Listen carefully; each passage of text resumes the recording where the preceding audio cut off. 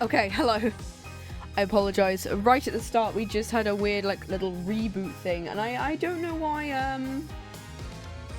I honestly don't know why my computer did that. It was, yeah.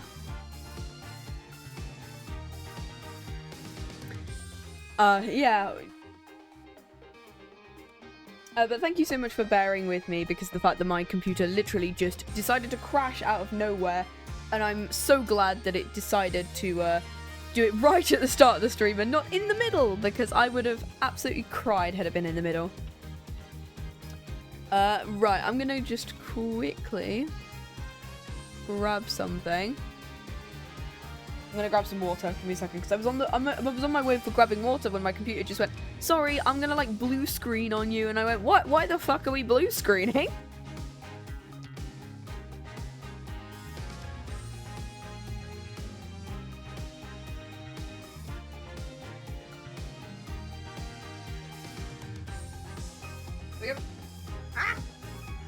Okay, cool.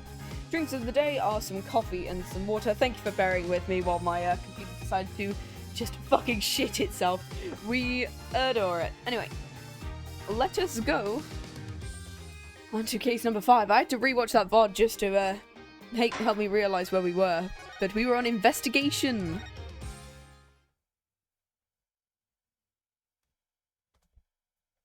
Apollo buzzed his peak when?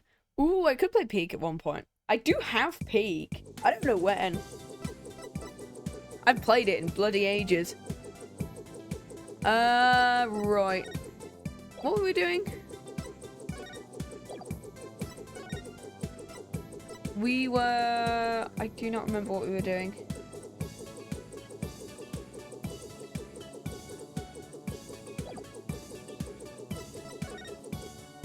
Is there anything else we can click? Okay. Yeah, we were doing part of the investigation. Just letting you guys know that just before we, just let you know, guys know that, during this stream, this could be 4 hours, could be 5 hours, but I will be raiding directly into another person who I am doing a collab with. A little bit later to watch the finale of Kamen Rider Kiva. And so, I don't know whether we're starting at 9 PM GMT or 10 PM GMT, so I'm just gonna wing it. It's a raincoat. It's a bit wet and there's fresh mud. Must have been someone wore it recently. Indeed. Maybe as recently as last night. Sarge, did it rain here last night? Negative. There wasn't a cloud in the sky. Then how did this raincoat get all muddy and wet? When I saw it last evening, it looked pretty clean and dry to me. That means it got like this later at night. Good eye, son. This may very well turn out to be a vital clue. A raincoat. Seems the doctor wore this last night. It bears a distinctive yellow and green two-tone design. Okay. Here's the vibe of like Shoma from... Yeah, it gives me the vibe of like Shoma during the thingy. It's a shoe cubby. These shoes look like they belong to Sarge and his dad. These boots here are a little damp. And it looks like there's something inside of this one. Maybe Dr. Buff wore them last night. It might lead us to where he hid the orb. Let's take a closer look.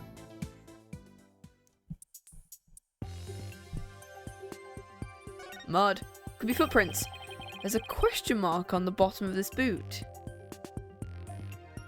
Is there? Oh, yeah, there is. Oh, that's cool. Papa is custom made for his archaeological fieldwork. He had the soul of an adventurer. His boot had the soul of an adventurer too. Okay, cool. There's something in. Oh, there's something in there. Let me look at this. Come on, there we go. Something's giving off a soft glow inside the boot, but it's too dark to see what it is. It's like a... Oh, we could do that. We might get a better look inside if we undid the straps.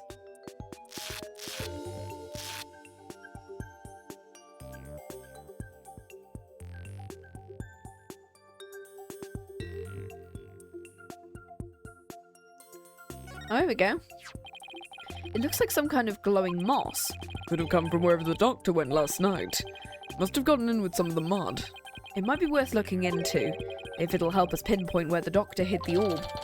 Glowing moss added to the court record. Stuck to the insole of the doctor's boot, it probably got there when it went to hide the founder's orb. I'll drink today's water and coffee. Okay, present the coat. Let's take a look at this. Let me ask you something, Corporal Justice. How does that aid you on the battlefield? If you count the courtroom as a battlefield, it's a fairly useful weapon. Good answer. A military man must know his weapons inside and out. Keep up the good work, Corporal. Sir, yes, sir. I guess that's all he has to say about this. The reading glasses? Okay, no.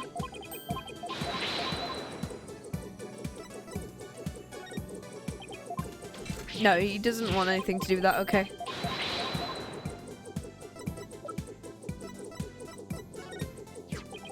It looks like you can do everything by yourself. Indeed, I can even cook and build things. So there's really no reason for you to leave, huh? There's still one gaping hole in my siege defense. Going to the bathroom. When nature calls, it's best not to fight it. All great tacticians will say never wage a battle you have no hope of winning. Okay, cool.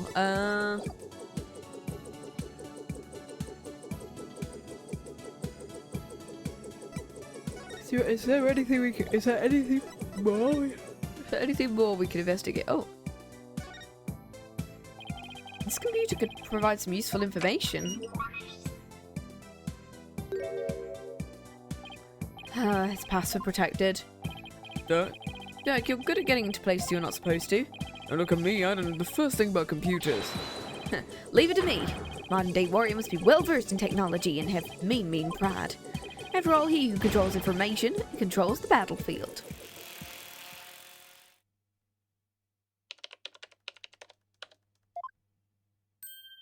Oh. And I'm in. Looks like modern day warriors have mean keyboard skills. Let's see what we can find. Clickety clack clack clack. What's this? An email message. Search To poor POW.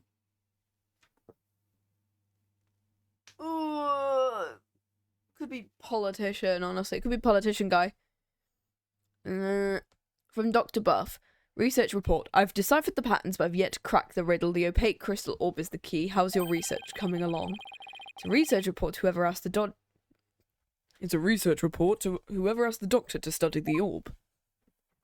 I put the data on this. Boop. Take it and use it well. Okay, cool. Let's go over what we've learned so far. Wherever it was that Dr. Buff went, he needed a raincoat, and it was somewhere where this glowing moss grows. Any ideas where that might be, Sarge? Negative, comrade. I hate to say my intel's a little thin on this one. I've been occupied with my siege defense ever since we moved to the village. Well, son, it seems we've no other choice. We'll have to ask the locals if they know a place like that. Okay, cool. Let's go.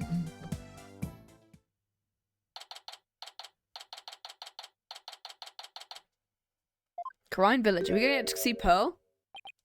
Ugh. Feels like somebody's watching me and it's really creeping me out. Oh, it's Paul's campaign posters. Of course it is. When did you put those up?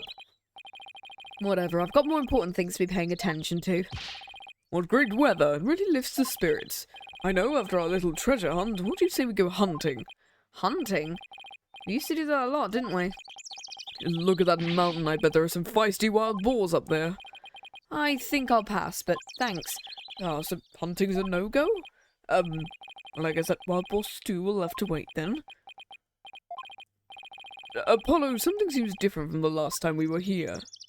With all of the Paul posters. With the posters? Not those. Oh, it's the painting. There's a canvas there. Examination time. Who's been painting? What do we have here? Looks like an unfinished picture, like something a little kid might paint. You're right. I can't quite tell what it's of. I think it's supposed to be nighttime, but what's the thing on the left? Oh, it's the guy in the raincoat. A monster or an alien, perhaps? In any case, it's a pretty poor excuse for a droid. What do you expect from a little kid? A little kid? Oh, hey, Pearl! My... Yeah! A little kid? Oh, it's you, Pearl! Mr. Apollo, is that you? What a pleasant surprise. Hey, girl. It's been quite some time. How have you been? Fine, thanks. You're looking good too, Pearl. Aren't you going to introduce me, son? Of course. This is Pearl Faye. She's a spirit medium here in Karine Village. Ooh. Pearl, this is Dhurke, my, client. Hello, sir. I'm pleased to meet you. If there's anything I can do to help, please let me know. Nice to meet you too, and what a polite little girl you are. Actually, I'm a high schooler. Sorry about that. You're a spirit medium. Does that mean you can channel spirits then? Yeah. I keep yawning when I have to do Pearl's voice and it's me going, oh no. I'm still in training though, but I'm well versed in the art of spirit channeling. Well now, isn't that something? I mean, back in my country, our little princess hasn't channeled a single spirit yet. Pretty impressive, young lady. Aw, but compared to Mystic Maya, there's so much more I must learn. Mystic Maya? Oh, right, Maya Faye. Wright's former courtroom assistant. He told me all about her. She's a spirit medium too, if memory serves. She's an amazing medium, and soon she'll be the next head of the Fae clan too. Mediums and spirit channeling. I've heard all about it from Mr. Wright. He said that mediums will even physically become the person they're channeling. I wonder if even little Pearl would turn into a hulking giant if she had to channel one. I hope you don't mind me asking, but what brings you all the way out here, Mr. Apollo? Just a small matter to take care of. Would it be the matter of Mr. Edgeworth's looking into? Prosecutor Edgeworth? What's he doing here? This is a different matter then, because I just saw him a moment ago. He appeared to be searching for something. Where's Kay? Is she here to steal it all? Oh,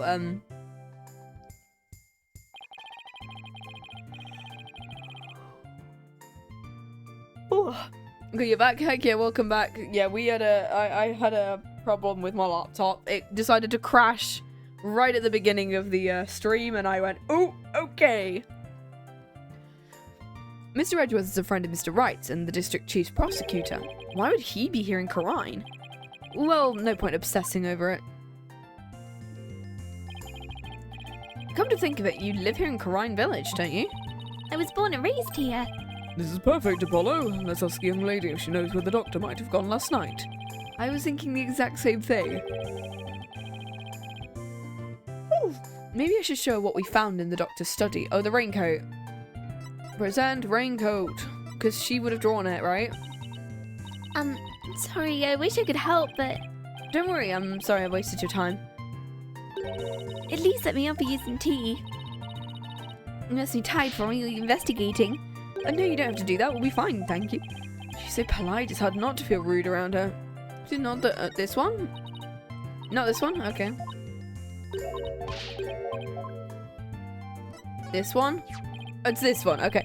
I thought it was the raincoat because she'd painted the raincoat, but no, it was something else. Pearl, do you have any idea where this moss might grow? That looks like Mitamar moss. It grows on Mount Mitamar and gives off a soft glow in the dark. Mount Mitamar? See the mountain over there? That's Mount Mitamar. Okay, and how would one get there? You could take a bus from the bus stop. May I ask why you're so interested in that moss? Well, Dr. Buff was supposed to give us something, but it seems he hid it somewhere last night. He did? Maybe that's why he, Pearl? Do you know something that might help us? well, It sounds like I'd better find out what she knows. Karine Village. What a peaceful place.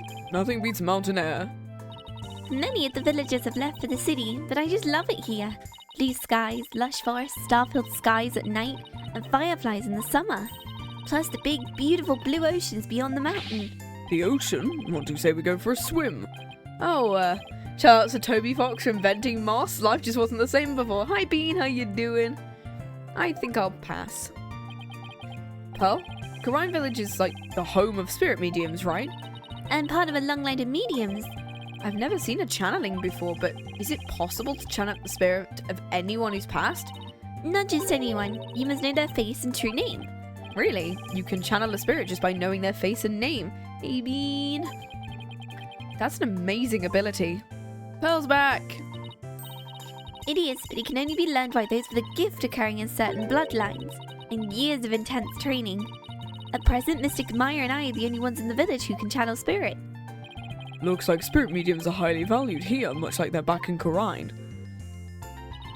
I heard there used to be many more of us a long time ago, but now we're in very short supply.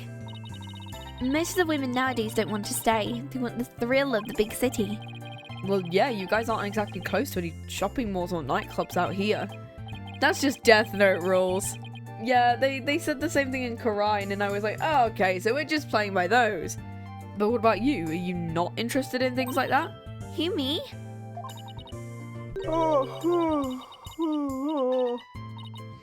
I wouldn't mind a new outfit or two, and never mind. It's alright, Pearl. You're at that age, after all. She's like 16, isn't she? Yeah, she's 18. Jesus Christ, girl. She does not look 18. Where the doctor went. I'm good. Pearl, do you have any idea where Dr. Buff might have gone last night? About that. All I know is Dr. Buff was somewhere on Mount Mitamar. Ooh. The sweat bead. My bracelet's reacting. Whose Pearl is hiding something. Perceive.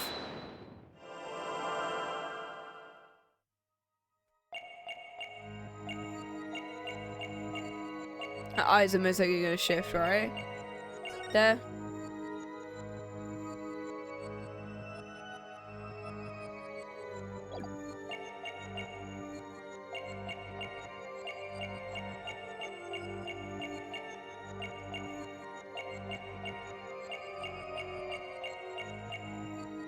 Her eyes are shifting regularly, so...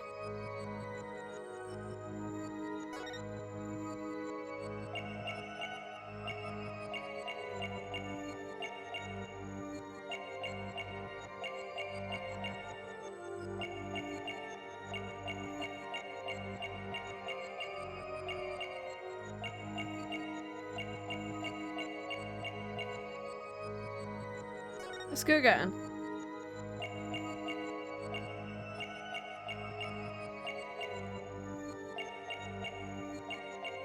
Maybe the hand?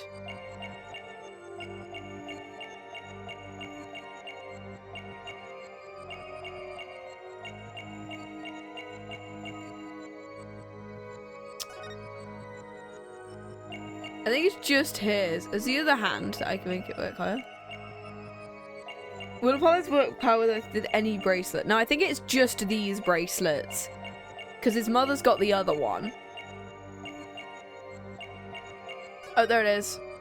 Oh, she's touching the moss on her hand. It's specifically that bracelet. Pearl, you seem anxious around the topic of Mount Mitamar. I could tell because you'd rub your thumb over a splotch of dried paint. Oh, well... The nighttime painting is yours, isn't it? So embarrassing. I'm not a very good artist. The picture's nothing to do with Dr. Buff. I'm not so sure about that. In fact, I'm going to guess that while you were out here painting last night, you actually saw the good doctor heading out to Mount Mitamar from the bus stop. No, I didn't see anything like that. Well, the raincoat. I'm positive you saw the doctor. After all, he's right here in your picture. That, because it's the raincoat. Take that! You think that's the doctor? I may not be a very good artist, but at least I know how to draw a person. If this isn't a person, then what is it? That's a rain spirit.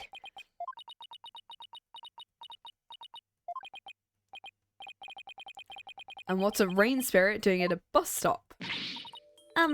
rain spirits are places to go too. This is getting ridiculous. Sorry, Pearl, but you're not a very good liar. This is Dr. Buff, and this piece of evidence, the raincoat. The thing I literally presented to her right at the beginning. This is the raincoat we found in the doctor's study. It's still wet and muddy, so we knew someone wore it last night. I tried drawing a person recently, it's hard as hell. Oh yeah, it took me years to learn to draw people, and it was me going, oh no. Now you see this pattern is the same as the rain spirit in your picture. You didn't see a rain spirit last night. You saw Dr. Buff wearing this raincoat. Oh, I'm sorry. I know I'm not supposed to lie, but...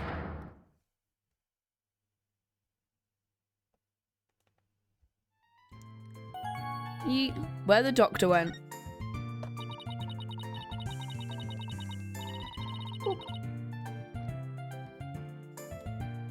Oh, I'm sorry I didn't tell you before, Mr. Apollo, but I did see the doctor last night. It's alright, just tell me everything you know. Of course. I was painting out here last night when the doctor came up to the bus stop. He was wearing a raincoat, and even though it wasn't raining, and a helmet with a light on it. Sounds like he was well prepared for something. Maybe he went to like a cave or something. That's why I asked him if he was going off exploring.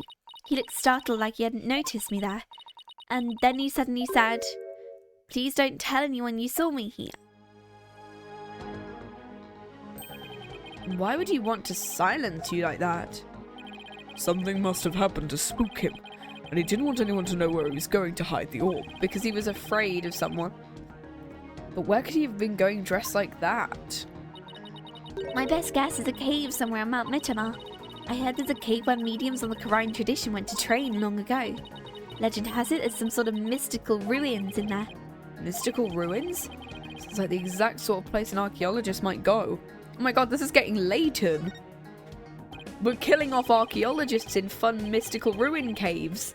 This is proper Azran Legacy kind of stuff.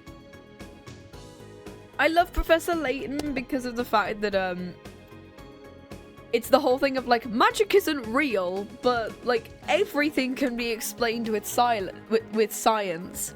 It's like no. This guy can't be this mystical magical ghost guy. Turns out we're all just incredibly high, and we didn't realize that we were all somehow on drugs from the water supply. That is an actual latent twist, and I'm fairly sure I just mixed up like 3 of the games there. But I'm fairly sure the drugs in the water supply is an actual plot line.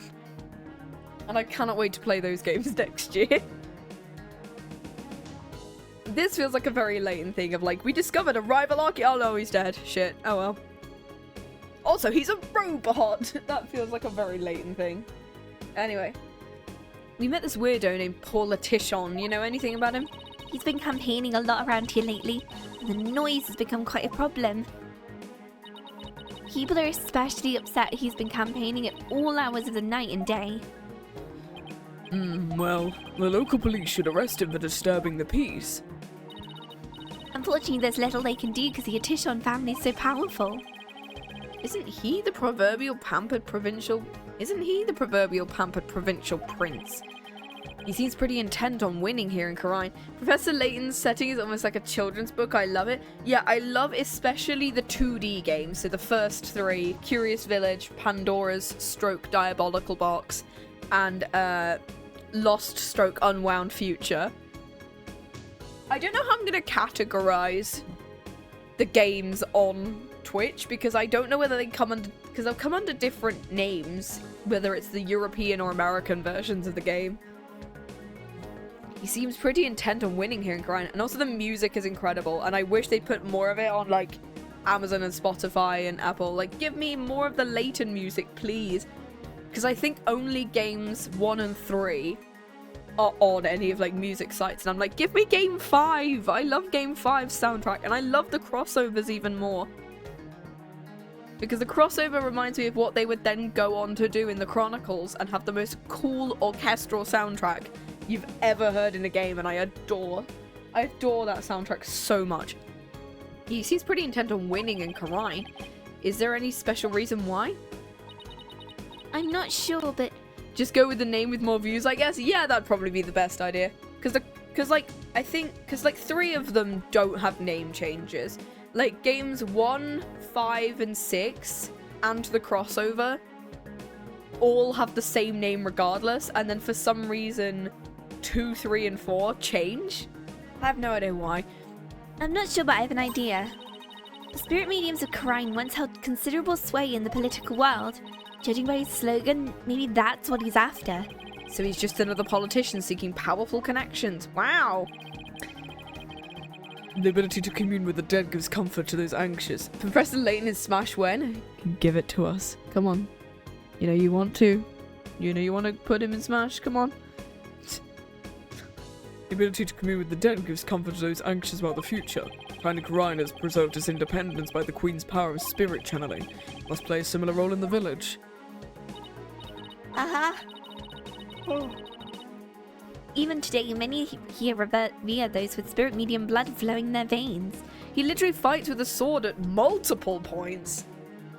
I think he fights with a sword in game 2, 3, 5, 6, and the cross. Yeah, he did fencing in game, because in game 5, him and the masked gentleman face off in like a fencing match, which then mirrors like a scene we see earlier in the game, which I think is so cool. I love Miracle Mask. It's such a fun game. Even today, many here revere those with spirit medium blood flowing in their veins. So basically, as Politician's benefactor goes, so goes the whole village.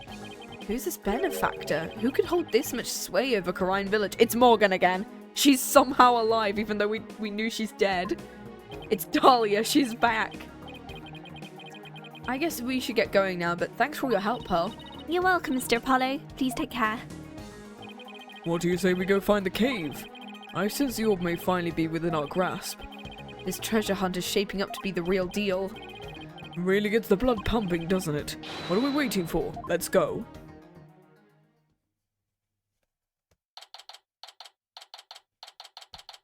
Mount Mitamar. Cave entrance. Oh, I'm all out of breath. Oh, I like this little thing here. Oh, come on, that was nothing. I just realised, has he got a broken arm? Has Dhurke got a broken arm? Because of the whole...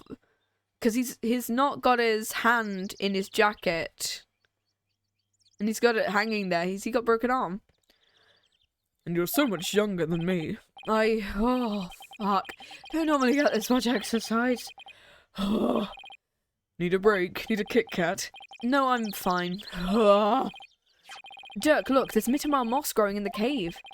This must be where the doctor was last night. Let's take a look inside. We're in Scooby-Doo territory. I mean, that's also Professor Layton's Scooby-Doo territory. Yum, dripping. I can't see a thing. Relax, your eyes will adjust eventually. Now follow me. I really think we need a flashlight, Dhurke. Should have brought one along then, son. Use mine. Who's this? Thanks. Wait, were you holding out on me? Who are you talking to, Apollo? You? Whoa! Someone just pushed me. Apollo? What the? Apollo! Don Paulo is just a game version of Robbie. Ah! I like how Don Paulo is a game version of Robbie Rotten. Oh, he is! And I love the fact he's just Robbie Rotten. His entire thing, I think, is just the fact that it's like, my first crush didn't like me, so I just want to prove to her I'm some kind of evil genius. Also, I think that is literally it. That is the reason. It's usually either love or money or for mostly revenge, usually, right?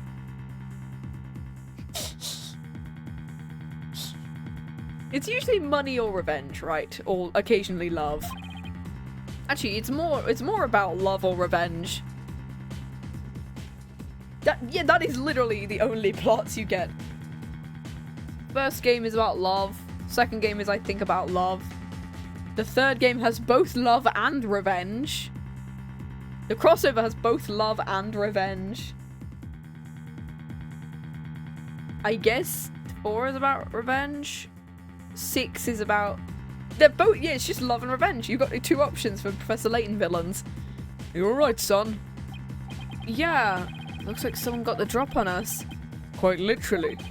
But who? I mean, we could have died from that fall. I don't know. I don't think we'll be getting out the way we came in. Looks like we're in a pretty deep cave. Nothing to do but press on, son. Is it Sarge? Is it her? How can you even see in here? Let's go. Hey, one false step and we're dead. What in the world should we do? Go forward? I guess we keep going. There must be some path for Dr. Buff to follow when he came to hide the orb. Right, it looks like our attacker left us with this useful parting gift.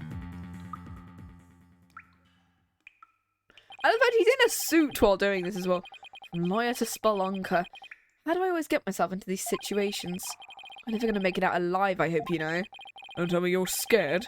We're just getting started. B.O.B., you're going to go get some food? Hell yeah. Thank you for the head pats. Oh, and posture check. Oh, just pop my bloody arm there.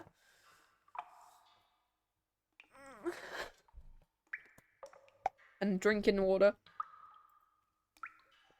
Oh my god. There we go. The greatest treasure are only ever found at the point of a blade or the edge of a cliff.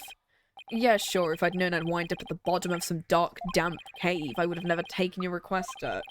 Save your breath, Apollo. Just keep putting one foot ahead of the other. I'd really better be a way out of here. We'll find one before you know it. You'll see. I forgot about this segment existing entirely. And I watched someone play through Case 5 while I was doing the trilogy, so... The first trilogy.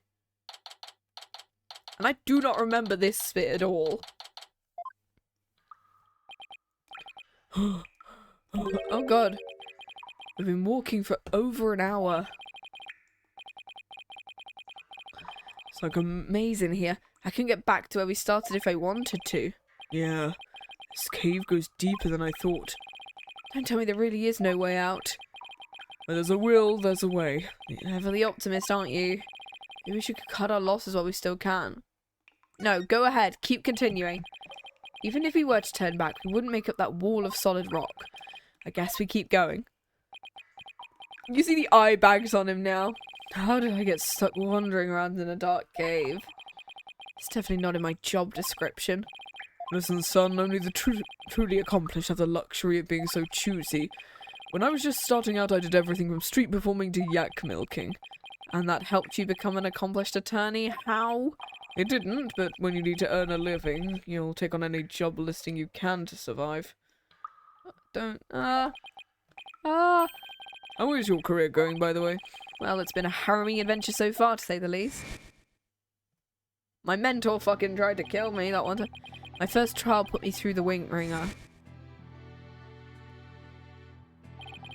My next case had me investigating a pair of stolen panties.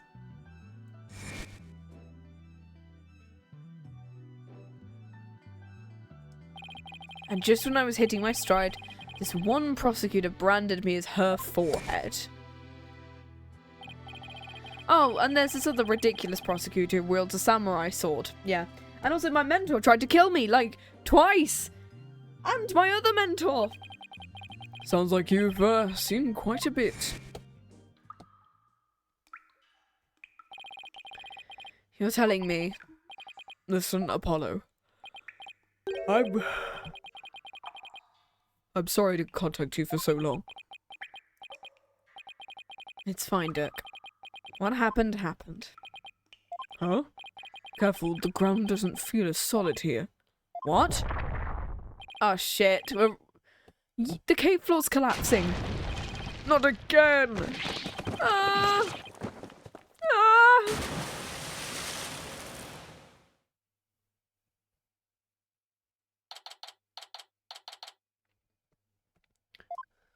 Question mark. Can you hear me, Apollo? Oh, Dhurke.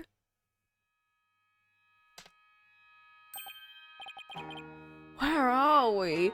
And why does that ruin look so phallic? Oh no, it's not. It's just a bit of rock. That rope is a bit weird, not gonna lie. What is this place?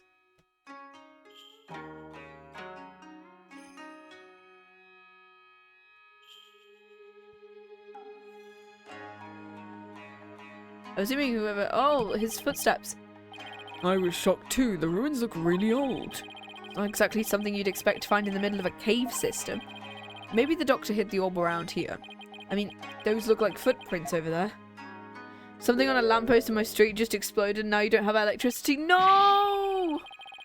Hopefully it comes back up. Oh, hopefully the electricity goes back on soon. I think our little adventure is about to pay dividends. Time to find that orb. Let's go.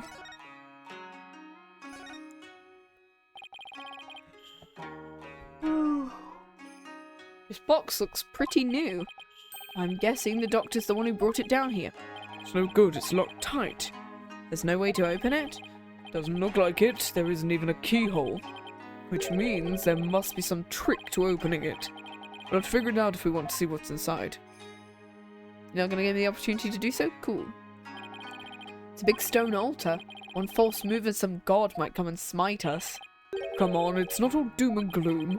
I dare you to look at our surroundings and say that again, Dhurke. Well, you've got me there, son. Dear gods, please smite me now.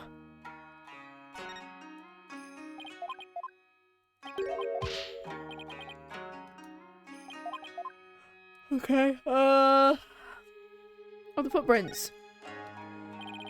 These have got to be the doctor's footprints. They match the bottom of the boots we saw in his study. so we made it all the way down here. The water's washed most of them away, but his footprints are everywhere. Because these are the only set I see. He must have been looking for something. Those prints are coming out of that lake. You're right. But that would mean Dr. Buff came walking out of the water. Maybe there's a different system over there, and you have to walk through here. Maybe that's the proper way you get in. So that's the hole we fell through. Doesn't look like we'll be going back that way. Jesus Christ, how the fuck did... Yeah, we're lucky we survived the fall from that way up, yeah. It's like Phoenix with all that. Indeed, if that hole hadn't been above the lake, we'd be history. Yeah, imagine that. Case 5, Apollo dies. That's just the end of the Apollo Justice Trilogy. There you go, that's it, guys.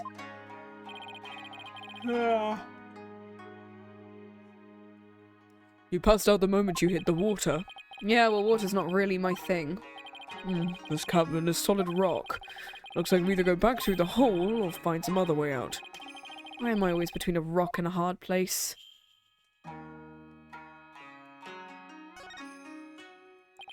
This lake looks really deep. I can't even see the bottom. Bottomless lake in the depths of a mountain cave system. My blood runs cold at the thought of falling in there. The water is salty. May very well lead to the ocean. Didn't Pearl mention something about the ocean? Like how it's on the other side of the mountain? I can't imagine she meant it literally. That's somewhat what we know so far. The orb is most definitely inside the boxed contraption we can't open. As for the cave, there doesn't seem to be any way out. I'm back with food? Hell yeah! What you got?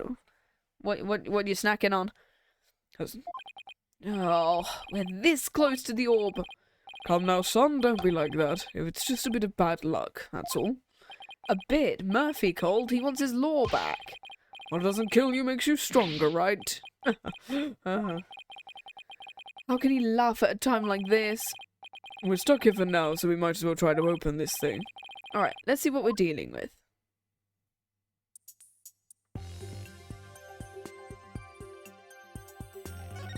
Oh, it's gonna be about the, it's gonna be this thing. This thing. It's this one. When dragon and tiger battle, the founder offers divine protection. When the butterfly embraces the Mittamar, the favor of the orb is bestowed. So what we need to do is we need to have... It needs to be 1, 2, 3, 4. Each section rotates. Rice, chicken with peas, paprika, sour mushrooms, sour pickles, and a mix of spice. Oh, that sounds so nice. Take a look at this, son. See the picture of a dragon battling? I'm aware of what it is. I literally just looked at this. One of a Coroni's butterfly and a Mittamar. What if they're clues? Yeah, I wonder whether why. Okay, can I open the box? There's a big button here. Oh, nothing happened. Can I, like, try and open the box, please? Because I know how to open the box. This box uses a picture-based combination lock. And to arrange the pictures on each side in the correct sequence. So it's a tiger and dragon first, butterfly embracing the tomato second, and then I don't remember what the second one. It's a dragon, Crony's butterfly, And a number of other pictures too. I was thinking, maybe we should check the evidence. I'm aware of what we're looking for. You read my mind, son. I think this will help us open the this thing. Dr. Puff's research notes mention the Song of Ceremony, which I literally just looked at. Offer thy prayers as fervent as fire, then the Holy Mother shall return. Okay. So I'm seeing dragon and tiger, butterfly, Holy Mother and fire, and then founder. You're onto something, son. Yeah, this is why Zero Escape is going to be really fun, because Zero Escape gives us practically no clues. You just have to hope you're doing it in the right order. Each dial has 6 pictures, and there are 4 dials in all. Yeah, the box should open much the big. Yeah, I'm okay. Funky puzzle box. Here comes Justice. Okay, it's Dragon and Tiger battle. Butterfly embracing the. Offer thy prayers as fervent as fire, then shall the Holy Mother return.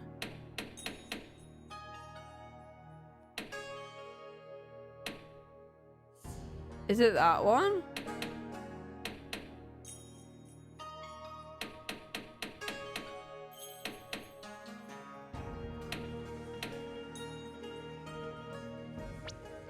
Descending upon us in all her glory, the founder bestows the greatest power known. This feels like what this one is. Prayers as fervent as fire. I'm assuming it's that one, right? Is it this one? It won't open. Okay, so maybe I screwed up one of the pictures.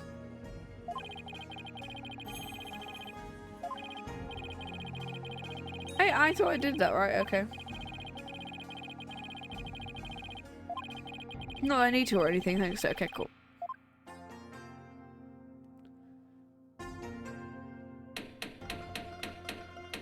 Yeah, that's the only thing with the dragon and tiger. That's the butterfly with the Mitama.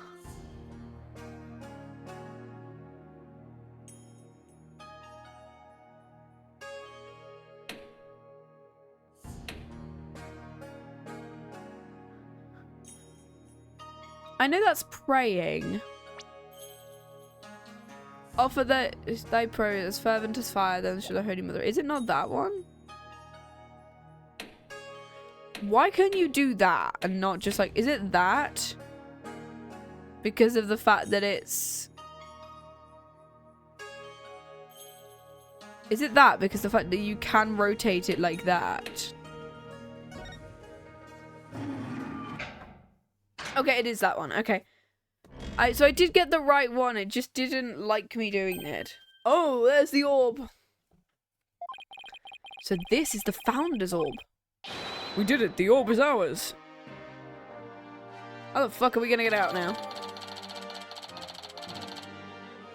Okay. The Founder's Orb updated in the court record. Cool. At last, the Founder's Orb is ours. It's all thanks to you, son. Thank you. I'd expect nothing less from my boy. My boy! Okay. It's no big deal. Don't sell yourself short. You may think it's nothing. But your insights and reasoning led us here, and I'd say that's truly impressive. I don't know about that. All those battles you fought in the courtroom have shaped you into the man you are today, and I couldn't be prouder.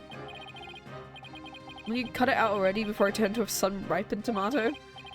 With this orb, I can finally deliver a fatal blow to the Garan regime. Finally. So how exactly do you plan on using it? You're not going to try and become a spirit medium. Don't be ridiculous. I don't need supernatural powers like that. Are you going to try and use it as a bargaining chip with Queen Garan? Like demanding she abolishes the Defense Culpability Act? Well, the thought had crossed my mind. I wonder if there's a... I wonder if there's a puzzle game that somehow that requires you to brute force a lock. What, like forces you to lockpick it instead of doing the actual puzzle? That'd be quite funny if you just have a character who knows how to lockpick and goes, well, Fuck this, I'm not doing the puzzle. Lockpicks it instead. Enter sliding puzzle from Professor Layton. I don't know whether there is a game like that though. I wonder. The Zero Escape I don't think requires you to do that at any point. There's a lot of random shit about binary in it though, and I went, finally, my computing GCSE is worth something. I thought I'd cross my mind, but Try every number instead. Yeah, there's I think there is one that is just like, unless you have like intimate knowledge of what hexadecimal values are, you just kind of have to brute force it. And it's not fun. the main thing is returning to the kingdom of Karine. After all, as a sacred relic of Karinism, that's where it belongs. Thank you for the head pats. That's all you wanted to do. Because my true objective has always been to find out who asked Dr. Buff to study it and why. I'm not sure I follow. The official story is the orb was stolen from the temple treasure room. I heard about that on the news. They also said your group was behind the theft. That's not good. I'm probably on an international most wanted list. Let me ask you something, Apollo. Who do you think stole the orb? I really haven't a clue. Well, I think it was one of the royals. Really? Someone from the royal family? And I've got a pretty good idea which one it was. Garan? He knows who it is? Can I share your hunch? All I'll say at this point is this. Security is pretty tight, but the royals have unfettered access to the treasure. Is it Garan because she wants more power, I guess? They seem to be turning a blind eye to the orb's loss. But why would a member of the royal family do that? That I haven't figured out yet. Whatever the reason, it can't be good. I mean, a Koreanese royal stealing a national treasure of religious significance. And then pinning the crime on us, the Defiant Dragons. That sounds like a conspiracy or something. I agree, and if the truth were to come to light, it'd be a scandal of epic proportion. To allow a foreign nation to study a treasure so sacred that it's off limits to the public. Be seen as an utter sacrilege to those who would truly revere the Holy Mother. So if this were to go public, support for the Garan regime would weaken. The Game Awards is tomorrow. Any guess on who's gonna win? Claire Obscure Expedition 33, probably. I reckon it's gonna be Claire Obscure, and it's gonna do like a sweep, like Return of the King. I'm hoping that Dispatch gets the Player's Choice Vote award, though, because it didn't get nominated for pretty much anything else, so I'd like to see Dispatch get something, because I really enjoyed playing that. I played it off-stream with someone I know. IRL, so we played it off-stream. And it was really cool, and I'd love to see more of it. And I love the fact that... But I hope Dispatch gets some loves, yeah. Aw. Yeah, but I think Claire Obscure is gonna get it, because Claire Obscure is incredible. I have friends? Oh my god, I have friends!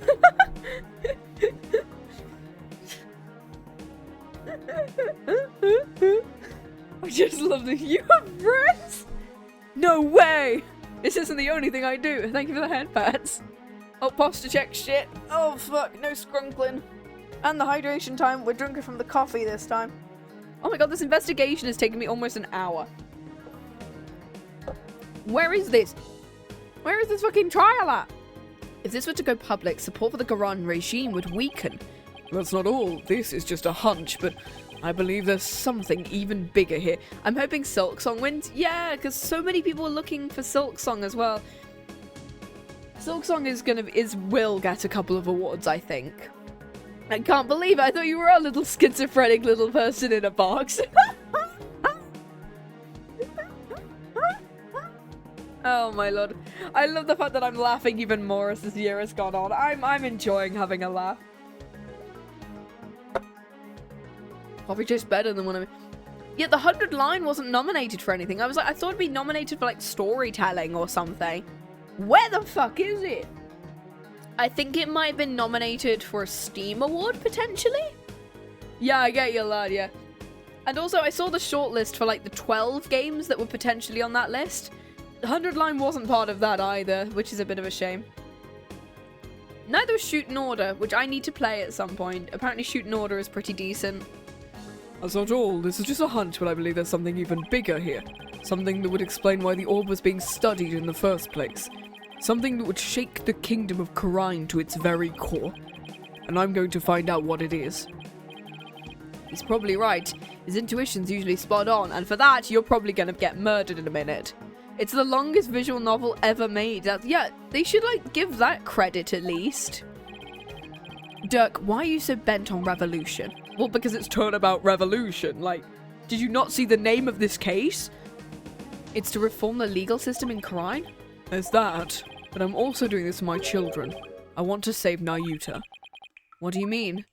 And no Gen AI? Yeah, the fact that, like, loads of games are using Gen AI and using all of that stuff. Give me games made by men. I'm surprised Date Everything wasn't nominated for, like, a lot of stuff either. And I don't think it was really nominated. And I was like, holy shit, that's a giant visual novel with loads of voice actors. Give me something, because I really enjoyed playing that game this year. This is for your ears only. It's the other reason why this revolution needs to succeed. Nayuta? Nayuta? I never thought our reunion would take place in a courtroom. Flashback, flashback, flashback. So we've run into each other already. But it was like he was a different person. He used to be such a kind, cheerful kid. Thank fucking God. Pardon the racism, but I fucking hate clankers. I mean, yeah, I hate it when they just use, like, AI voice actors. I'm like, please don't. People need jobs. Stop cutting people out. He used to be such a kind, cheerful kid, always smiling, but... He tried to convict Trucy for crimes she didn't even commit. Plus, he kept telling me I had a putrid mind and to let it go and move on. I'd won Copper Golem in Minecraft and I named him Clanker. That's great. Has it really gotten that bad? Must be Garan's influence. He wasn't like that when he first stepped into the courtroom. Back then, he still had a keen sense of justice. I vowed to bring the Garan regime down and reform the legal system. That's what he sworn to do, but that was also 5 years ago. And an iron golem in which you named him Oil Drinker. That is incredible. He'd been the shining star of the Defiant Dragons and our greatest hope. Nayuta was a dragon? He was. But these days he's more like Garan's lapdog. Talk about a complete about-face. Why would he do that? Something must have happened to him. Something that sparked a radical change. Still, I don't think he truly believes in the new path he's taken. It's not conviction that fills his heart. It's resignation and despair. Despair! Oh, woohoo! Despair! I have a horse in Zelda named Horse. Haunts. We love a haunts. Oh my god, we can play Uma Musume. I've played it once. I don't know how Uma Musume works. The only thing I know for sure is Nayuta is suffering, and he's suffering in silence. Nayuta's suffering? Yes, he knows the rightful state of Khura'in's legal system. Again, pardon the racism fixes the tie. Oh my god, I almost choked on my coffee there. But something forced him to bend Garan's will and it's tearing him apart. This section I know. I got spoiled on what makes him do that. Despair mentioned Law and Order Silver Gunner. Oh my god. But it's been 5 years. Do you really think he even still wants to reform the legal system? As long as he carries what I've taught him, I do. Dhurke's teachings. A dragon never yields. That's what you always told us. That I did. It's a belief I've held since back when I was a lawyer. The dragon stands at the pinnacle of the natural world. Nothing and no one can bend its will. That's why we lawyers must pursue the truth like an unyielding dragon, right? There was a general which named a dog Dog. That's great. Dog Dog Mug Mug. Anyway, we must fight for truth to the bitter end, no matter what it takes. Dhurke and Mr. Right. They have that much in common. That's why I've held on to this badge ever since even though there are no more lawyers in Khura'in. I believe one day our legal system will return to its former glory. We did a Law and Disorder event this year. It was so good, yeah. I love the Law and Disorder event. And ending it with partners. Oh, of course you got to end it with partners because that's such a peak soundtrack from Chronicles. One day our legal system will return to its former glory, and this badge is a testament to the belief. I wonder if Nayuta still believes in what you taught us. He does. That much I'm sure. A dragon never yields. Oh, voice acted line there. Okay. Breaks up the temporary tattoo on his hand. I know the belief is etched deep into his heart. I'd bet my life on it. After all, he is my flesh and blood. His unshakable faith and confidence. It's what draws people to him, whether they like it or not. Even people like me. You know, I remember being back when we were kids. And I used to say with great pride, I have the blood of the dragon within me. And that's why I want to free him. Free him from the poisonous clutches of the Quran regime. So that's your other reason for starting a revolution. I need to smack some sense into that boy of mine. Literally. Fucking slaps him over. Be a good prosecutor again. Come on. Free yourself from the regime. It's stupid. What else are fathers for? No, don't smack your kids. I wouldn't know. My dad's not around. Shows a photo of my dad. Now we have the orb. On to the next problem. Leaving. Well, we're not going back the way we came, that's for sure. Let's go to the ocean. Waterfall, waterfall, waterfall. That hole we fell through is way too high to climb back up to. Plus, you look like you have a broken arm. Actually, I have an idea. The lake water tastes salty, which means it must connect to the ocean. Or someone's been doing something really bad in there. Maybe that's why he walked out of the water? Wait, you're not suggesting we swim our way out of here? Phoenix is always fucked in Silvergunner lore. There's an alternate universe where he's currently in jail and his bro and actual brother Mario is dead? Huh? I saw the, I read, like, the whole thing after Law and Disorder, and I read the whole, like, big document where it was Phoenix versus Junko in court. I read that whole thing and it was insane. That's exactly what I'm suggesting. We have no idea how deep that lake goes. What? Yeah. It's pitch black down there. Not a problem. How is that not a problem? I mean, how do you even know there's really a passage to the ocean? Well, one of us has to try, and I'm the better swimmer. Time's wasting. I'll be back before you know it, son. Dhurke! He's gone. Well, I sure hope he knows what he's doing. He's in jail in the weird fanfic universe. We love crack ships. I need to see, I don't know why, I kind of want to go on AO3 and see how many crack ships there are between Danganronpa and Ace Attorney. How many crack ships can we get? Where the fuck is this man? It's been 20 minutes and I can't drink anything in this cave because it's all salty. I hope he's okay. Oh? Why are we rumbling? What's going on? Is there an earthquake? What the fuck is happening? Uh-oh. The water, it's rising. Ah! Has he taken the... Oh, shit. Oh, fuck. Did he take the... I don't know how to swim. Does he not? Grab onto the log. Also, does he have the Founder's Orb? Does Apollo have it? I'm gonna grab onto something that floats away. Fuck me, dude. You need to learn how to swim if you're gonna keep going with this. This is bad. Think of something. Quick. Examine this. Why is there a bottle? Hey, maybe I can use this like an oxygen tank. Okay. I need to stay calm, more rational.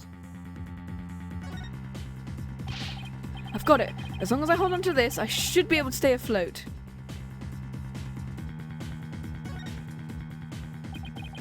This is not good. The water's almost up to the top of the altar.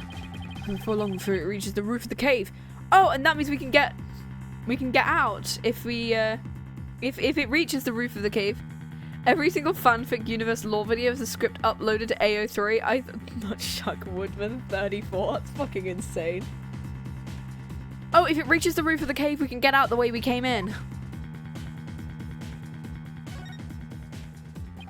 Oh, it's no use. The hole's still too high up. I'll have to find another way. And quick, before I drown. Yeah, can we grab the orb or? The puzzle box still at the base of the altar. It's been designed to stay put even at high tide. That's it. Dr. Buff must have gotten in here from some oceanside entrance at low tide. That's why his footprints were leading out of the lake. So it really does connect to the ocean. Oh, that helps. I drowned before I'd made it out. The water won't stop rising. I'm getting swept. Ah! Fuck me, we're getting... Yeah, go through the hole. They just uploaded a Grace Ace Attorney rip. Oh my god, I'm gonna need to listen to this after stream ends. Oh my god. The water's just high enough for me to reach the hole. I'm saved. All I have to do is go back to the way we came. The water might even lift me all the way back over there, over that wall of rock. Here goes. Huh? The hole is full of rubble. The tunnel collapsing above must have filled it in after we fell through it. This can't be happening. What the fuck? Oh, he's punching it. I can't give up. I refuse to die.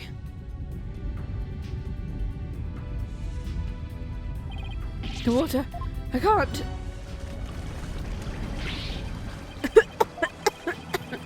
I can't breathe. And that was it, guys. Apollo died. That's the end of the Great Ace Attorney series. There is no case 6. Is this the end? This feels like a Zero Escape ending. Oh wait, no, yeah, because the whole thing's like, this ship is sinking. I wonder if he made it out. I can't believe Apollo's dead, guys. That's it. So this is what it feels like to drown, huh? I would have eaten that sushi I'd known to be my last meal, you know?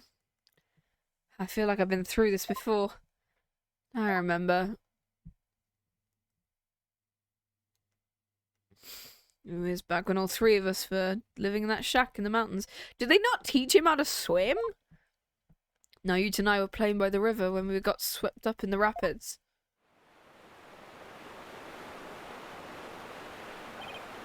Ah! Ah! Ah! I thought we were goners, but then Dhurke saved him, I'm assuming. Ayuta! Apollo! Hold on, I'm coming! Sploosh.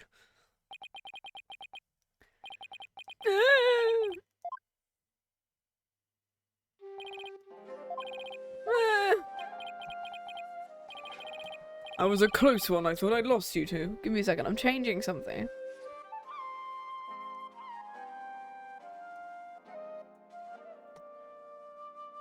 Give me a second. I'm moving you over. Ah, no, let's not do it yet.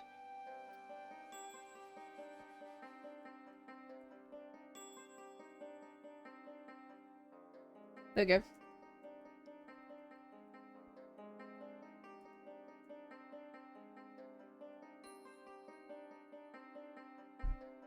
There we go. He's dead now.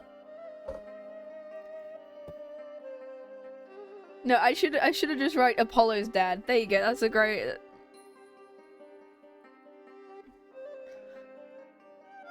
Yeah, that works.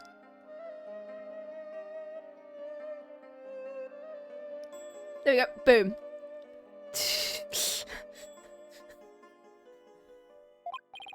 I'm sorry, Dhurke. Alright, that's enough. Didn't I teach you that boys don't cry? I don't give a shit. You could have been killed.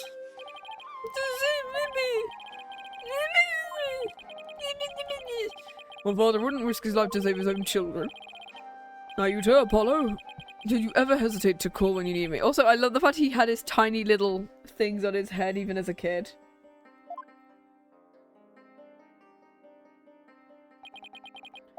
Hey Dhurke, this isn't forever, right?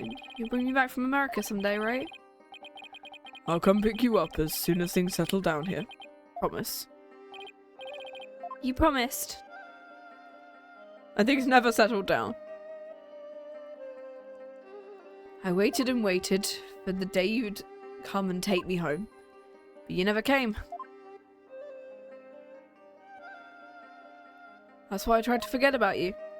My life back in Karine.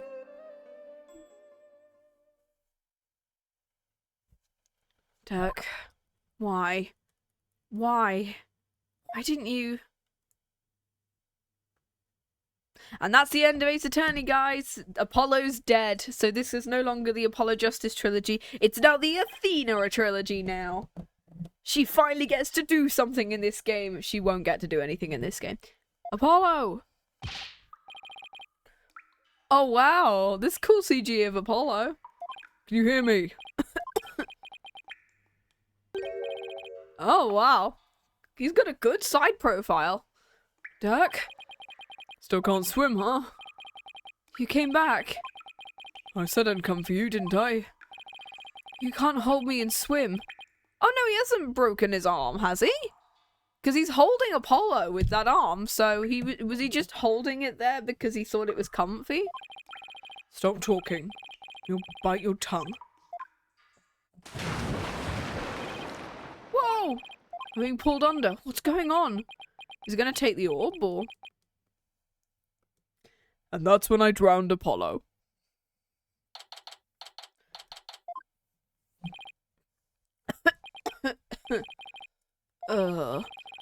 Where? You're finally awake, trying to cross the border, huh?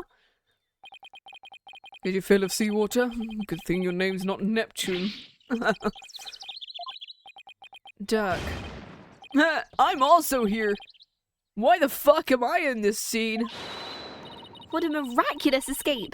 Not even some of the escape artist greats could pull that off. What happened? I heard you were drowning, Apollo! Sorry it took me so long, son. I'll make it to the ocean, but I figured you still couldn't swim. I found a local fisherman and had him take us out near the undersea cavern. He tied a rope and I came and grabbed you, and he yanked me back. So that's what pulled us under with such force. Don't forget about me. I assisted in your escape act too, Polly. I've helped compatriots escape from all sorts of places. Mountain jails, island prisons, an undersea cavern. Now that was a first. Dhurke, he risked his life for me. I'm only alive because of you. Thank you. Oh, you're welcome. I just did what any father would do for his son. Aww. He saved my life again. Oh, fuck, I'm hungry. I guess seawater doesn't make for much of a meal. It's because Polly didn't have any sushi. Oh yeah, I haven't eaten anything since this morning. Oh, that's right. Hey, Jay. Sure, can we buy this for you? I thought you might be hungry. May you have some this time around? Yeah, thank you. This is delicious. It's got poison in it. I'm gonna murder you again. I better get some before you eat them all. Nom. Just like old times, huh? Now you just shows up. Where's my fucking sushi? You used to talk about all the vitamins and minerals packed in the raw fish. Dude, I'm also here. By the way, let me see the orb, AJ. Whoa, so that's what it looks like. You found the legendary treasure? Nice work.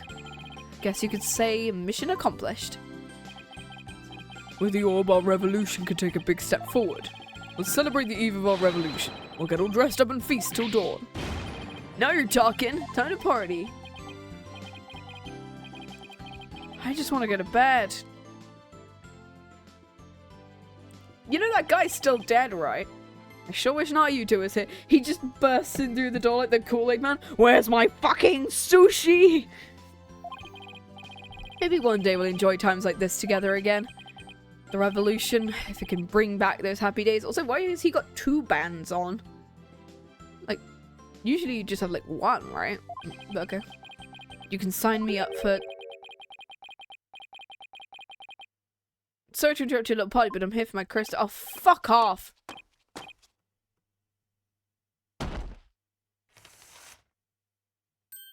Oh, hey, fucker.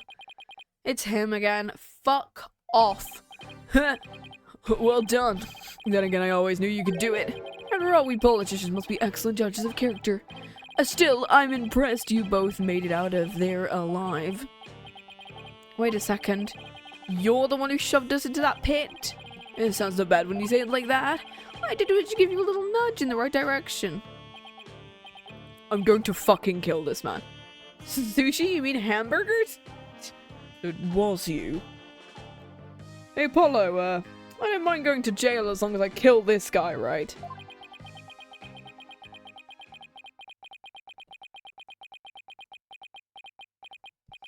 What's he saying? Oh, fuck. Dhurke does not like that. He just straight up kills this guy.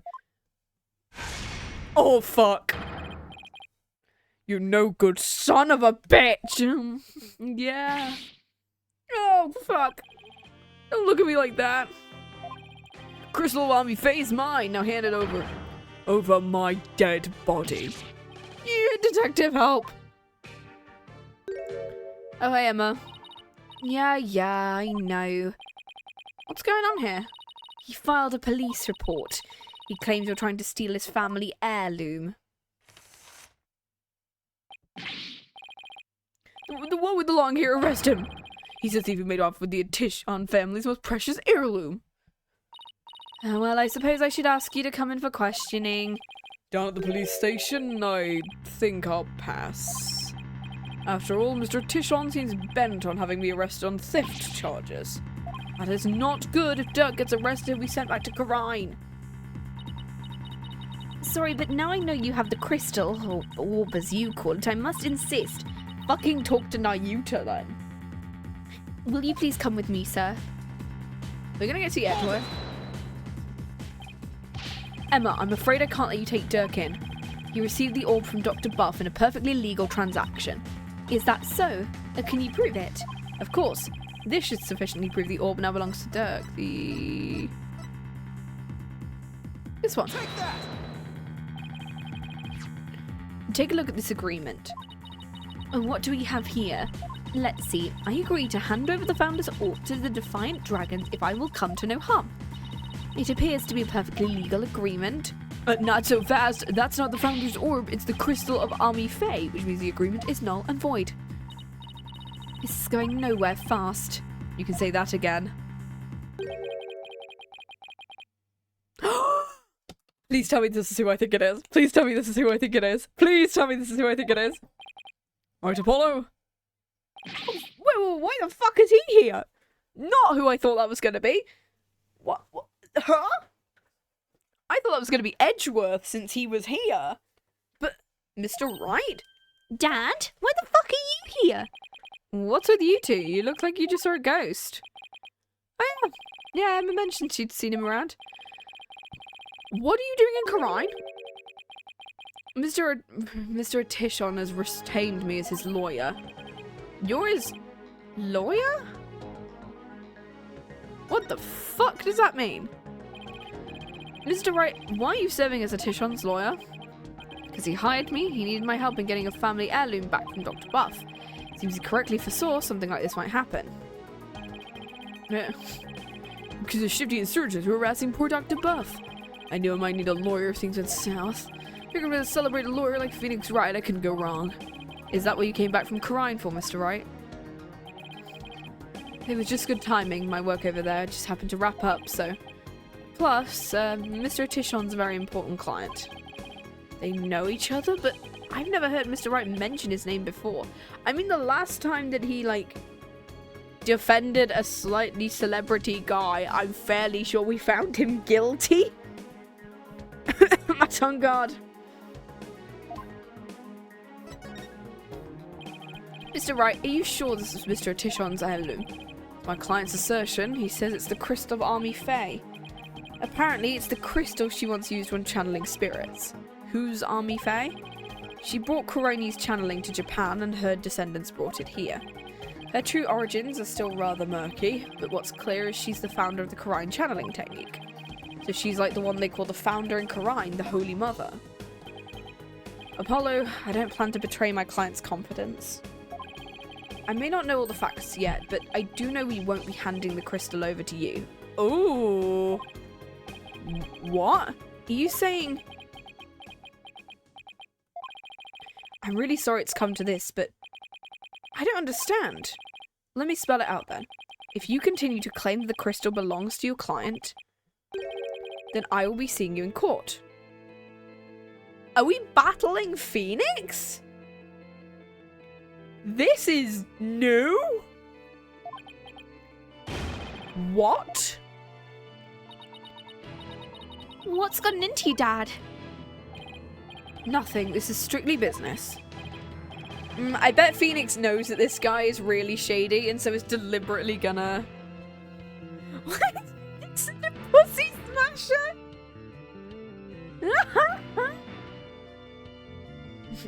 Two lawyers from the same firm heading off? What are the odds? Oh, I bet that Phoenix knows this guy is an absolute asshole and is hoping that he ends up guilty. I believe I have the right man for the job. Whatever you're gonna do, remember he is your boss. Ugh, how'd it come to this? Mr. Wright, please, don't do this. Apollo, there's no point in arguing about it. When it's now clear we're headed to court, that is where we'll find out who the crystal really belongs to. I don't believe it. Am I really gonna face Mr. Wright in court? Apollo, no! We can't have the agency talent competing against each other. Phoenix is like a Dexter. Without his inner monologue, he's the monster. Yeah.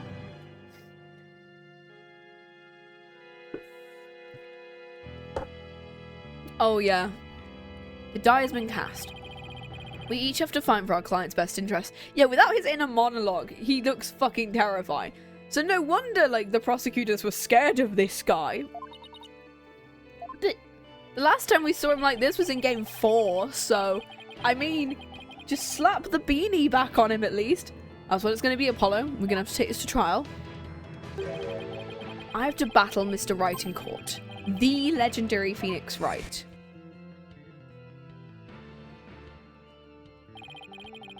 No matter how many trials of his I've watched, no matter how dire the situation, he's always pulled out a win in the end. Can I do it?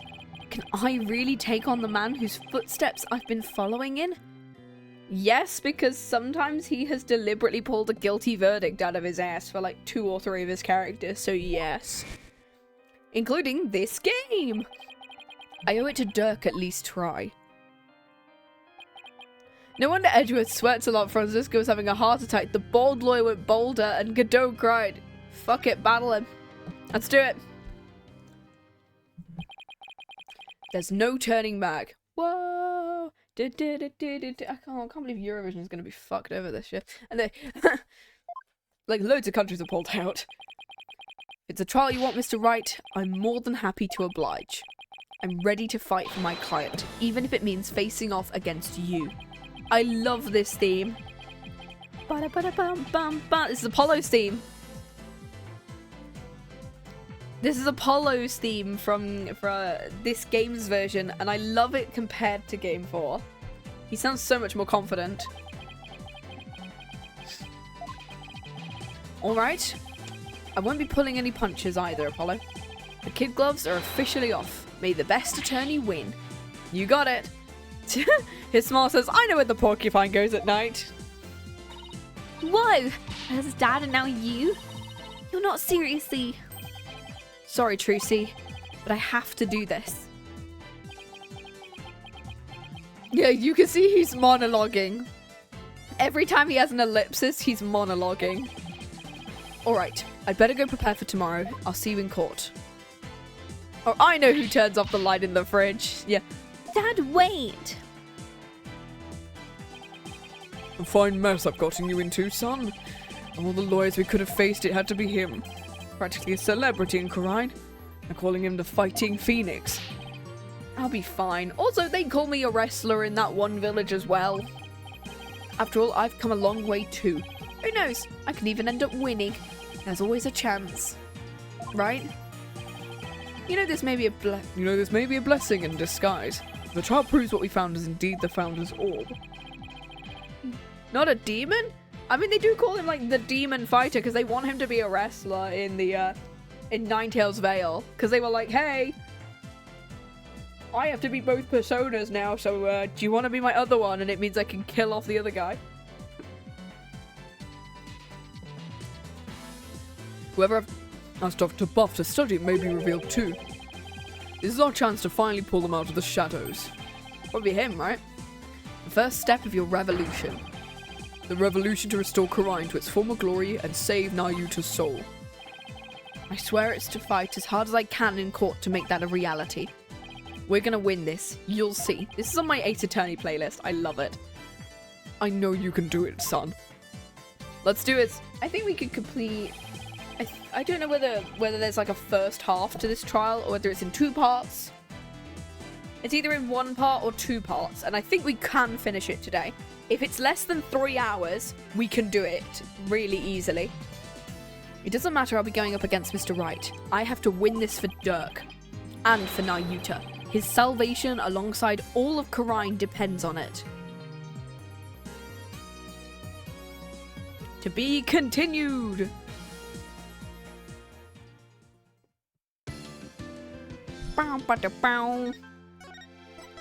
Turnabout Revolution. Trial day 1. Okay, so it might be 2 days of trial, it might be 1. We'll hopefully get the first half done if... depending on what time stuff happens. We'll find out.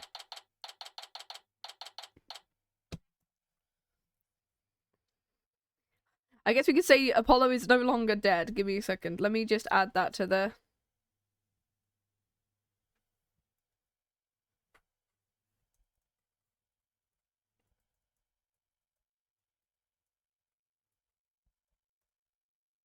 There we go, boom. Let me just... there we go, boom. Boom. There we go.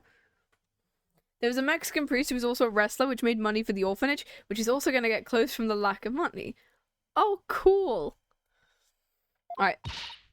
Just so you know, I'm not going to take sides. Message received, loud and clear. I mean, your stepfather or your half-brother. Yeah, you've got 2 options. And also, she's not been told. Good, because I don't like this one bit. You and Daddy should be on the same team. Where the fuck is Athena during this, by the way? Is Athena just with Blackquill at this point? I'm assuming her and Blackquill are doing whatever they're doing. Both, why not both? Yeah, exactly. Both is good. I love the Road to El Dorado. I need to rewatch the Road to El Dorado at some point, because I love it. I'm sorry too, little lady. This is all my fault. Aw. I'm just worried things will never be the same between Daddy and Apollo. If they go through with this. Is that all? Well, I wouldn't worry about that. He fights Edgeworth all the time in that court, and they have enough sexual tension to bring the house down. So I think they'll be fine. That's the way it is with us men. We may fight, but we don't burn bridges. Apart from the one in Korine, which burned and Phoenix fell through it. Phoenix fell through one in Korine. In the 3rd game. That's how I feel about the Edgeworth Investigations games. I'm surprised he didn't say, well, Phoenix, you know, he fell off that burning bridge. I feel like going to that burning bridge and jumping off it with all of the fact that none of you are listening to me. That is a very Edgeworth thing, to be honest. Really? Well, I mean, not really, but 1 minute we're trading blows and the next we're having drinks together. We're simple creatures at heart. I sure hope you're right. Oh, there she is, finally! She's actually in this game. Sorry I'm late, Apollo. This is the only segment I'm going to be in this game for, so they really need to get their money's worth of this 3D model. Athena, there you are. What happened with you and Mr. Wright yesterday? Oh, well, about that. I ended up going to the wrong airport. I was waiting there thinking his flight was really late, and before I knew it, I dozed off. By the time I woke up, it was already dark. I figured something like that happened, honestly. Being late and dozing off are the two things you do best. Oh, guilty as charged. I take it you have no idea what today's case is about? Not a clue, sorry. What is today's case about, if I might ask? Another locked room mystery? A suspect with a flimsy alibi? Or a dying message? Thank you for the head pats. Sorry, strike 3, you're out. It's a civil case this time. A civil case? Don't you guys usually do, like, murders and stuff? Yeah? You act like I'm speaking Swahili here. It's just the Right Anything Agency specializes in criminal law, or so I thought. In civil cases, there are no prosecutors, instead both parties retain an attorney. Right, and the other attorney is someone you know very well. Really? The trial will begin shortly. Please proceed to the courtroom at once. Let's do this. Apollo, wait, who's the other attorney? And where is Mr. Wright? No time to explain. Let's go. Right behind you. Let's go. Let's go.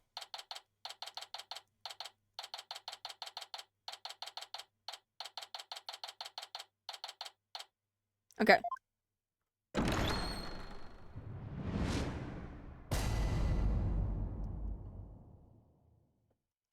Okay. Court is now in session. Athena's like, oh shit. Is this some sort of practice session? A mock trial? No, it's not, Your Honor. It's the real deal, Your Honor. This is gonna be really awkward because I use the same voice for both of them. You two have had a falling out? I won't have you using my courtroom for that. It's nothing like that, Your Honor. Exactly. It just so happens we have different clients in this case. I see. Well, please don't bring this has no adverse effect on your working relationship. You can say that again. I had no idea we'd be going up against our boss. You sure think this is a good idea, Apollo? What, do you want to switch sides? Honestly, I'd rather be anywhere but here. At least she is here. I'm really gonna need her help. She's gonna need that fucking mood matrix. Mr. Justice. Yes? Don't expect me to pull any punches just because you're the opposing lawyer. As I said, the kid gloves are off. And come what may, they'll stay off. Same here, Mr. Wright. If it's a fight you want, it's a fight you'll get.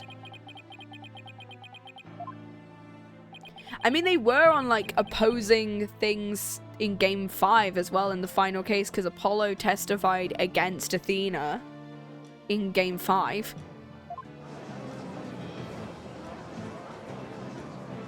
Oh, there's nobody in the side section there. Cool. You guys are really chomping at the bit, aren't you?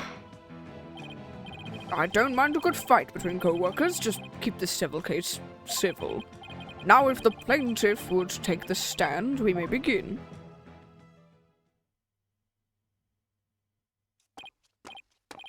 Up, right, left, halt!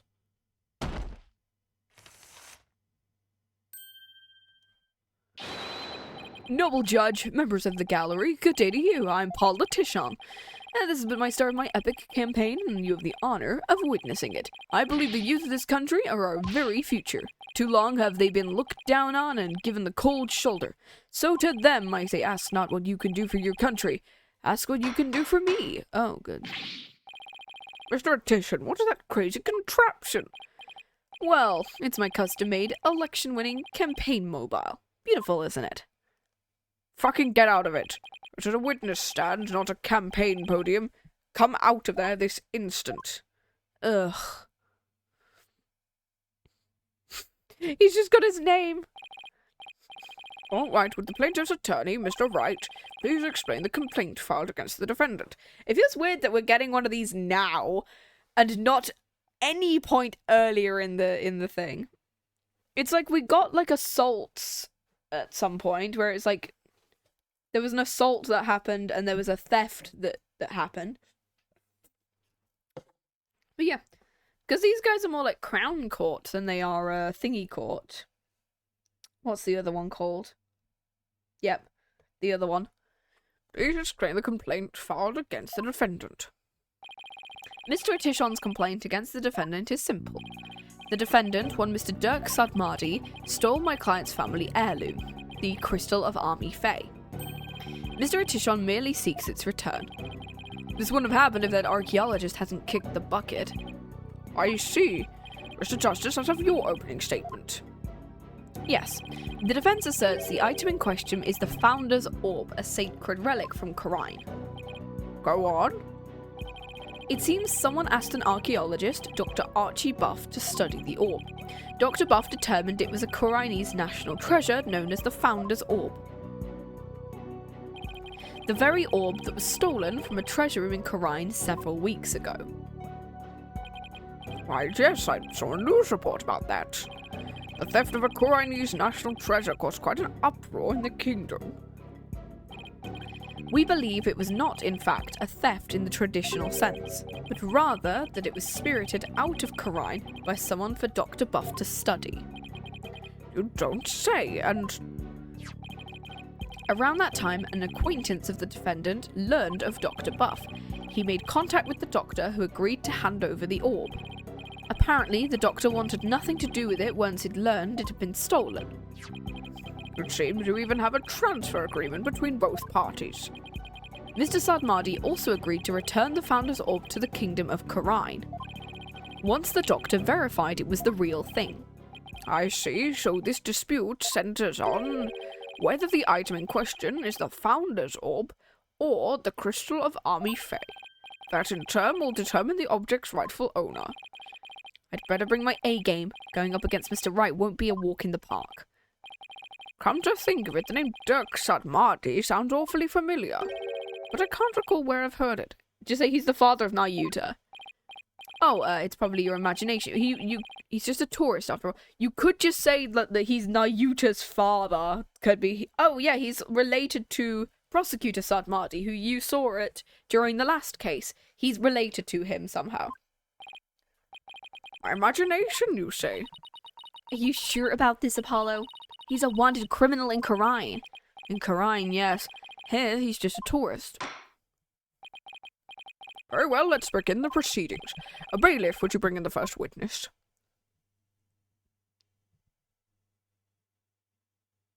Who dis? Emma! Hey, how you doing? Emma? Show some manners, we're in court. It's just... This is a civil trial, so I was surprised to see a detective take the stand. I had to do some digging on Dr. Buff. What for? You disappoint me, Apollo. First, you know I'm not just a detective, I'm a forensic scientist. Do try and remember that. Second, you owe Mr. Wright an apology. After all he's done for you, I have some nerve. Firstly, I'm sorry. And secondary, I'm really trying to just do my job. You'll never get anywhere with that attitude. Take some advice from someone who's been there. Why do I feel like I'm the one on trial here? Dr. Sky, your testimony, if you please. Okay, let's see what she's got. The police have had their eyes on Dr. Buff for some time, and just today a number of stolen artifacts were discovered in his study. Among them were a priceless urn and a statue that was stolen from the Fae clan. It seems the doctor would do anything to study artifacts, including steal them. As for the relic at the centre of this dispute, he likely stole it from the Atishon residence. Digging, it's funny because archaeologist, yeah. Also, isn't that like a lot of archaeologists? Not gonna lie. The doctor is a thief? I mean, a glorified... Archaeologists glorify thieves. Why am I just hearing about this now? I mean, in a lot of media, they're like, oh my god, archaeologists are just glorified thieves because Indiana Jones and all of that bullshit. But like, it's a lot of just paperwork, honestly, from what I've heard. I mean, most jobs are just a lot of paperwork. Well, cat burglar isn't something he'd put on his resume. He was more careful than that. But the fact is he was a classic treasure hunter. A treasure hunter? Like people with thrilling adventures in exotic places risking life and limb for glory? I doubt Buff was the star of his own hit movie series, Athena. Literally Indiana Jones reference. Out of respect for the dead, I'll say Dr. Buff wasn't doing it to get rich. Apparently he only wanted to borrow artifacts to study them. He would then return them as soon as his research was finished. According to the doctor's child, he would repair or restore some of the artifacts he stole before returning them. He believed he was honoring the dead by discovering their history through artifacts. Oh no, that's not... Why did I give her Athena's voice? Through artifacts. But whatever lofty ideas he held, he makes no difference. Larceny is larceny. He certainly sounds no different from a regular thief. So let's say for a moment the doctor did really moonlight in stealing artifacts. Might he have not stolen the Founder's orb in Khura'in and brought it back here himself? No, there's no record of him travelling overseas to the past few years. He couldn't very well leave his reclusive child at home all alone. Who's his benefactor? Then it must really be the crystal of Army Faye. He stole it from the Atishon residence, probably so he could study it. This is the left hook I did not need. I bet you never saw that a-coming. Apollo? When Mr. Wright said the kid gloves were off, he wasn't kidding. Mr. Justice, you may proceed with your cross-examination.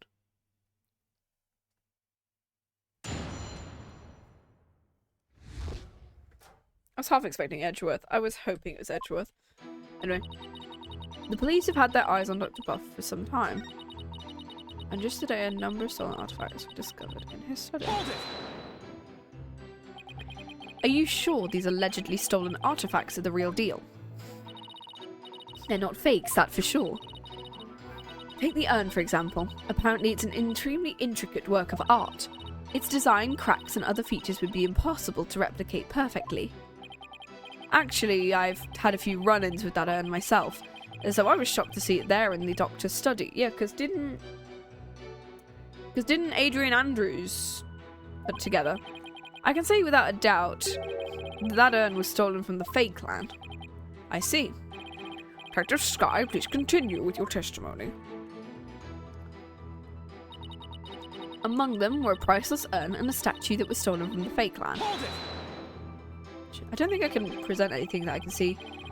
Were there any stolen artifacts found beside those belonging to the Faes? Yes, for instance. Remember the large relief on the wall? It was chiseled out of some ancient ruins in the kingdom of Khura'in several years ago. Chiseled out? Didn't that damage it? Well, he did restore the parts that were so faded you could barely see them anymore. It seems he intended to return it, so you could say his intentions were good. But good intentions are no get-out-of-jail-free card, that's a fact. If I might add, with respect for the deceased. The quality of the restoration was apparently exceptional. It seems the doctor invested a lot of money in hiring an extremely talented specialist. He sounds like a good man who took a wrong turn somewhere. I guess Sarge takes after him in that way. Any further questions? If not... It seems the doctor would do anything to study artifacts, including steal them. Had these alleged thefts been going on for some time? At least 5 years as far as we could tell. All the recent thefts have been local, but before moving to Khura'in village he'd been stealing from ruins around the world. Buff was an international criminal. The data lends itself to one conclusion. Buff was a thief. As for the relic at the centre of this dispute, he likely stole it from the Atishon residence. You claim he stole a family heirloom from the Atishon residence, but claiming something doesn't make it true. Unfortunately, it is true. How can you be so sure? A police report was filed concerning the theft 1 year ago, in fact. What? A whole year? August 25th of last year to be exact. The report states, and I quote, "The crystal of Army Fae was discovered to be missing from the Atishon storehouse at 10 AM. The storehouse lock had been picked." Signed, Paul Atishon Wimperson. Wimperson? Of course it is. Oh, that's the email that we saw. Where's the email that we saw? This one.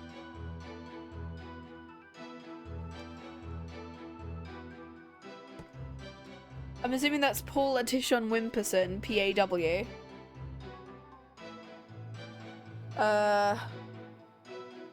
I deciphered the pattern. Dr. Buff, how is your research coming along? I've deciphered the patterns, but have yet to crack the riddle. The opaque crystal orb is the key. Okay, so yeah. Well, your report suddenly lends the plaintiff's claim credence. The doctor really could have stolen the crystal of Army Fae.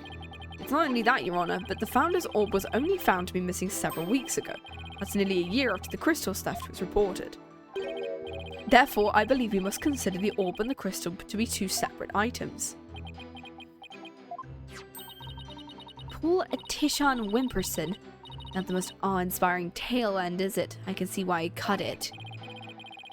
Not so he inspires confidence without it. I'd probably do the same in his shoes. A police report was filed about the crystal's theft.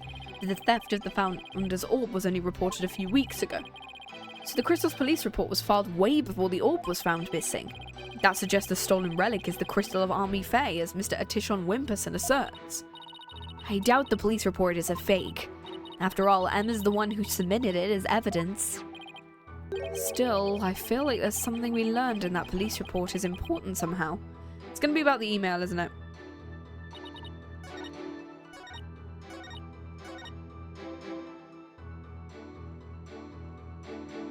I'm gonna save here. Where do we present the which one of the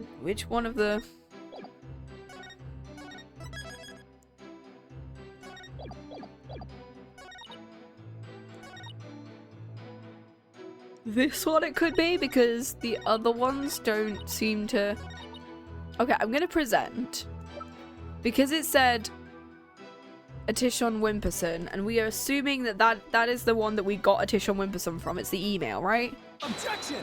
Yeah, okay. The doctor stole the relic from the plaintiff. Are you sure? Because that statement doesn't agree with a certain piece of evidence. What do you mean? Take a look at this. What about it? This contains an email from the doctor's computer. Email in that little piece of plastic. I'm afraid I don't understand. Oh, this stick here can store all sorts of computer data. I don't get it. Here, just look at this.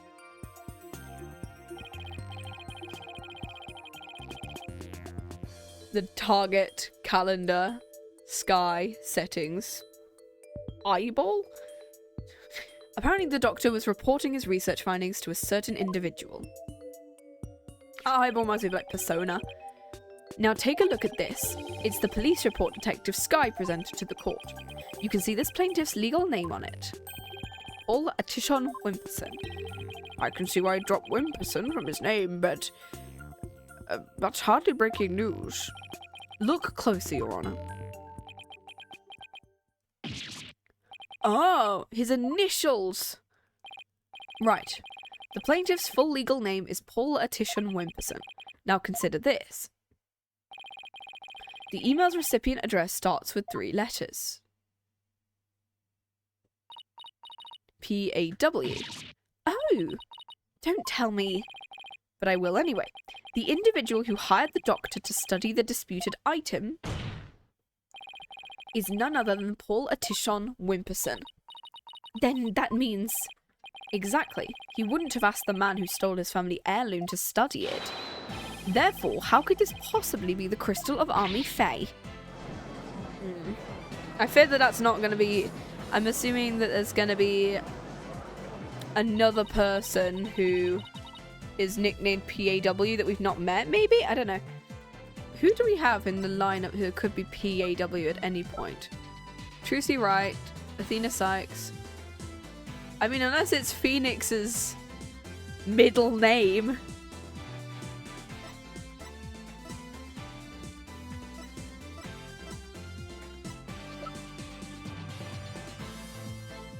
He's 25? Fucking hell, I thought he was older. I know that Sarge's name is not P. It doesn't start with a P. Pearl Faye. It's Pearl Faye. And Miles Edgeworth. It's Marlon. His frilly cravat makes one strong fashion statement. That's incredible. We never checked the doctor's emails. We couldn't even figure out the password to his computer. The plaintiff willingly left the orb in the doctor's care so he could study it, at the behest of his benefactor. Wait, then what about the police report? I've got the details of the theft right here. It's probably for another relic, the real crystal of Army Fae. He's using the report as a way to claim that our orb is actually his stolen crystal. How are you so certain that PAW refers to my client's initials? Because the only other initials could be yours. Maybe the email's recipient was a dog lover. Perhaps, so let's get to know your client a little better, shall we? Mr. Politician Wimperson.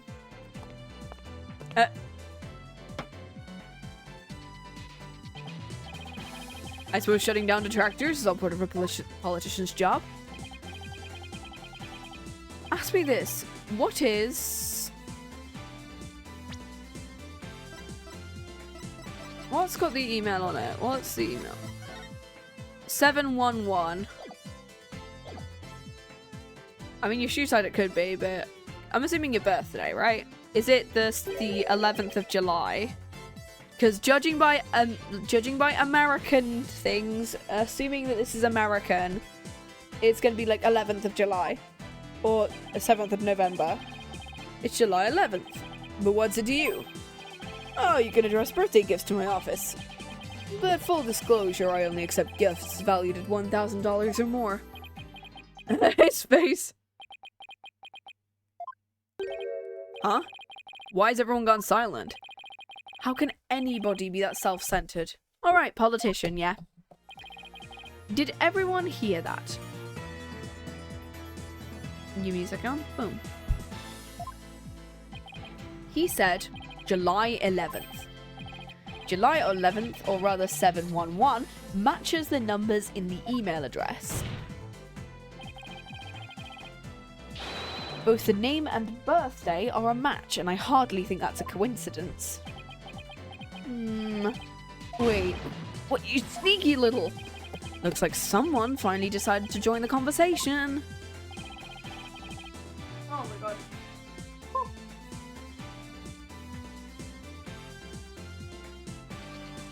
That's fine. Would the plaintiff care to explain? I would like to say it's quite what? Quite a thing, you've said. Any other thoughts on the matter?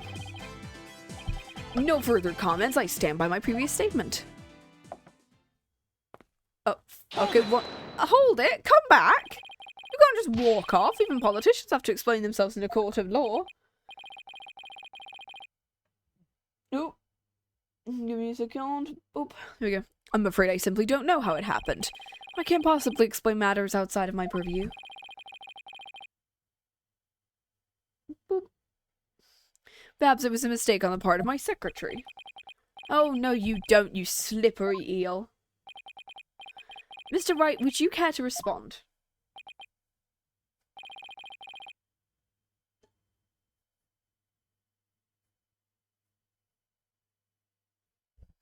I won't argue your assertion. My client lent the treasure in question to the doctor and asked him to study it. It seems that much is a fact. Now we're getting somewhere. However, it has no bearing on the issue of ownership. How so?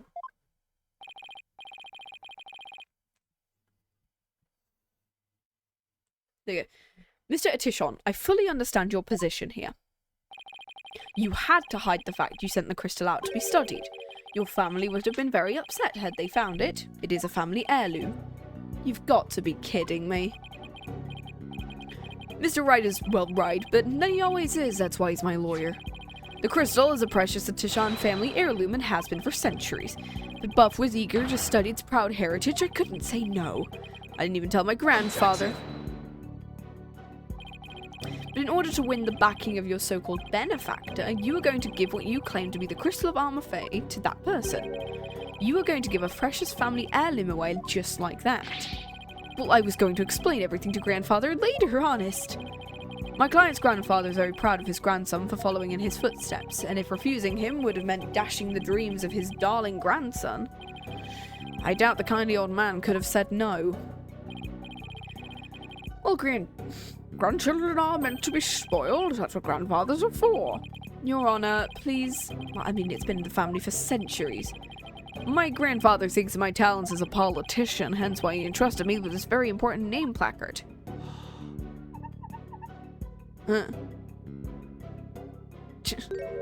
Abe. A petition. Oh, that's clever. A petition and then politician.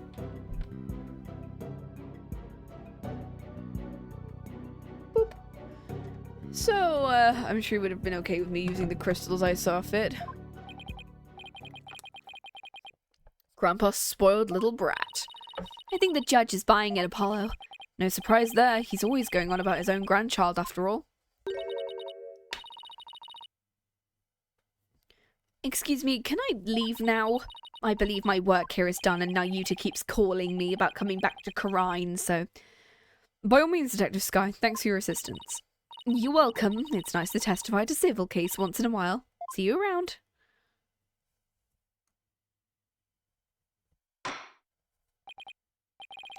Seems the facts have changed.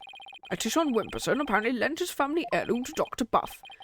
How would the defense like to proceed? Alright, now what? Let's hear what they know about the so-called Crystal of Ami Faye. Maybe we can find some inconsistencies in their statements. Right. Alright. If the item in question really is an Atishon family heirloom, then let's hear all your client knows about it. Of course. Mr. Atishon Wimperson, please tell the defense everything you know about the crystal's origin. Alright, now then listen and learn.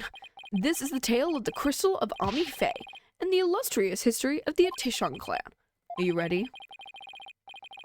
Our story begins back in the old country when the Atishon family reigned supreme.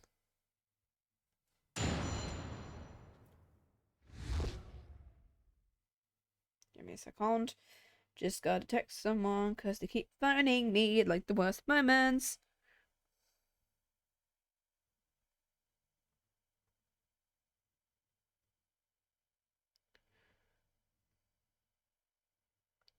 But I'll wait until the music comes on. There we go.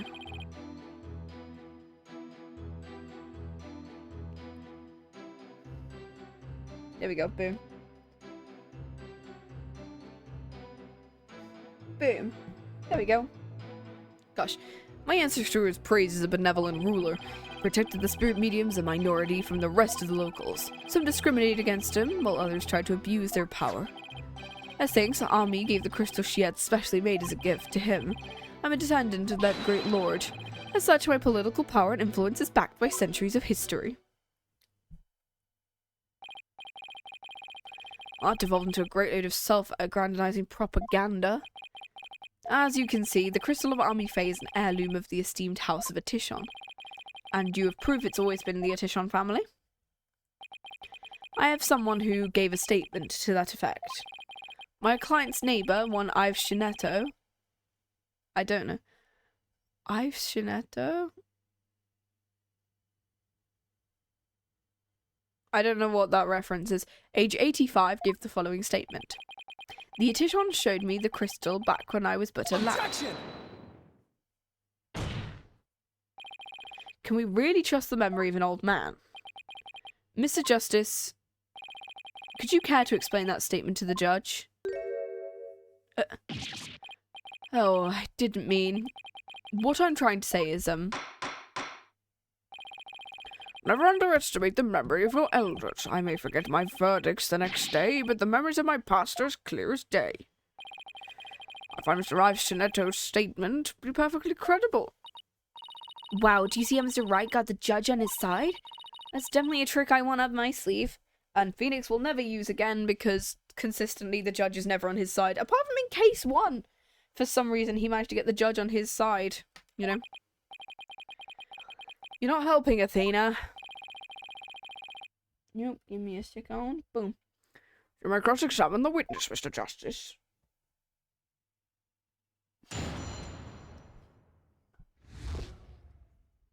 There we go. Boom. The illustrious history of the Atishon clan. Okay. My ancestors braved as a benevolent ruler. Is there anything that could be... that isn't just the story? You protected the spirit mediums, a minority, from the rest of the locals. Some discriminated against them, while others tried to abuse their power. Oh, photo here. Okay. Aunt Faye gave the crystal she had specially made as a gift to him. I am a descendant of that great lord. As such, my political power and influence is backed by centuries. That's the photo is probably the only one we could do stuff on. Apollo, who's this Army Faye? I believe she was the founder of the Quran channeling technique. The plaintiff claims she's the crystal made, which would mean it was made in Japan, right? I suppose it would.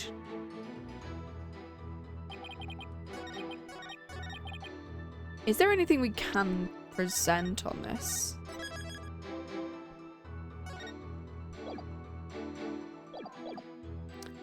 Let's have a look. Oh. I think it's just the entire thing. Okay. It's my dad! I'm gonna... We love the photo. Study photo. Yep, he dead. Study diagram, the research notes. What's this one? Under the Mitamar motif from the Quran founding period.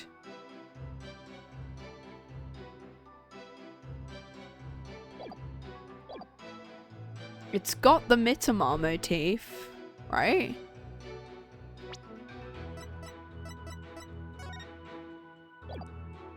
It has got the Mitamar motif. The Quran founding period. It could be that. I'm gonna save. What other stuff could we present here? Or could we... I think we could press here and then we'll see whether it does anything. You said she had it made, so then it was made in Japan. That's right. You said she hired a famous craftsman to make it. She is quite valuable too. And you were going to take such a priceless family heirloom. And just give it to your patron? Oh, that's so typical of you ignorant common types. Making difficult decisions when the chips are down is what being a politician's all about. Only when it's in service of your own political career. The crystal is a testament to my ancestors' remarkable achievement. And furthermore... Okay, so that's it. Okay, so it is a present. Okay. What else is there? Sarge's drone. The doctor's reading glasses, the raincoat, the moss, the email, or the report. It feels like this is the one we're looking at, right? Because it's the only one that mentions something about a motif. I think it's this. Because it contains the motif. You stated Army Faye had the crystal made for your ancestor. So am I to assume this was made in Japan? That's right. The craftsmanship is unbeatable. Well, that's strange. I don't see how your so-called crystal could have been made there. What are you talking about? It's quite obvious if you take a look at this. The Mitamar? This thing. Take a look at the distinctive design here. According to Dr. Buff, it's a Mitamar motif, dating back to the early days of the Kingdom of Quran.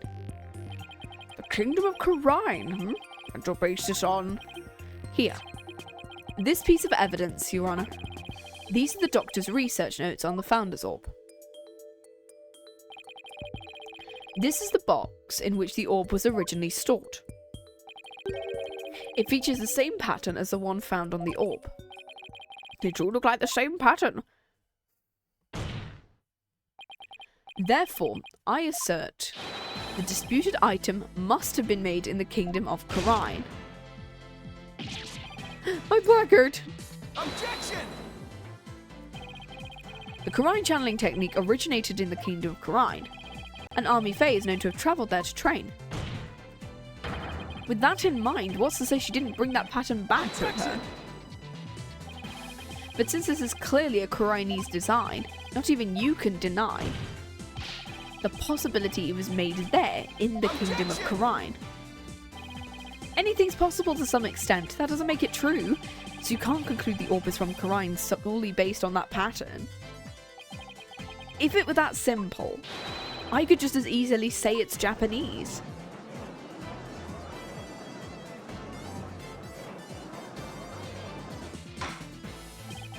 I have to agree with Mr. Wright. The pattern alone proves nothing. But that also means there's no basis to claim the item was made in Japan either. At this rate, we're going nowhere fast. He's right, we're just spinning our wheels here. I wonder if we have any evidence that could break the stalemate. Evidence that could break the stalemate? My dad!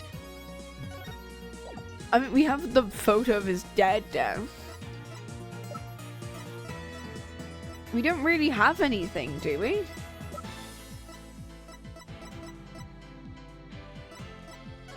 The orb itself, my dad, the photo of his dead body, which arguably could be like a murder. The fact we got this, the research note just makes it think that it's this.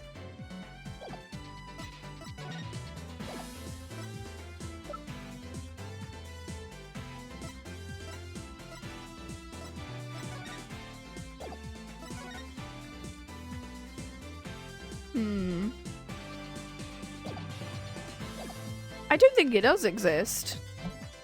And wait, maybe if we... I don't think it does.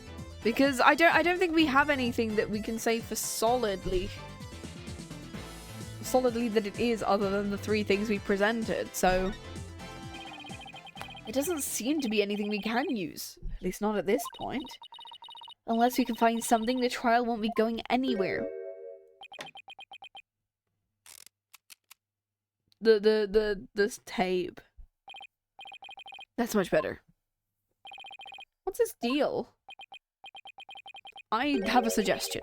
Why don't we consider this from a different angle? I'm listening. What if the Defiant Dragons really were authorized to take possession of the relic? I'm afraid I don't know what you're going with this, Mr. Wright. Considering the orb transfer agreement, which states, I agree to hand over the Founder's orb to the Defiant Dragons if I will come to no harm. What if, as the last part suggests, this was written under duress? This would render the agreement null and void. What are you suggesting? While you were on your little cave expedition, I was investigating Dr. Buff's accident. And there was something you overlooked, Mr. Justice. Namely, his accident might have been murder. Okay, which is just what I said now. Okay. Murder, which is what we thought right at the beginning. Ooh. Put my over there. Mr. Wright, you do realize such statements are not to be made lightly. Okay. You're suggesting the doctor was murdered. But follow me for a second. The books that came tumbling down from the archaeology shelf. Among the mountain of books was a single volume on psychology. What's more, there was some blood on it. And you feel this is important because the books that came tumbling down from the top shelf, the archaeology books, but psychology was somewhere else. We know this because the doctor's books were meticulously organized by subject. Yeah, they always are. They're by little number codes. Is that what the Dewey Decimal System is? It's all by number. I know, because all the mathematical stuff is like 500 or 600 or something like that. Archaeology took up the entire shelf, so that psychology book is completely out of place. Come to think of it, the shelves were arranged quite carefully. It's also worth noting psychology books only take up a tiny part of the bottom shelf. You might wonder why a book on psychology was found amid the pile of archaeology books, but I believe I can explain what that single out-of-place book was doing there. The doctor was struck from behind while selecting a psychology book from the shelf. And that's when the blood got on the book. Precisely.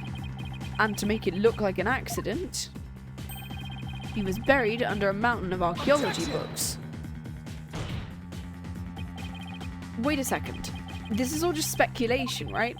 Or do you have proof it was murder?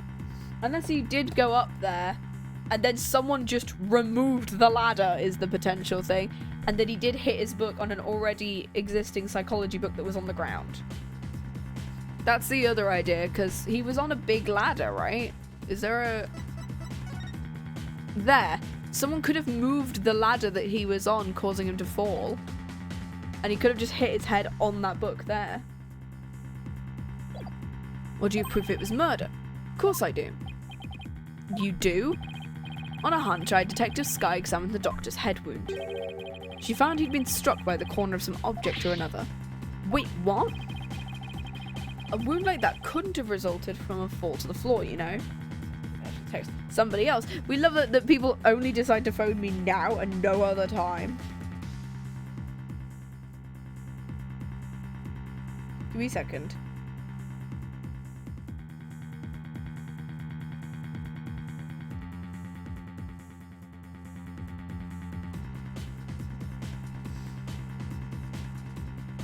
A wound like that couldn't have resulted from a fall to the floor. Okay. Do you understand what this means, Mr. Justice? The wound makes it crystal clear Dr. Buff was murdered. Well, that was unexpected. Who'd have thought we'd break out of the stalemate like this? He pulled the ladder right from under us.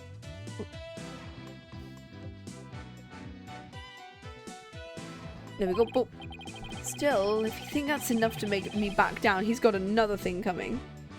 Give me a second. Cool. Even if the cause of death was murder, what makes you think it was the Defiant Dragons? You should know better than to hurl baseless accusations. Objection! Oh, I assure you, I'm quite based. Did you forget who you were up against, Mr. Justice? Huh? You didn't actually think I'd come to court without witnesses and evidence, did you? Yeah, because you always result on bullshit luck, Phoenix. What are you talking about? You always do. I would like to request further testimony from the plaintiff. Specifically, I would like to court to hear how he saw one of the rebels leaving the crime scene. This is going to be about Dats, isn't it? But this is after he met Dats, so why? If he can prove it was murder, that's the end of our client's right to the orb. Did he have this up his sleeve this whole time? How could Mr. Wright do this to us? He was just waiting to spring the trap. Trial has taken another unexpected turn. I must mention, Mr. Wright, that you have yet to identify the murder weapon. The object used to commit the murder was not located at the scene of the crime. The murderer likely disposed of it elsewhere. With the corner of an object. Okay. Was he hit with the fucking placard? The placard that he's literally had on him and he just wiped the blood off? Never thought he'd be deliberating the issue of murder at a civil trial. Right after Mr. Tashon Wimperson, your testimony. Is it his placard? And he hit him with the corner, hence why it keeps falling down. Prepare to be dazzled. My charismatic oration forged in the crucible of campaign battles.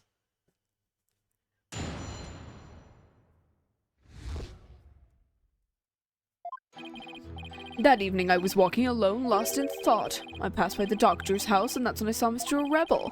He was running out the front door. It was around 10 at night. Surely that must have been him fleeing the evening of the crime.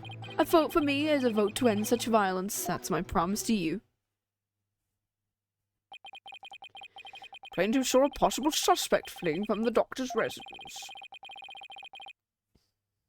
Oh, thank you for the head pats. Was within the window of the estimated time of death. That's a rebel. What in the world were you doing there?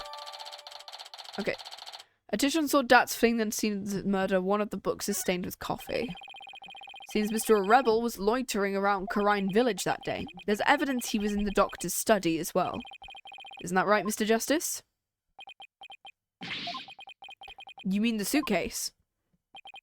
Exactly. He must have been in quite the rush to leave it behind.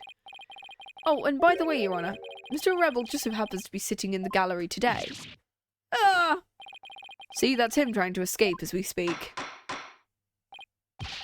Don't let the man get away. Ray, you backstabber, why are you doing this to me? Hey, I'm also here. Alright, the, counsel/defense may question the plaintiff/witness once more. Please proceed, Mr. Justice.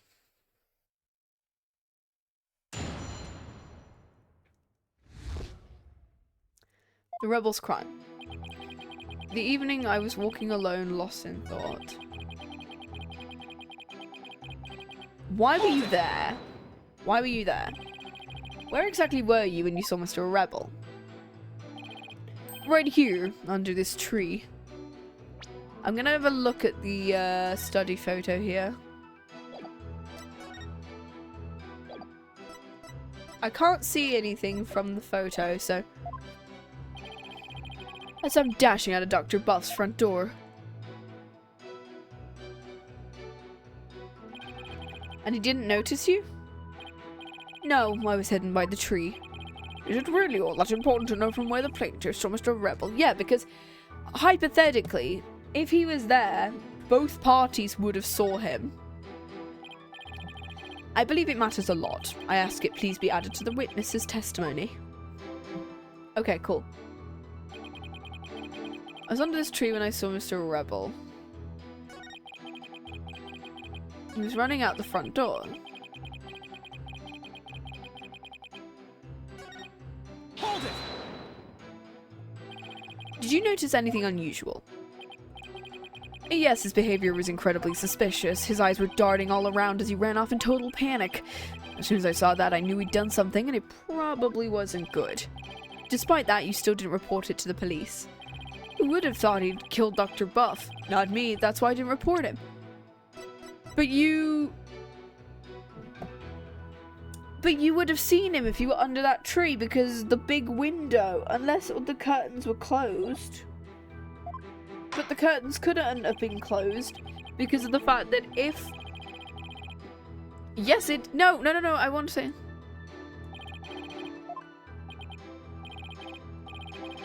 No, I need that one and say yes it is. Fuck, I wish it said yes it is at the top. Hold it!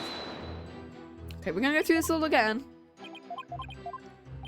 Because the curtains can't have been closed, because that would then indicate somebody else had been in the room after the murder took place and after Tishon left. So the big window had to have been open.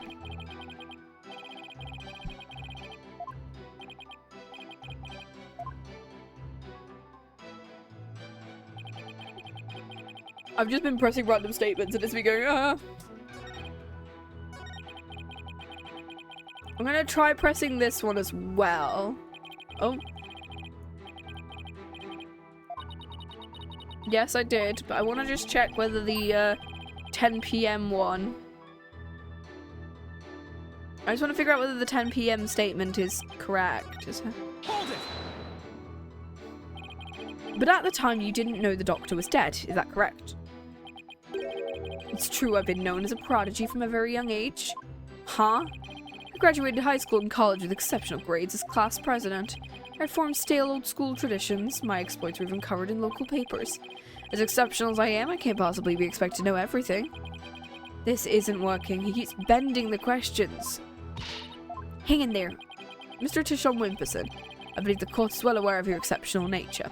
Now, would you please continue with your testimony? Okay, so no. That one was not worth it. Okay, I just...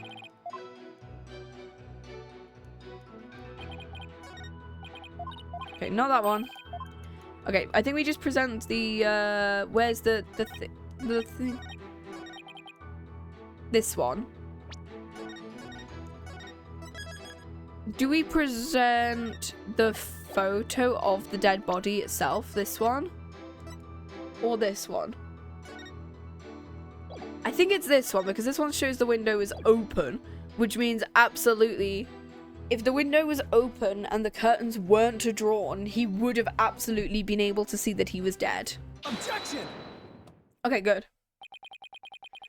Mr. Tishon Wimperson, rather than Mr. Rebel, wasn't there something else that should have had your undivided attention?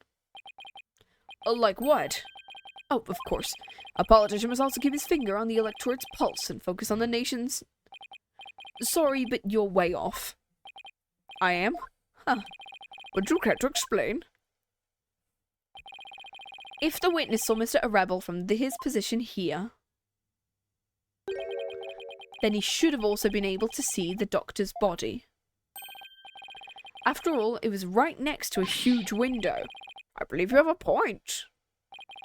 With the body that clearly visible to the witness, it's unthinkable he wouldn't have been able to report it to the police. Oh. Well, the witness can't respond.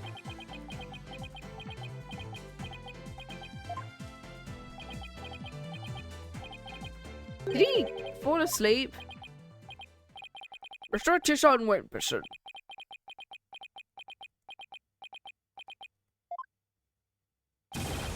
Tishon. Huh? Then he sighs to an issue. What did I do to deserve this? In any case, I'd like the court to acknowledge the inconsistency in the witness's testimony. Mr. Atishon Wimperson, did you really see Mr. Arebel? Yes.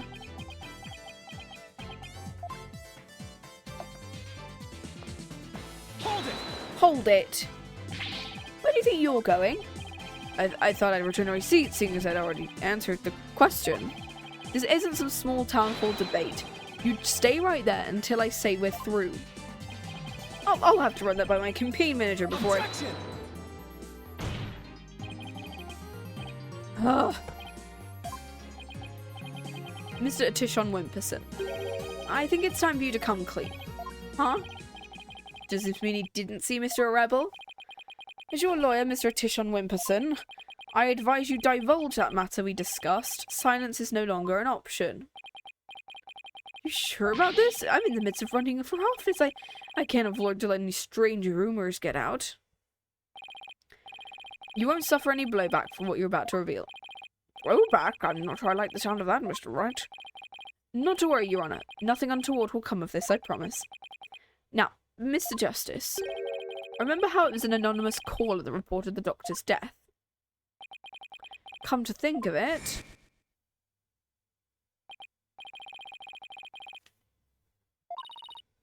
Flashback, flashback, flashback. Is he claiming it was Paul?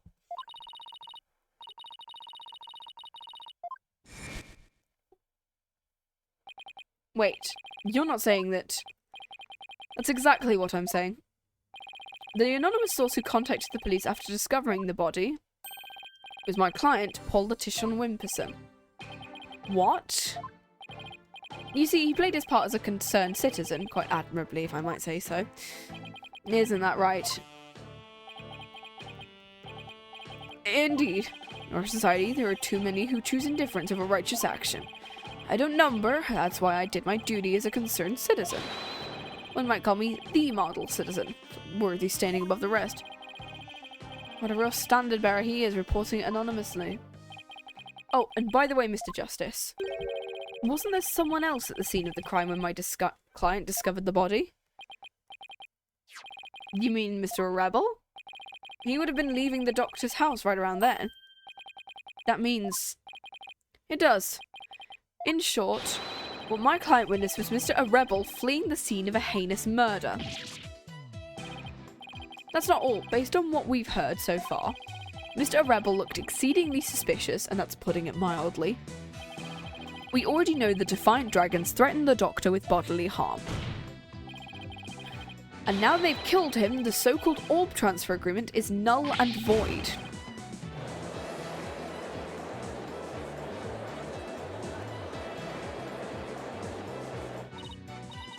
Apollo, if we don't come up with some sort of counter-argument, and what sort of evidence do you have? Can you actually prove it was Mr. Rebel who killed the Doctor? That move had desperate written all over it, but sure. It's all I've got, so I'm going with it. Evidence? I suppose it's true I don't have any. I knew it. But I do have another witness. You should know I always come fully prepared, Mr. Justice, and my new witness will provide testimony proving Mr. Arebel's guilt. A new witness? I wonder who it could be. Very well. Bailiff, please summon our new witness. In the meantime, the court will take a brief recess. I'd like both sides to use this time to prepare properly.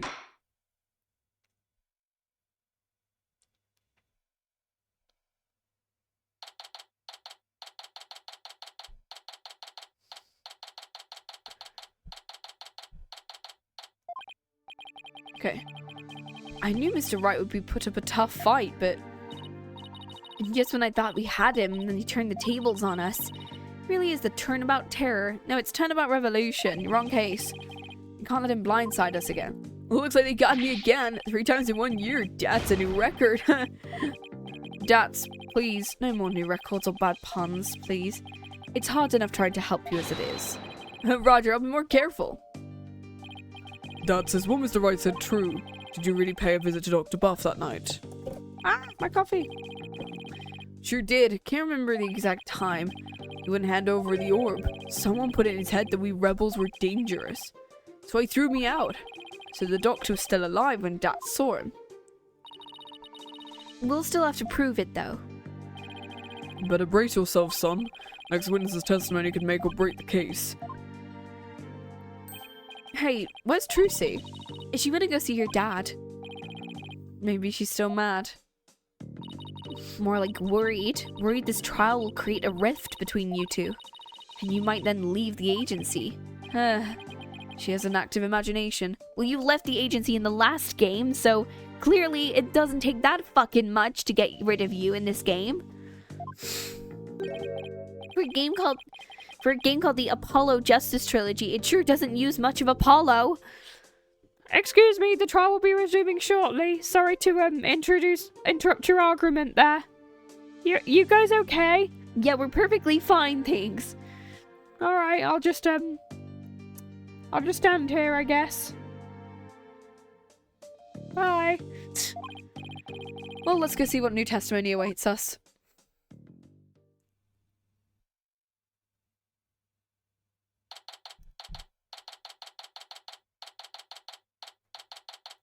District Court, courtroom number 6. Right, court is back in session. Mr. Wright, you said you were a witness? Your Honor, I would like to call the lone survivor of the doctor's murder to the stand. Wait, he can't mean that Sarge is here. You mean Dr. Buff's reclusive son? How'd you get him to cooperate? Nothing a little persuasion couldn't handle. The poor child only agreed to help if it meant catching the killer. Getting a kid to overcome his fear. Now that's impressive. Probably gonna be using the drone, right? Must be really important testimony for the kid to come out in public. Her? Everyone, Mr. Wright, please call the witness to the stand. Yeah, the one spoiler I got for this character is that it's a girl, not a guy, and so many people are like, well...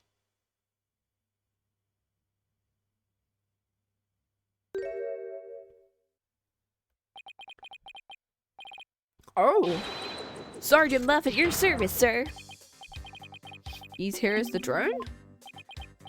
Mr. Wright, what exactly is the meaning of this? Past trauma has rendered it impossible for the witness to venture into public. Leaving home was hard enough, and it seems leaving the witness lobby was just too much. But I would still like to continue with the testimony delivered via the drone.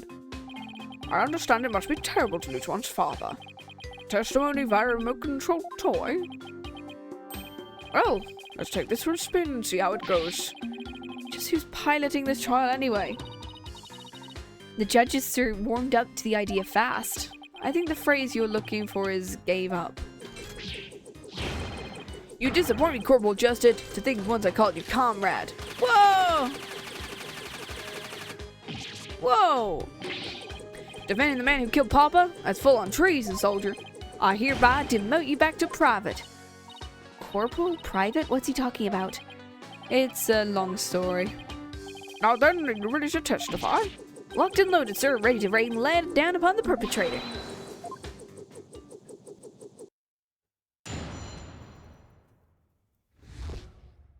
What happened that evening? Papa met with someone the night he died. I didn't have eyes on the ground as I'd already mounted my siege defense, but I did hear him arguing with someone in his study. From my window, I saw the one designated Dats getting ejected from the premises. After that, the man lingered around the perimeter. He must have regrouped and killed my papa in the study later. I just know it.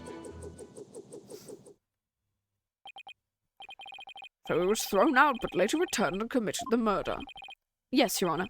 So the man my client saw really must have been the fleeing Mr. Rebel. Oh, hey, Dats. Objection! Right, you backstabbing no good. I didn't kill no one. There's the enemy. Radio missiles on fire. Whoa! Oh, damn, we blew up the courtroom again. Capitalist pig, I'll turn you to pork stroganoff. Oh. As a taste of my ultimate anti-swine weapon. It fires missiles? Jeez. What if the witnesses are yours, Mr. Justice? Cross-examination.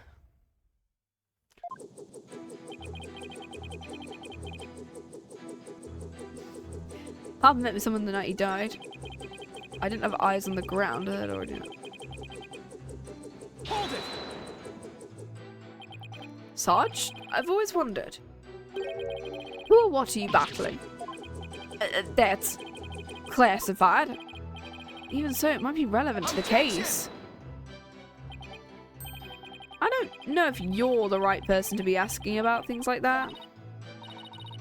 That's right, such matters need to be handled with a certain delicacy. I guess curiosity got the better. You're all talk and no action. Out on the battlefield, it ain't that number of pretty words in your repertoire. That's the number of bullets in your gun belt. Easy for you to say. You're the one with all of them. Will the witness please tell the court what he saw and heard the night?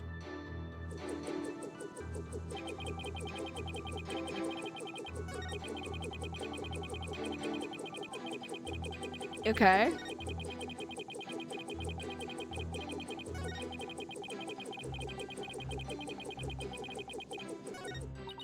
So Sarge saw Dats too. And just when I thought things couldn't get any worse, I wonder why he hung around after being thrown out.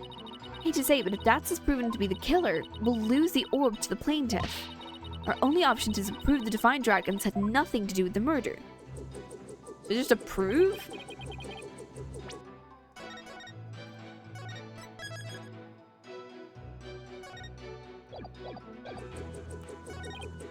I didn't have eyes on the ground, but as I'd already mounted my siege defense.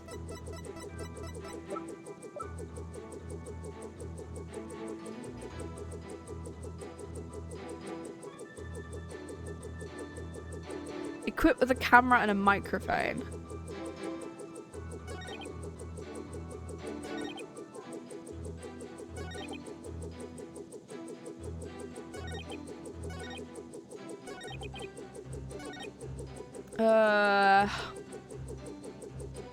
Hold it!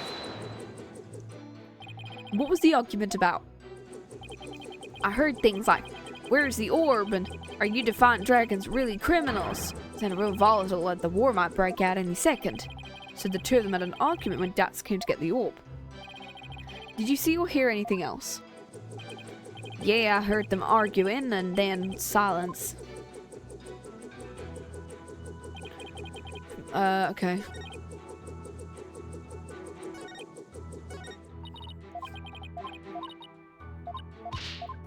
Ow. It doesn't say like there's no holes, so...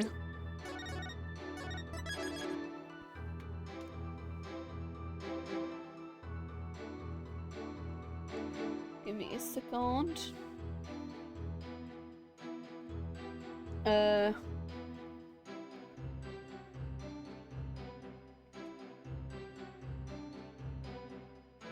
Okay, I'm trying to think. What stuff could we present? My dad.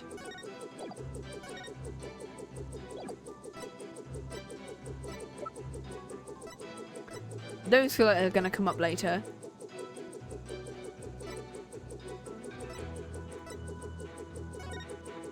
Cerebral hemorrhaging after shock on the back with an object of an unidentified 10 to 11.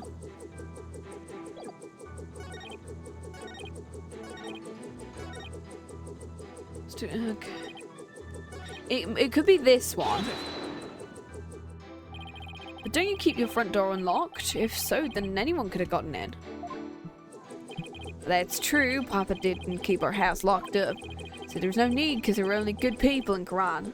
What the fuck is wrong with you? Morgan Fay exists. And he ended up dead.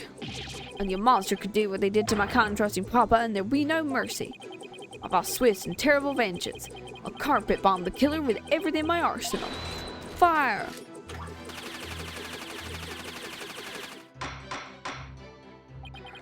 I sympathize with you, witness. You will refrain from firing Gatling guns in this court. So Sarge too.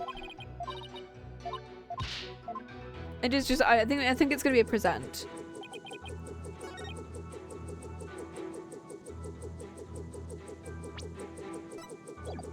I didn't have eyes on the ground as I'd already mounted my siege defense. That's the one that's kind of getting me, because I did, like...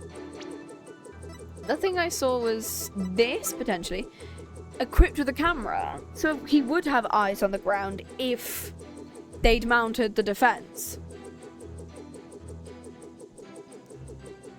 Because the other things just kind of recuperate to being like, they just think it's the same thing. So I'm gonna go with this. Objection!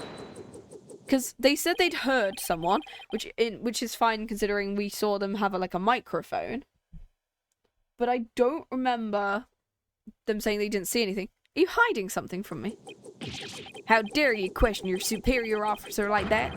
I'll get off on the Stroganoff action with Pig Boy. Sorry, but I'm afraid lawyers are missile-proof. What? Would the defense care to explain the missile segment? What? It's simple. Just as he is able to see what's about happening in court right now, Sarge was able to see what was happening in the study. With his cherished drone. Now you mention it. And to think the answer was right before our eyes this whole time. You were perfectly capable of patrolling the study that night, so you must have seen something. Ah, The oil, sweat. What a strange new weapon we're using. Courtroom warriors don't use guns or missiles because evidence is our weapon of choice. The evidence has exposed your bald-faced lie. My truth bomb, Sarge, has stripped your defenses bare. truth bomb? No! Mayday, I'm going down! Oh, shit. Are you alright? Evidence, never have I seen such fearsome ordnance. Tell it to us straight, Sarge. You want to help your father, don't you? You want to find out who killed him, don't you? So please, tell us what you saw that night. It's not what you think. I didn't see anything. I swear. You sure? You seem awfully stressed for someone who didn't see anything.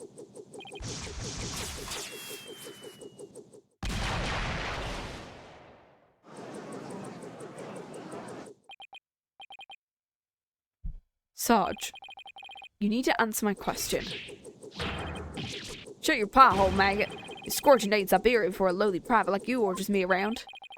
What's with him in Siberia of all places? But if a scorching day is what it'll take, then maybe it's time to turn up the heat. Hey, You think a therapy session might help?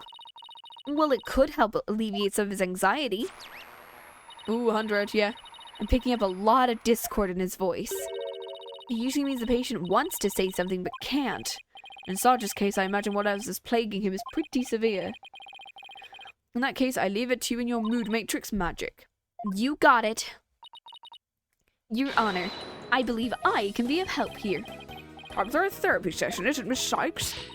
It'll help the witness with his anxiety, maybe even enough to testify. There we go. All means bring out the poor child out into the light of day. But I assume this will be alright with you, Mr. Wright. Why not? It's not like we all haven't been through this before. But do they in place for the battlefield for you? Okay. I beg to differ, Sarge. This G.I. Jane's always ready for a fight in the courtroom. Wait till you see what I've got in my arsenal. Analytical psychology. I'm gonna blow a big old hole in the armor you've built. First day evidence. Now, analytical psychology. Where are these WMDs coming from? If the battle you want, bring it on. They've started this war, but I'm gonna end it. Corpse woman Sykes. You got it, Sarge. Time to seek out the agony. Seek out the agony buried deep in your heart. Brace yourself. Here we go. Mood matrix. Let's see what they've got. Is it like an overflowing emotion or is it an out of place one? Okay, it's an out of place one. I stayed in my room with my drone that evening. Slight fear. Surprise here. Her dads and Papa arguing. Dad's got kicked out, but I saw him hanging around outside. Still really surprised and really fearful. Less surprised when she saw the fucking... Less surprised there. You know, Pop was dead till the next day. I'm looking for unexpected emotions and unnatural reactions. Emotions and reactions that don't fit the content of his testimony. When you find one, make sure you point it out to me. Also remember not to view his emotional reactions in isolation. The point needs to change from so it is, yeah, they are looking for a distinct change. Okay. It's either going to be fear going up or down or surprise going up and down. Small amount of sadness or fear. I'm assuming sadness. Fear goes up and surprise when you heard Papa arguing with Dats. More surprise when she saw Dats. And fear slash sadness goes up. Why would her surprise go down when she saw her dad's dead body? I'm gonna go with this one. That's strange. You reacted with shock when you discovered your father's body, yet you weren't nearly as shocked as when you saw Mr. Rebel. Normally, you'd expect the death of one's father to be far more impactful. Yeah, to be fair, you're right hit. That is strange. I wonder what it could mean. Well, we know he wasn't as affected by his father's death as he should have been. And I think I know why. Oh? Sarge, you weren't as shocked at seeing your father's body as seeing Mr. Rebel because... you'd already seen his body, maybe? Sarge. Huh? Maybe the truth is you left your room that night. And that's when you saw it, your father's body. I saw no such thing. Really? You didn't see his body? Alright then, what did you see?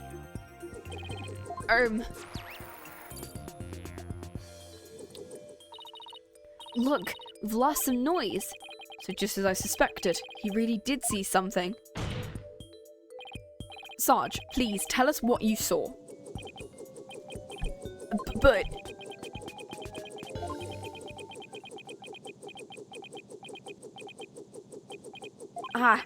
the moment I saw it, I couldn't bear it.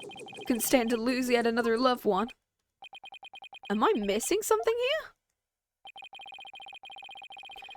Is that why you weren't very shocked when you found out your father was dead? Because you'd already sensed he was a goner somehow? Maybe. Please, Sarge, what was it you saw on the night of your father's murder? Oh, God.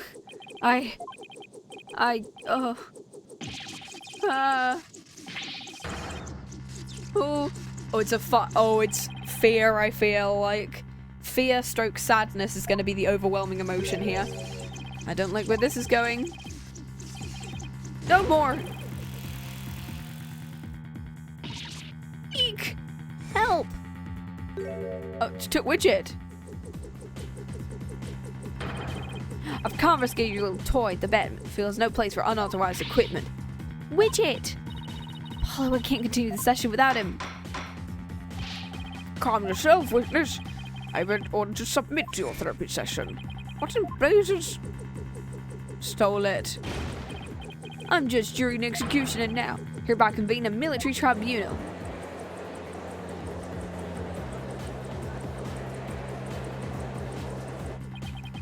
Whoa, this has gone way too far. Bailiff, arrest the drone.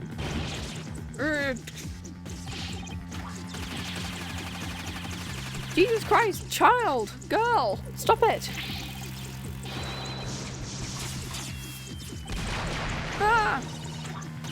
Give the widget back right now. See, this is why we shouldn't have let the drone do the stuff.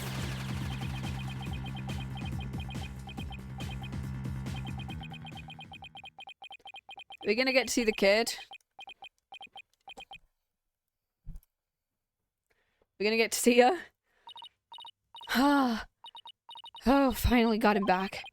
Nice work. This witness is truly a handful.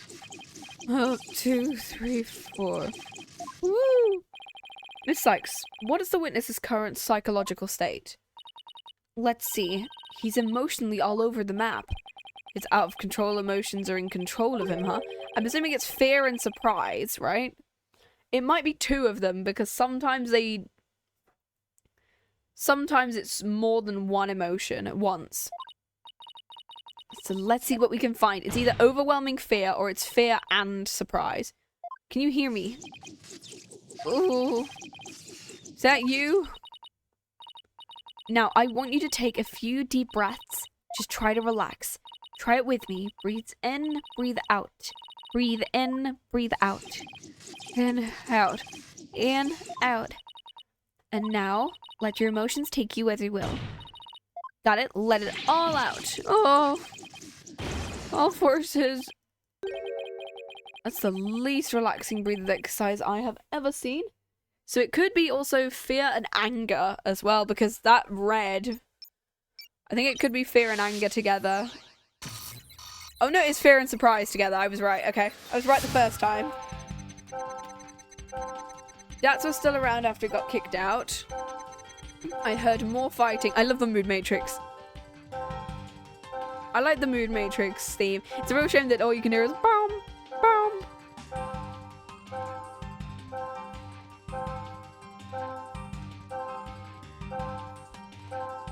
Boop. Give me a second. Boop. You just gotta hear this for a sec. There we go. Alright. Info update. Okay, here we go. I left my room, but suddenly I got dizzy and passed out. I remember a flame lighting up the Papa grinning with delight? What the fuck? That's when he must have been killed.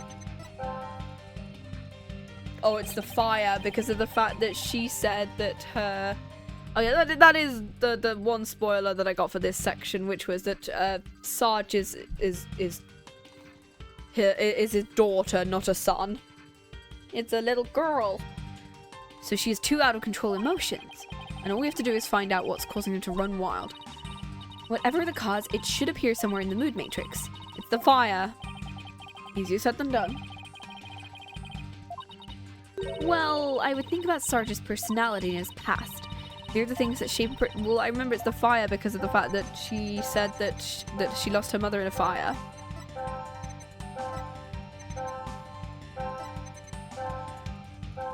That's fucking terrifying. That's where it reminds me of Ace there. I remember flame. It's the fire. Got it! That's it. Sarge, you were overcome with shock and fear when you saw those flames. Was her? Yes. Just 6 months ago, you and your mother were caught up in an arsonist's blaze. So no wonder you would be extremely scared of it. That does make sense. And maybe, just maybe, your subconscious fear was what caused you to withdraw. What do you mean, corpse from Zax? In the outside world, you were bound to come across all sorts of fire. Candles, cigarettes, hell, even the grill at dinner. Even if it's not that often, just the idea you might see them grew bigger and bigger until you couldn't shut it out. Might be onto something. What's the fear of fire called? Give me a second.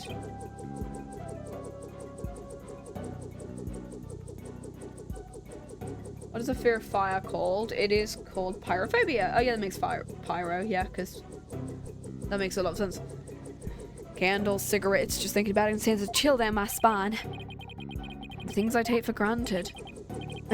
Apollo just smoking. I was afraid of the fire. Strange, I didn't even realize it myself. About the fire, Sarge, can you tell me what was burning? Just stay calm and maybe something will come to you. Was it something to do with the coffee or the kettle because of the fact that or a stove? Because he had a coffee maker, so it could be something to do with that. It could be an electrical fire. Oh! I'm starting to remember it was... orb? It was the relic. The relic Papa was studying. It was on fire. The orb was on fire? It's still kind of fuzzy. But the orb was burning right in front of Papa. Oh, is it because it was glowing in the dark? And there in the flames was Mama? Now remember.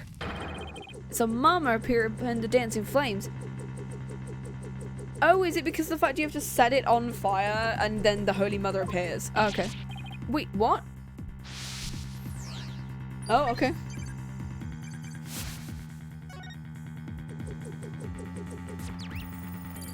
Noise level 30, here we go. What's going on here? Maybe it's a memory from the fire that killed his mother. He might be confusing it with what really happened. So let me guess, more therapy? Yup, but this time it seems there's an inconsistency. I think we should be able to prove it with the evidence at hand. Let us save then.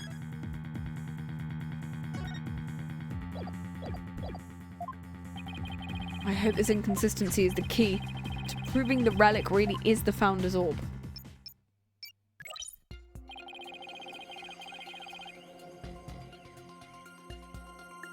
Okay, that's still hanging around.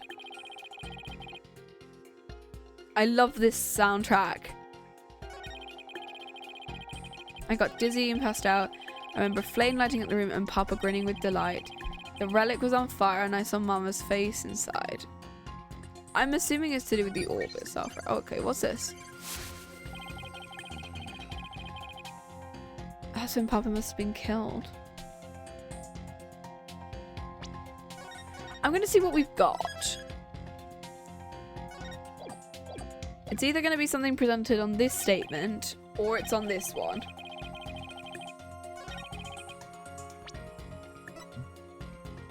Oh. Oh no, the doctor hid it in the ruins. No. No, he wouldn't have been holding the orb. Objection! Well, I immediately looked at the orb and went, oh, okay, cool. Don't blame yourself, Sarge.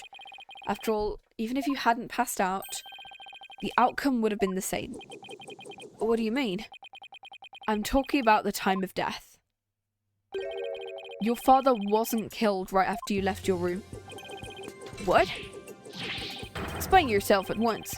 You said you saw your father burning the orb. That night, he went out to hide it in a cave.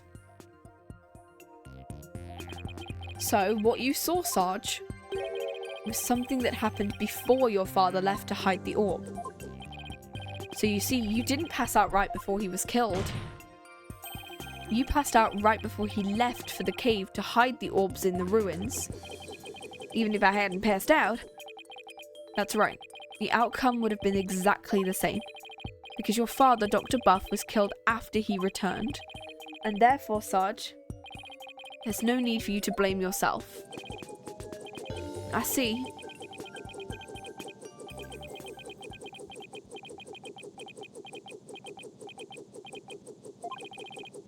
Private Justice. Can you really say I bear no blame in this? Why do you ask? Because the truth is, if I hadn't engaged in my siege defense, Papa would still be alive. Sarge, Papa wished me nothing more than for me to lead a happy, healthy life. If I quit his job and moved us out away from the big city. Even then, I didn't have the courage to set foot into the outside world. And in the end, I failed to make Papa's wish come true. Aww.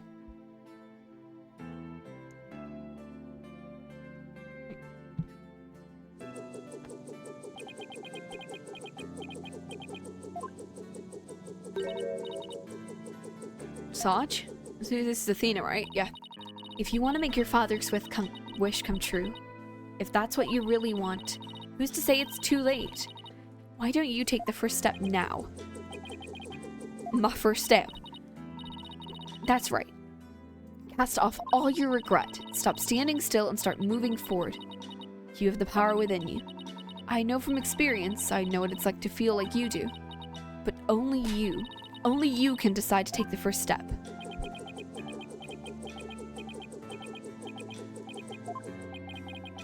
If you don't change your tactics now, Sarge, the victory you seek in the war you're waging will always lie beyond your grasp.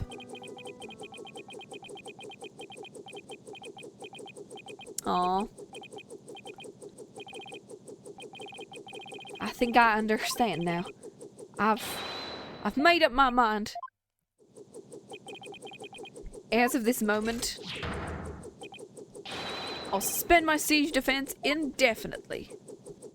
Let's see her. Let's see her.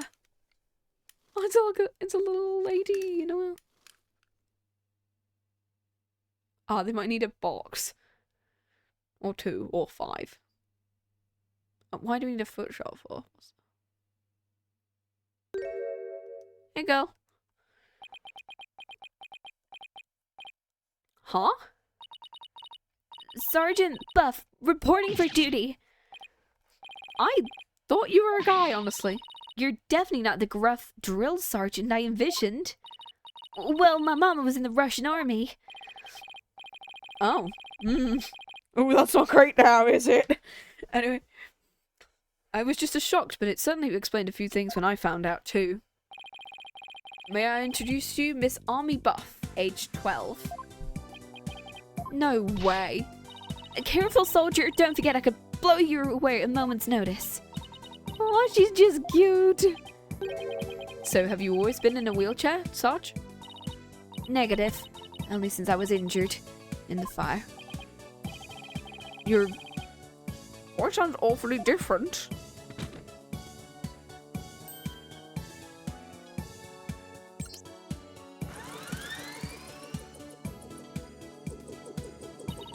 My drone features a voice modulation device. It's one of my army's many technological marvels. Only fooled me. I thought some 20-something military fanatic was at the controls. If it's all the same to you troops, I'd like to continue my testimony. I've remembered something, and it's just as crisp and clear as a trumpet at roll call. What did you remember? It wasn't my mother who appeared in the orb. It was some lady Papa showed me the picture of a long time ago.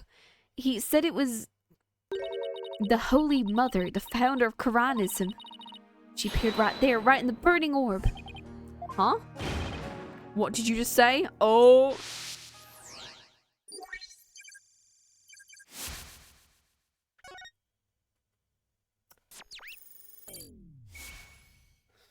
To do with the research, no. The Holy Mother of Quranism was in the burning orb? What does that even mean? I have a bad feeling. Could it be... Could this explain what Sarge means by the Holy Mother in the burning orb? It could be... These ones, right? Yeah, offer thy prayers as fervent as fire, only then shall the Holy Mother return. I'm assuming that's what it is. Dr. Buff's research notes? Why do they have to do with this? Look at this. The burning orb, the appearance of the founder. This part points to both. This one. Literally right here. Take that! There's a legend about the orb involving a mysterious riddle, and this song in turn is said to contain the key to solving it. If the legend is true, I believe the answer lies in this part of the song. Offer thy prayers as fervent as fire, only then shall the Holy Mother return. Anyone see where I'm going with that? Prayers as fervent as fire. Oh! You're supposed to set the orb on fire. The whole stanza seems to suggest the founder will appear if the orb is set on fire. Wait, so the doctor, he... Found out. Athena. He'd solved the ancient riddle of the founder's orb. Oh my!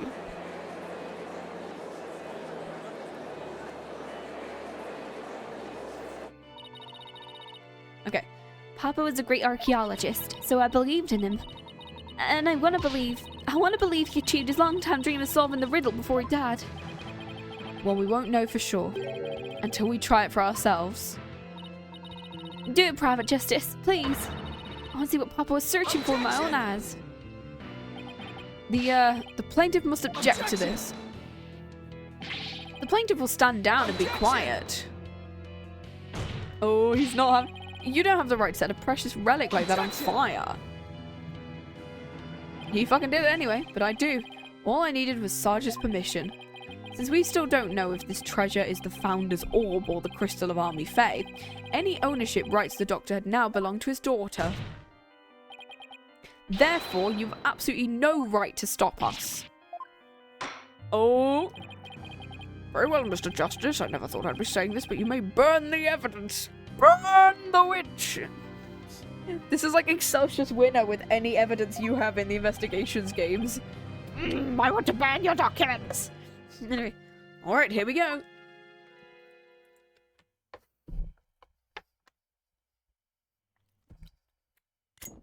Oh my god, it's the lighter from the first one.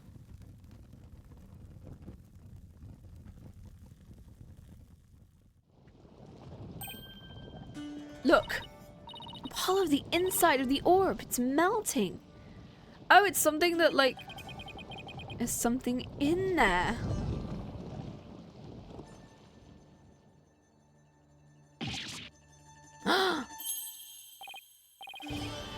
Dhurke, isn't she? Her garb leaves room for doubt. It's the Founder herself. And she's not faceless like in most other things. Face and all. I don't understand. The greatest of taboos in Koreanism is the depiction of the Founder's face. Yet here it is, hidden within the orb. Oh.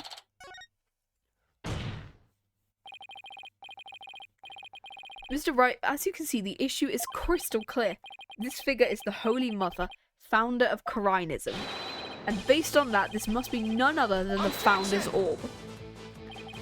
Be that as it may, Mr. Rebel still may have killed the Doctor. If so, it would render the orb transfer agreement null and void. Don't play dumb, Mr. Wright. The truth of the matter has already been proven.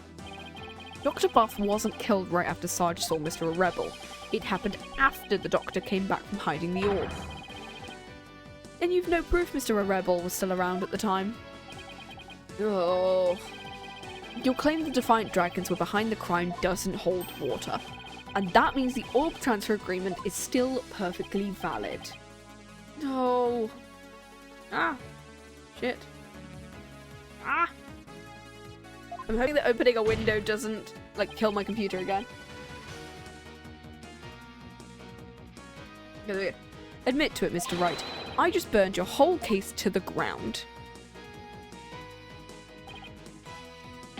No! Oh. I won? I actually won? Mr. Wright, would you care to respond? Respond? I didn't think so. Did we just win? Did we actually beat the Turnabout Terror? You're amazing. Don't just stand there, do something. Well, I don't think there's any digging out of this hole. Mr. Atishon Wimperson, I think it's time for your concession speech. I've proven beyond a shadow of a doubt this is the Founder's Orb. The facts don't lie, but you obviously do. How's that for a campaign slogan? Why, you contemptuous peasant. I think it's a good time to wrap up the trial. Both parties have no further objections. I will render my verdict. No objections here, Your Honor. No Oh, who's saying hold it? Oh, fuck. You can't do this. The crystal's mine. I'll lose the election if I lose it. I'm sorry, but there's really nothing more I can do. You haven't forgotten about our little chat, have you? Oh no, what's he said to him? What's going on? Your Honor, I object to the defense's Scott's claim. What?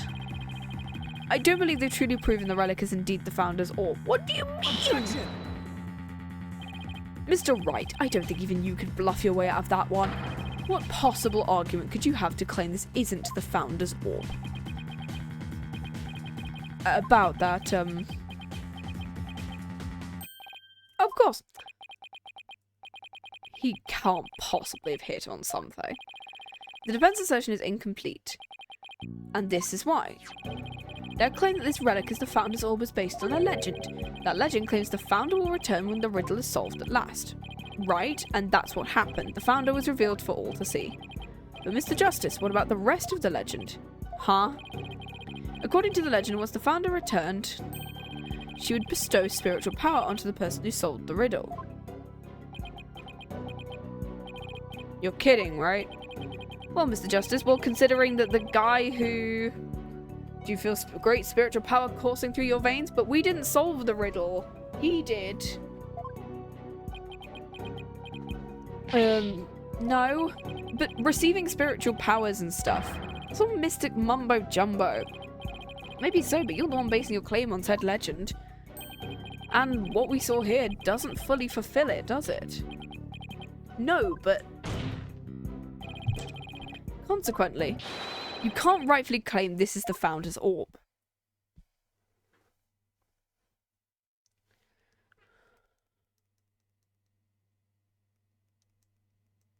I love just the faces. What's gone into him? Why is Mr. Wright doing this? Mr. Wright has lost a few of his marbles. That couldn't be further from the truth, Your Honor. Well, I'm fucking going through with this anyway. I believe this is a good time for a recess. Both sides will have 20 minutes. School arguments will be ready by then. And Mr. Wright will do well to wash up and find your missing marbles by then, too.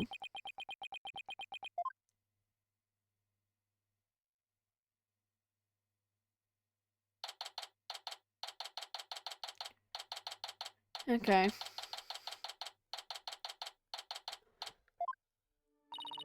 Mr. Wright is sure acting funny. I mean, he's famous for going out on a limb, but that last assertion was plain crazy. It's either a bluff or a Hail Mary, and either way, it doesn't make much sense. Maybe there's something we're missing here. Although he seemed perfectly normal when we spoke earlier. I have a bad feeling. We're gonna go check up on him. Bye. What's going on with you, Mr. Wright? Private Justice. Hang on me. Hey, Sarge. I forgot to mention something. On the line of Papa's murder, a strange thing happened. But why are you only telling me about it now? Well, I didn't say anything before because I thought Papa's death was an accident. But now we know otherwise. I figured it might be important. There's still more? When I left my room and lost consciousness, I passed out right here. That's right above the coffee bar.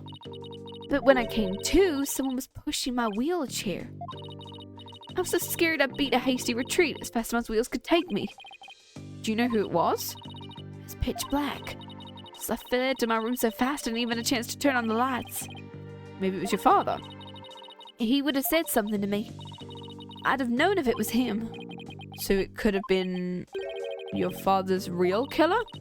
My thoughts exactly. But you didn't report it. It didn't even occur to me. It's okay, you were obviously still upset, so don't beat yourself up over it. Apollo, this could be really important. I think the act of pushing Sarge's wheelchair could be part of some bigger scheme. It's hard to see why else the killer would have done such a thing. Unless we have to prove that somebody did gain spiritual power. It could have been Archie. Like, Archie gained the spiritual power from doing it, and because someone realized that he gained spiritual power, they killed him over it. I guess I should take a statement down as evidence. Fled to her room when she realized someone had moved her while she'd been unconscious. Okay. Welcome back. Oh shit. What's with the long face? How'd I go with Mr. Wright? What should I...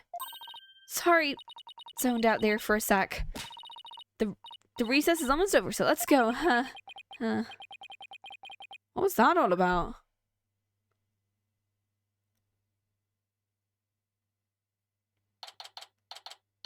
Is it that, like, they're gonna tell him that he's been keeping, that he's part of the Defiant Dragons if he doesn't win?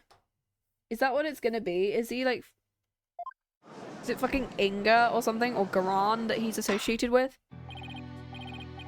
What has been back in session? Now, Mr. Wright, about that last objection.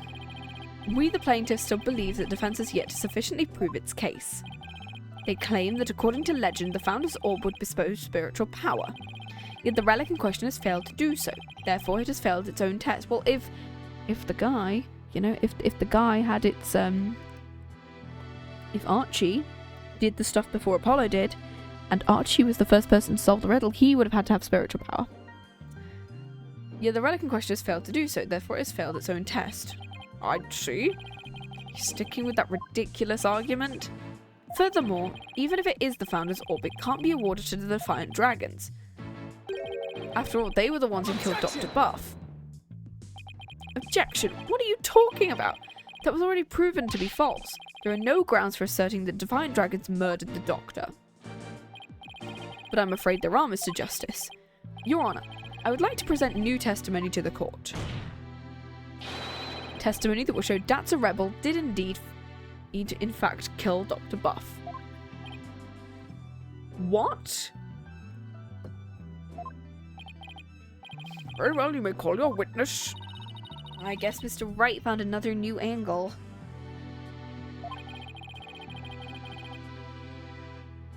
Yeah. Okay. What new testimony could there be this late in the game? Boop.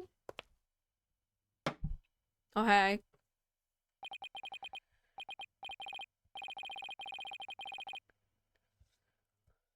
Fellow citizens, it is I, politician, the one and future representative of the people. Thank you. Boom. Jeez, not him again. My client divulged new information to me during the research. He remembered something he saw, you see. Something crucial to his case. How very convenient.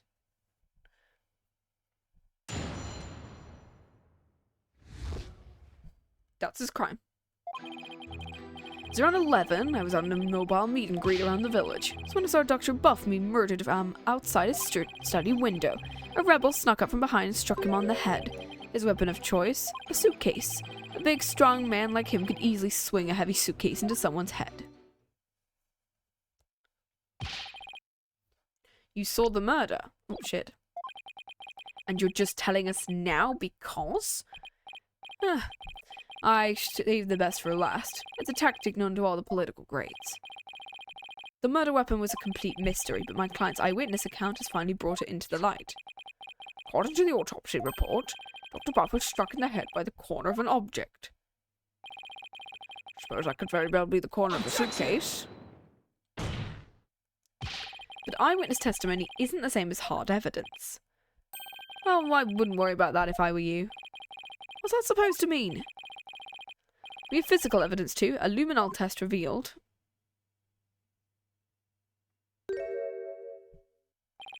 the Doctor's blood on Mr. Rebel's suitcase. But how does that prove Mr. Rebel used it as a weapon? You should know the answer to that, Mr. Justice. As you know as well as I do, the suitcase is covered in his fingerprints. Give me a second. Boop. I forgot we dusted it right in front of Emma.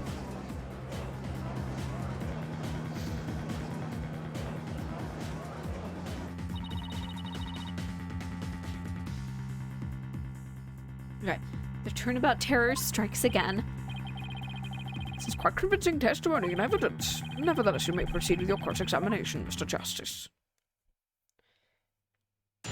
Okay.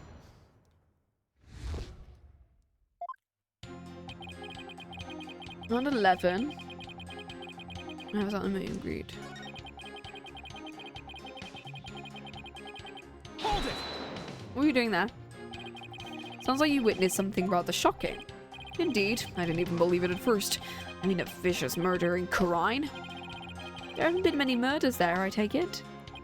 If I'm elected, I promise that such a terrible tragedy will never happen again. A vote for me is a vote to banish murder from our beloved Karine village. I swear like 2 or more have happened since we've been there, but sure. Good luck with that. Mr. Tishon Wilkerson, please tell the court about what you saw at the scene of the crime. Mr. Rebel snuck up from behind and struck him on the head. Hold it! Okay. He snuck up from behind, so you're saying the Doctor never even realized a rebel was there? That's right, he was utterly absorbed in a book. I see. What do you see a rebel do? He climbed up the bookshelf ladder and dumped a bunch of books on the body. I believe he was trying to make it look like an accident. That idiot didn't realize I could see everything from outside the window. One of those statements doesn't feel right. Your Honor, I believe the witness made an insulting statement just now about how... Well, that would have been correct. Dad's an idiot. The Doctor was reading because he would have, where's the court record? The Doctor was reading a book at the time of the murder. That's vital testimony. Because I think of these, which we've not presented yet.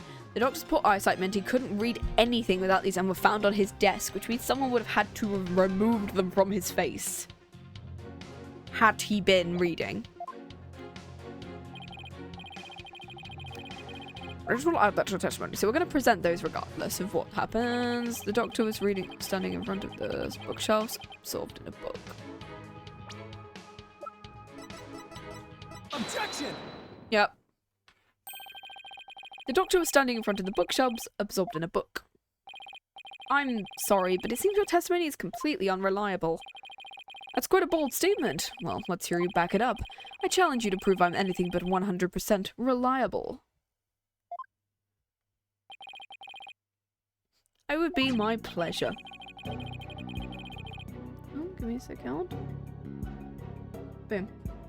Lately, it seems the Doctor's eyes had gotten so bad he needed reading glasses. However, his reading glasses were over on his desk. So you see, there's no way he could have been reading it in front of the bookshelves. Oh, I'm sorry, Mr. Tishon Wimperson, but I'm going to have to ask you to explain this discrepancy to the voting public. You know what? I'll explain it, you lowly cur. I simply made a mistake, okay? The Doctor was actually sitting at his desk when a rebel hit him over the head. Then the Doctor would have been facing him, and surely he would have seen him and tried to run. Well, he was nodding off. I could tell because his eyes were closed and he wasn't moving. Sounds more like what you would do. Then how do you explain the fact he was struck in the back of the head? Isn't that something that should be impossible from the front of the desk? About that. He bowed his head when he nodded off. That's when he was clobbered. So that's what you saw. Well, Mr. Justice, sounds like a perfectly reasonable explanation. Oh, fuck it off. Do you have a problem with the... Yes, I do. Okay.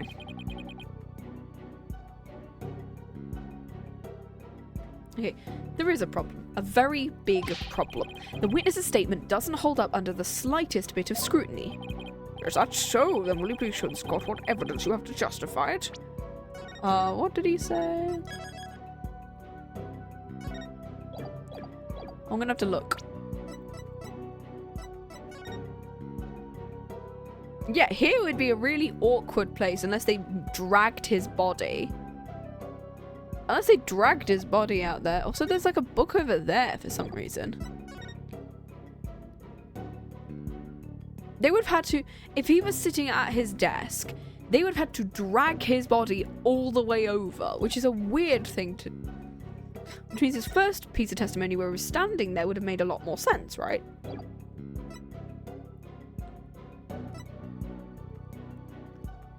And they simply just took his glasses off to make it look like he wasn't there.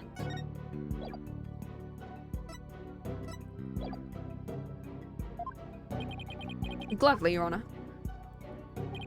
This shows the problem with the witness's claim that she saw the Doctor nodding off. This one?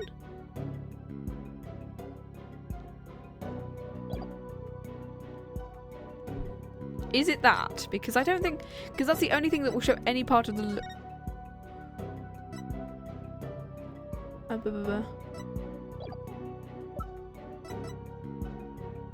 It's my dad! No. I reckon it's that. I'm gonna quickly save because I, just in case it is like the. Oh no, it's not actually the diagram. It has to be the photo. We're gonna do that one. Diagram of the study.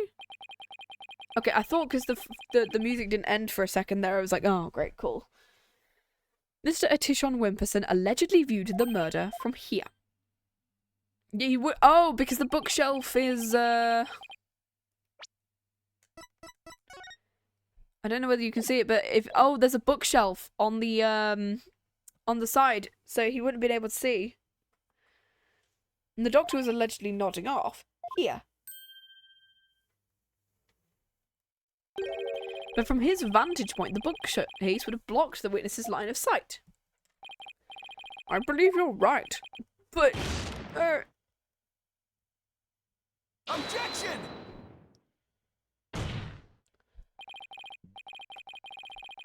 the fact remains my client knew the suitcase was the murder weapon. He definitely has first-hand knowledge of the crime scene. I'm afraid I have to agree with you there, Mr. Wright. But then we have to ask ourselves, from what vantage point did he see the murder? He would have had to be inside. What are you insinuating? From what vantage point could Mr. Atishon Wimperson have seen the dozing doctor? Once we determine that, we'll finally see the truth behind the incident. The witness saw the murder from here. We have to be this side, here. Like, somewhere around here. He would literally have to be inside this. Yeah. You could be kidding. It is indeed. But everything only makes sense if the witness was there in the study. Inside? But that's the scene of the crime.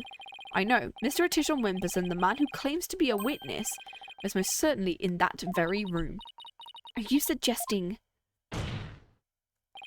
Mr. Atishon Wimperson, weren't you the one who actually swung that suitcase? Objection! What you're proposing is ludicrous. My client is a small, thin man, whereas Mr. Rebel has the musculature to pull it off. Unless they, you know, took the stuff out of the suitcase and relocked it. Find out what's in it. He does have a point. I gave up trying to lift that thing after one go. Well, maybe it's just whatever's inside it. He's the only one who could lift such a heavy object. Now do you understand? The rebel, that's a rebel, is the doctor's killer. As long as the suitcase is the murder weapon, suspicion falls entirely on Dats. You'll have to poke a hole in Mr. Wright's argument somehow. Oh, I will, and with his own technique, no less. If Mr. Atishon Wimperson couldn't swing the suitcase around, we'll just have to consider another way he could have used it as a murder weapon. He pushed it over onto him? I'm going to turn the case on its head, Mr. Wright, just like you told me. Okay. You talk big, Mr. Justice, but do you have what it takes? Well, this should be interesting. Mr. Atishon Wimperson's testimony has been filled with one inaccuracy after another. First, he stated Dr. Buff was in front of the bookshelves. Now he claims the doctor was sitting at his desk. So, where was the victim really when he was killed? Also, where was his killer, and how was the murder weapon really used? Important thing here is the position of the victim and killer relative to each other. Yes, Your Honor. If they were positioned in a certain way, it would be possible to use the suitcase as a weapon without lifting a finger, but pushing it? You can't mean. I would ask the court to record the study's layout. Putting it on the desk? It's quite distinctive, as you can see. Now, if Dr. Buff was sitting in a certain spot, and this killer was at a certain other spot, suitcase could become a weapon anyone would use. Like, if somebody managed to put the suitcase on the desk and then pushed it onto him, I don't know, when he was sitting down. Very well, Mr. Justice, because we had this whole thing last time in which it was like, he just knocked something over. Where was Dr. Buff's killer at the time of the... Oh, fuck me, this is going to be hard.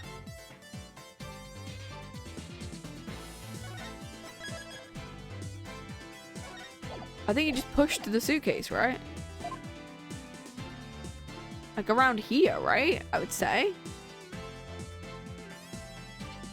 And then he was sat at the coffee bar, maybe?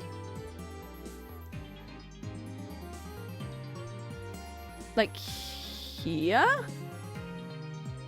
And then he put the suitcase onto the desk and simply just rolled it onto him, and that's how the coffee stain got on him? I don't know. Or he could have put it on this shelf, and they could have just taken the contents out of the suitcase, put them back into the suitcase while they were on the desk, and then pushed it onto him. So it could have been here, but to the back of the head would have had to be here. Because if we're assuming that's the chair, and he, I don't know, fucking tipped him. He could have just tipped the fucking chair over. He could have just tipped the fucking chair over. That'd be decent. Like here? At the coffee bar, I want to say. Potentially. The final cross-examination. Oh, good. No, there. How could the murder have been committed from there? Yeah, I'd love to see a demonstration. Well, I can't from here. Well, I have a demonstration for you from here on how to give a penalty. Shit, okay. If the killer didn't swing the suitcases, there aren't many other ways to use it as a weapon. And there aren't that many places to use it from. Oh, is it they pushed it down the stairs?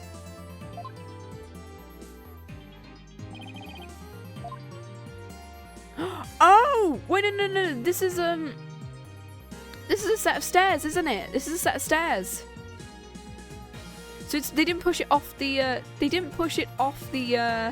off the desk. They hauled it up these stairs and pushed it down the stairs. They're here. There. Oh, this should wrap things up nice and pretty for you, Mr. Wright. Oh my god, I was so stupid. I would ask the court to record the study's layout. But this time, instead of thinking in 2 dimensions, let's think in 3. Oh my god, we're going back to like 4-1. Oh my god. Only then can we clearly see the killer's method at work. Well, the killer didn't have to swing the suitcase. If he used gravity to his advantage. That's right. If I was the plaintiff, one poor Tishon Wimperson, who used the suitcase, he pushed it from the 2nd floor and hoped it landed. And sent it hurtling down onto Dr. Buff, who was sitting at the coffee bar. Sure. And it somehow worked, like a Danganronpa killer thing. The psychology book had even been at the coffee bar, no doubt. The doctor must have set it down there after he'd finished reading it. But his blood got on it, which is why the killer thought to hide it in the mountain of books. That's quite an entertaining theory of there, Mr. Justice. But there's no evidence the murder took place at the coffee bar. Well, because there was coffee on the book. I'm not so sure about that, Mr. Wright. I'd say that evidence of the murder occurring at the coffee bar, it does exist because there's coffee. The evidence does exist, and I'm going to show you. You are? This right here is the proof the murder took place at the coffee bar, because there was coffee on the book. Take that! This brown stain was determined to be coffee. What's more, it was still a bit damp when we saw it yesterday morning. One look at the book speaks volumes, I'm afraid, Mr. Wright. It tells us the doctor was having a cup of coffee at the coffee bar. That's when the suitcase came hurtling down, striking him on the head, causing both his blood and his coffee to spatter onto it. Well, Mr. Tishon Wimperson. What motive could I possibly have to kill Miss Dr. Buff because she wanted the orb? A fine excuse cornered killers are so fond of. Well, the doctor never returned your crystal, did he?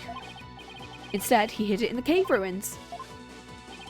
Telling him that the Defiant Dragons were a dangerous bunch was a huge blunder. All it did was make him hide the orb. Your lie came back to bite you in the end. Even worse, the doctor saw the news reports, so he knew the relic was the Founder's orb. Being the conscientious researcher he was, he knew he had to return it to its rightful place. And that meant keeping it out of your hands.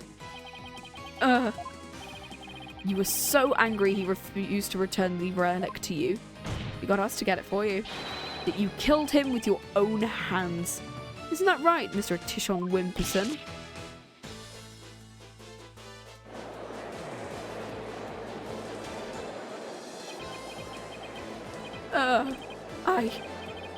Well, that is, Phoenix? Apollo. Please don't accuse my client of murder. Huh? What do you mean, don't accuse him? Why'd you even say that, Mr. Wright? What I meant was, he's a promising politician with a bright future. It's our nation's best interest to avoid burdening him with the taint of a scandal. Say what?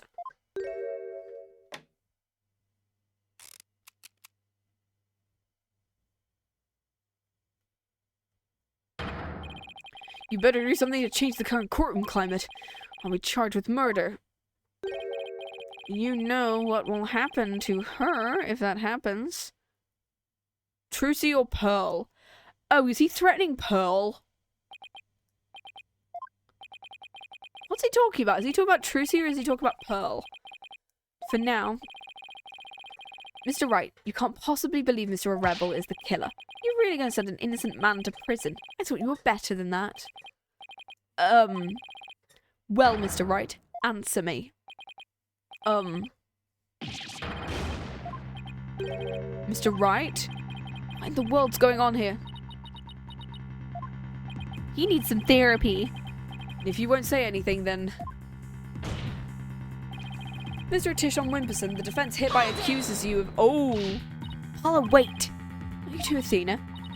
It's just, I wasn't sure whether I should say anything, but during that last recess when I went to check on Mr. Wright, I overheard something I really shouldn't have. Oh, fuck, he's got Maya.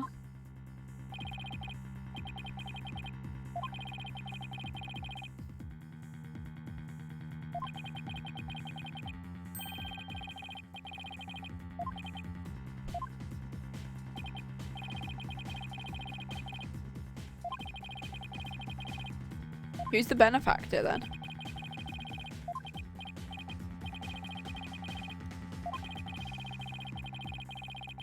So yeah, it's Garan. Okay, it's Garan or Inger or one of those lot. It's one of the royals. Maya? As in Maya Fey? The boss's legendary former assistant. Miss Fey is being held hostage? Yeah, so it seems. Why didn't you tell me? Sorry, it's just... Mr. Wright spotted me before I could slip away and made me promise not to tell you. Said it would make things more difficult. So things went already hard enough. Oh, so this is like 2-4. Okay. This is like 2-4 in which Maya gets kid. So we are literally just trying to... So we are gonna have to... Not hold out. What is it? What's it called when you're trying to like... The word is escaping me now. It's, yeah, that's word. Prolong. There we go. We want to prolong the trial just so it's like Maya can be found safe and sound. So that's why Wright's acting so strange. I had no idea. This must have been excruciating for him.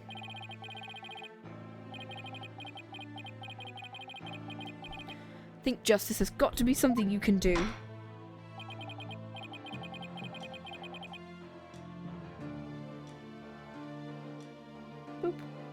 Here we go. Mr. Justice, about that last statement, I believe you were in the middle of accusing the plaintiff of murdering Dr. Buff. Do you care to continue? Sorry, Apollo. I'm really, really sorry. What's gotten into you two? If I accuse that slime bag, I'd put Miss Faye's life in jeopardy. Seems you finally caught on. I'm far too important to be accused of murder.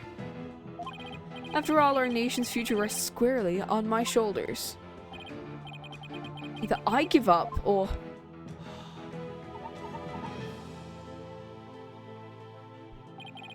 Once I present the crystal to my patron, my victory is assured. One day I'll become president, and then king. I'll have every politician at my command. I'll retract your accusation. I can't kowtow to him, but... the defense would... It would like to retract... the previous accusation. Dhurke, hey, how you doing? Apollo? Dhurke? I don't know what's going on here, but a lawyer should never look the way you do right now. with defeat and resignation written all over your face. A dragon never yields. Okay, you're just gonna out your fact you're a wanted man to the court. When wounded, a dragon bites down and never lets go till his dying breath. It glares and roars and latches its jaws firmly onto its prey until the bitter end. What lawyers have to do to get the truth. Dhurke, a dragon never yields. He's right. It's all over if I give up now. If Mr. Wright's hands are tied, it's up to me to do what must be done. He saved my neck so many times. Now it's my turn to save his. Dhurke, thanks for that wake-up call. Well, that's the face of the lawyer you've got there, son. Where there's a will, there's a way. And I'm going to find the way to save Miss Faye and see that justice is served. Oh, okay, we're doing this. Okay. A scumbag is holding Miss Faye hostage to ensure he gets the orb for his patron. We have to prolong the trial to make sure she's okay, basically. And seems said patron believes in the orb's legend. The thing is, the founder did appear when the orb was exposed to fire, just like the legend said. If the legend is true, then what, we've already solved the riddle.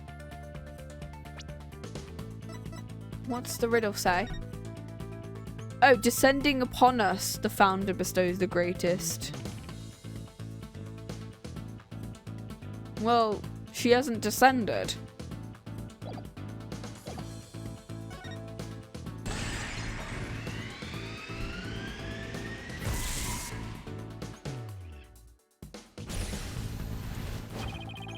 The legend says the founder will bestow great spiritual power when she returns, but if that's true, it means we haven't solved the whole riddle. But how can that be? Are we missing something? Maybe the part about the founder returning should be taken literally. How would it be possible for a dead person? Oh, channeling.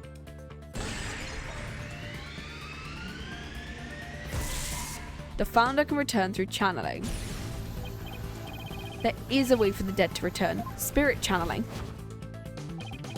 Of course, you'd have to know what the founder looks like. But the orb's revealed her face, so what if it's a sign that we should channel her? Given the fact, in order to solve the riddle and receive the founder's power, I'd need a spirit medium.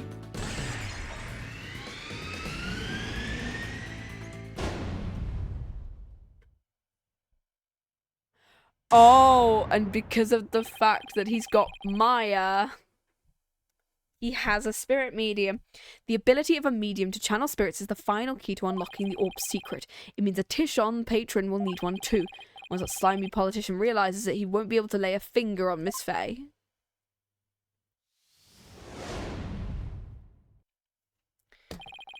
Everything's going to be okay, Mr. Wright.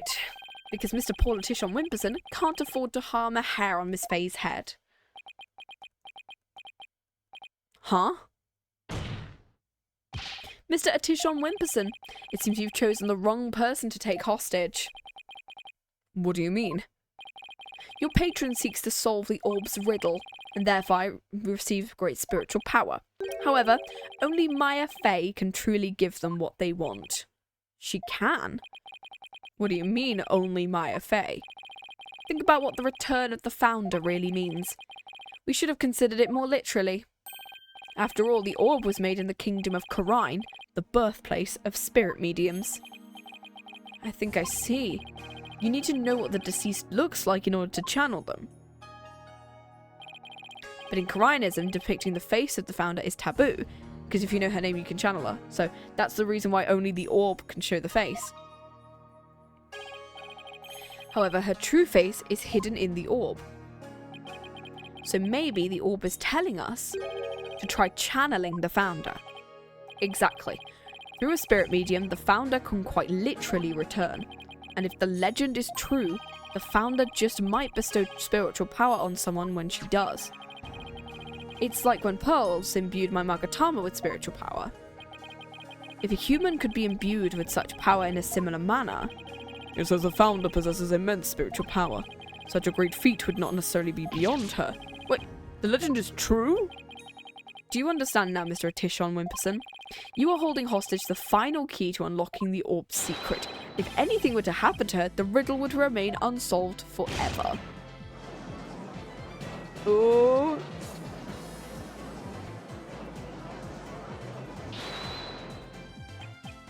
There's always Pearl Faye. I could simply ask her to help. She wants money, I plan to offer. She's not the kind of person to be tempted by material gain, and she certainly wouldn't help you if anything were to happen to her cousin. Or maybe you'd like to go ask the Queen of Karine to channel the founder. He could, but he'd probably get executed for requesting it. It's over. Now confess, you killed Dr. Buff, didn't you? It wasn't supposed to end this way. Mr. Tishon Wimperson, are you admitting to committing the crime? You're my lawyer, right? Do something. It's true that I'm your lawyer, and as such it's my job to defend you. However, defending my client isn't the only duty a lawyer has. There's something else that's equally as important. Finding the truth. And that is finding the truth. What? Mr. Atishon Wimperson, you have sought to twist the truth in the dirtiest of ways. I was complicit in your hostage taking, but in a way, I was being held hostage too. It's like 2-4 all over again. Even so, there's still hope for me to make things right, and I owe it all to you, Apollo. Mr. Wright, I can't allow a murderer to walk away scot-free. Therefore, Mr. Atishon Wimperson, I must resign as your attorney. No. Does this mean I'm under arrest? No.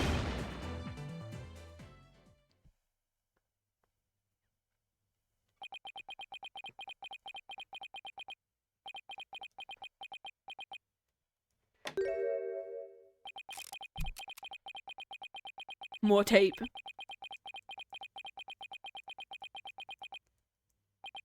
Well, I've nothing to confess. What? I said I've nothing to confess. I don't and I won't, especially not to a plebeian like you. This guy doesn't know when to give up, does he? Besides, there's no truth to these allegations. I mean, look at the suitcase. You won't find a single print of mine on it. You could wear gloves. All that means is you wipe them off, taking care to only leave Mr. Rebels. As many a great politician has said before me, no comment. In that case, try switching things up, Apollo. Look at the situation from a different angle. Is there really nothing that points to the suitcase being dropped from up above? Evidence that points to the suitcase being dropped. If the killer pushed the suitcase from the second floor, there'd be noise, wouldn't there? There'd be a great crashing noise. Place him right around here. Maybe, just maybe. Thought of something, Apollo? And because of the fact he has to pull even this piece of evidence to be connected to the dropping of the suitcase. There would be a noise. Did Army hear a noise at one point?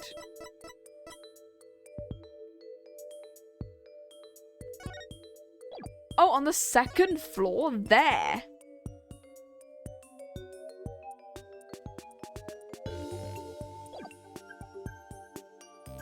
Somebody's moved her. Oh, because they wanted her to be there. Take that! That appears to be a statement. How is it related? On the night of the murder, Your Honor, Miss Army Buff physically left her room, which is when she saw the doctor burning the orb and subsequently passed out, right above the coffee bar. Because he wanted to put the suitcase there, but with her there in her wheelchair, the killer wouldn't have been able to drop the suitcase down onto the doctor. Good point.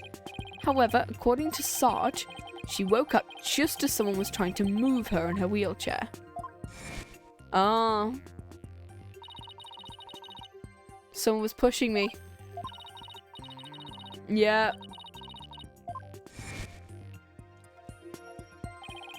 She must have been in the killer's way and had to be moved. Isn't that right, Mr. Atishon Wimperson? And if the killer had pushed the wheelchair with his bare hands, we may yet find the conclusive evidence we need. Exactly. Fortunately for us, that evidence slipped right through the killer's fingers. If only he'd been able to hold on to it just a little tighter. But now he's neither able to discard nor alter it. Honestly, that piece of evidence wasn't even supposed to be here in the courtroom today. And yet, looks like sometimes things do get better. Oh! His fingerprints are going to be on Army's wheelchair. His fingerprints are going to be on her wheelchair. But this wasn't supposed to happen. His fingerprints are going to be on her wheelchair for where he pushed her. Too bad, because the evidence that sped away from you that night has come back to haunt you right here at this very trial. Your Honor, the defense's final piece of evidence is on this person. Army. Take that! That's because his fingerprints are going to be on her wheelchair. On the night of the murder, Sarge passed out, only to come to and find someone was pushing her wheelchair. That's when she fled back into her room. She didn't physically see a single soul after that. Not until Athena drew her out through that therapy session, that is.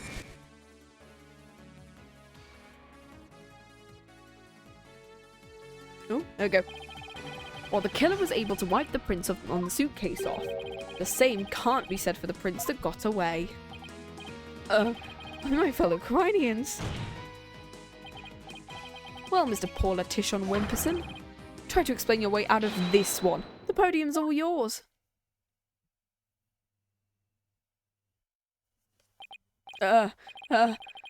Politician, savior of Grine, I'm not a crook. My political career, I can't handle like this. I'm destined for great things. Something's wrong. This isn't real. It's like a dream. No nightmare. Huh? Huh? Wait, really?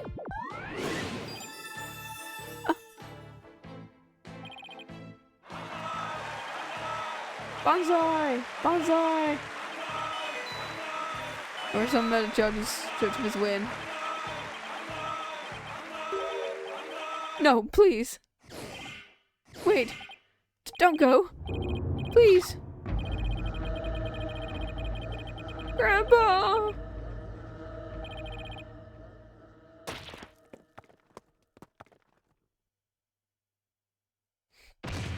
It's quite a funny little breakdown, that one is. Mr. Richardson Wimperson, are you alright? Get him to the first aid station.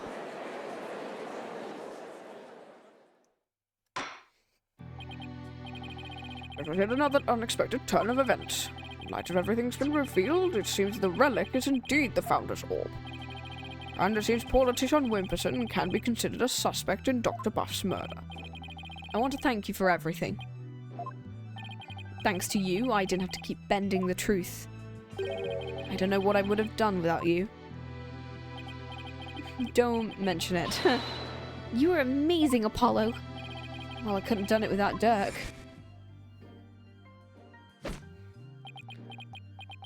A dragon never yields. Aww.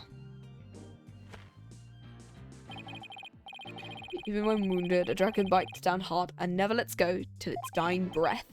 It glares, roars, and latches its jaws firmly onto its prey until the bitter end. That's what lawyers do to get to the truth.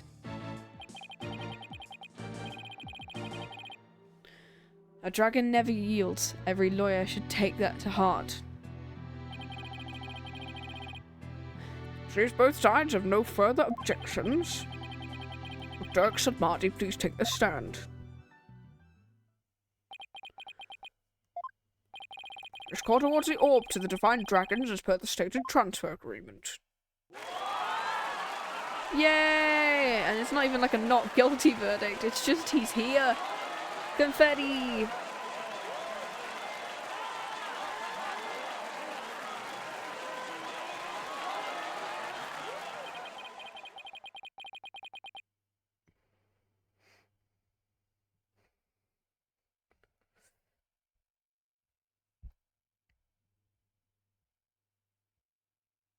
There you go.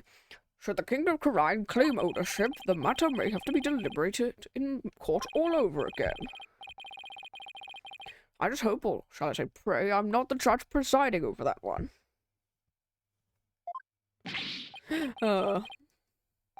Indeed. A trial like that might spark an international incident. Still, there are bigger and more momentous things astir in the air.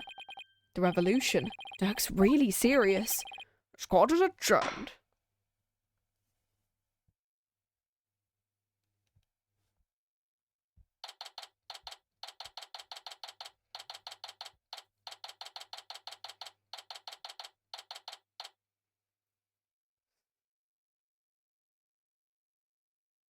There you go.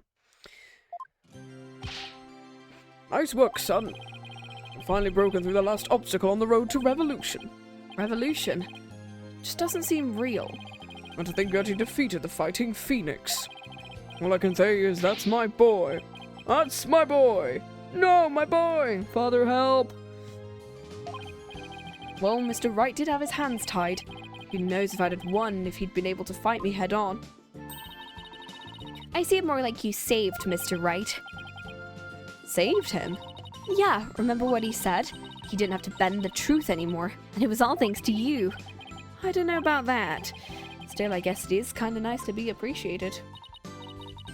Mr. Dhurke, now the Holy Mother's face has been revealed, are you gonna have a spirit medium try channeling her? I'd love to see the return of the legendary founder. Just think about it. Being able to speak to someone right out of the history books. Unfortunately, it's not that easy. Why? A face isn't enough. You also need the true name of the one you're attempting to channel. Oh, right. Pearl mentioned something like that. Founder's true name is only known to the priestess who's been crowned queen. And sure, the only living person who knows it is the current queen of Khura'in, Garan. So without her help, we won't be seeing the founder anytime soon. And that's no fun. Okay. Only the queen knows the founder's real name. Well, that's definitely gonna come up later. Which I know a spoiler from the latter half of this case about that segment, so I'm not gonna spoil that one. So Dhurke, what will you do now? First, I'll start by tracing the route at which the orb first came into Dr. Buff's hands. Since we now know it was Paul Letition that asked the doctor to study it, isn't he the one who stole it? No, a political nobody like him couldn't get anywhere near the orb, let alone steal it. Must have had inside help. My money's on someone connected to the royal family. I'm thinking it might be the queen herself, because she couldn't get inside the orb, and she wants to channel the founder herself for some reason. Or Inga meant her husband, because he has a really big thing against the dragons and like just wants to kill a bunch of them, so you know, be him. You said something to that effect back in the cave. Whatever it may be, we need to expose that dirty scheme to the light of day. I'm sure Mr. Wright has plenty of information courtesy of his dirty client. He might be able to shed some light. Private Justice! That was fine work you did at the trial. You did your sergeant proud. Back at you, Sarge. It took real courage to leave your room like that. It's already thanks to you and Corpsewoman Sykes. With my siege defense over, I can finally sally forth. She can still use her drone to like, the battle's only just begun. Work for me or me alone to fight. To lose your mother and then your father? What a terrible thing to endure. Yeah, and that being wheelchair bound doesn't help. This was another thing I got spoiled on. What the fuck is going on with Private Justice, I've been thinking. By the time I stood on my own 2 feet, I no longer have Papa to coddle me. Wait, did she just like stay in the wheelchair for fun after she broke her leg? After she potentially broke one of her legs, did she end up in like, because that looks more like a medical wheelchair than a that looks more like a medical wheelchair than an ambulatory one. So I'm assuming it is a medical one. I hate medical wheelchairs. I've been in one before and it was the most mortifying experience of my life. That was when I broke my leg earlier this year. God, I remember that. I can't even say, like next year I won't even be able to say I broke it this year anymore because it was January of 2025. God, that's terrifying. Hopefully I'll have all the VODs up by the end of December. We'll find out. I'm afraid I don't follow. Take a good look, soldier. It's one small step for man, and one giant leap for me. Hold my drone, would you, Private Justice? Yes, sir. What's she up to? She's gonna stand. She just hasn't stood for a while.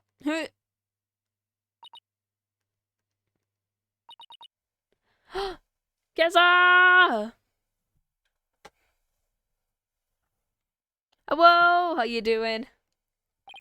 We're just coming to the end of, well, I was about to come to the end of case 5. We're like in the middle of case 5. Oh yes, the girl in the wheelchair conveniently stands at this particular moment. She's standing? Sarge, you mean your legs? They're... She stood! The doctor told me I was ready to walk months ago. But if I admitted I could walk, I knew I'd have to leave the house. So I faked it. Really? Girls? It's why I went, yeah, that's a medical wheelchair, not an ambulatory one. So that girl is probably broke one of her legs and then couldn't be asked to walk. The voice acting, yeah. Well, lies. Makes sense, but I kept pretending I couldn't walk. But I know Papa's watching over me now. And I'd hate to disappoint him. So from this day forth, I'm gonna march forward on my own 2 feet. Immediately falls down the stairs and breaks both of her legs. I'm disappointed.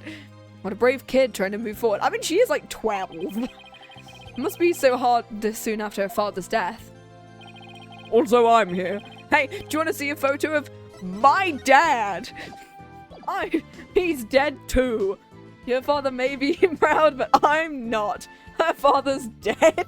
The best thing to do is in every situation, it's like, instead of presenting your badge, you gotta go, look at this photo of my dead dad. Don't you ever stop, you keep walking, comrade. Stay brave, because there will be days when you'll want to stop. Papa! Papa, no! I have faith you'll find a way to muster the strength to push through them. Yeah, you can do it. It's fine. Papa, no! Hey, Dad's back. Hey, I'm also in this case, remember? Step Papa? I mean, there's a lot of stepdads in this series, to be honest. So Phoenix is Trucy's stepdad, and Dhurke is Apollo's stepdad. This is just the meeting of the parents now. Mr. Wright. Apollo. Is everything alright with Miss Faye? Crazy family tree, yeah. She's safe for now. And also, Apollo and Trucy are related, but their mother has not told them that they're related. It's been 2 games. Let them know. Huh? They have the same mother who conveniently forgot that she was their mother until the end of... Family gonna be crazy when revealed. Yeah, I'd love that to happen. At some point, please make Ace Attorney 7. Come on. Let them know their family, because they just don't do it in this game. This is the latest one. We better go save her quick. Where is she anyway? Ace Attorney 7, do it, I dare you. I'm afraid I have some bad news. Maya's not here in the States. She's still in Karine. And she's still being held hostage by the mastermind behind this whole thing. The Queen, I'm assuming. No! The mastermind? Danganronpa? We've made too many Danganronpa jokes this time. That's right, politician Wimperson was nothing more than a pawn. He was at least a rook. Maya's true abductor is in the kingdom of Karine. I thought you were saying too bad for Ace Attorney 7. Oh yeah, no, there is no Ace Attorney 7. This is the latest one we've got. We're just hoping at this point. This was 2016, I think. Because then we got the Chronicles, which I'll be playing at some point. Because I played those when they first came out in the English translation. I think this was this 20... No, I think this was 2016. I want to say this one came out. Which is terrifying to think about that it's been 10 years since an Ace Attorney game, pretty much. Since the last, like, new one. Because the Chronicles just got a translation, but they came out around this time as well. What? I don't understand, Mr. Wright. What in the world's going on over there? No. So sad. Oh no. Bye-bye. As shocking as that news was, it was only the beginning. I love your PNG YouTuber, thank you.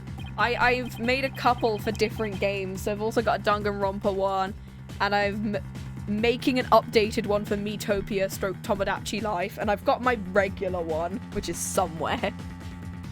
The beginning of something big enough to shake Karine to its very core. Revolution. I was being swept up in a mighty wave that nothing could stop. Of course, at the time, I had no idea what the days ahead had in store for us.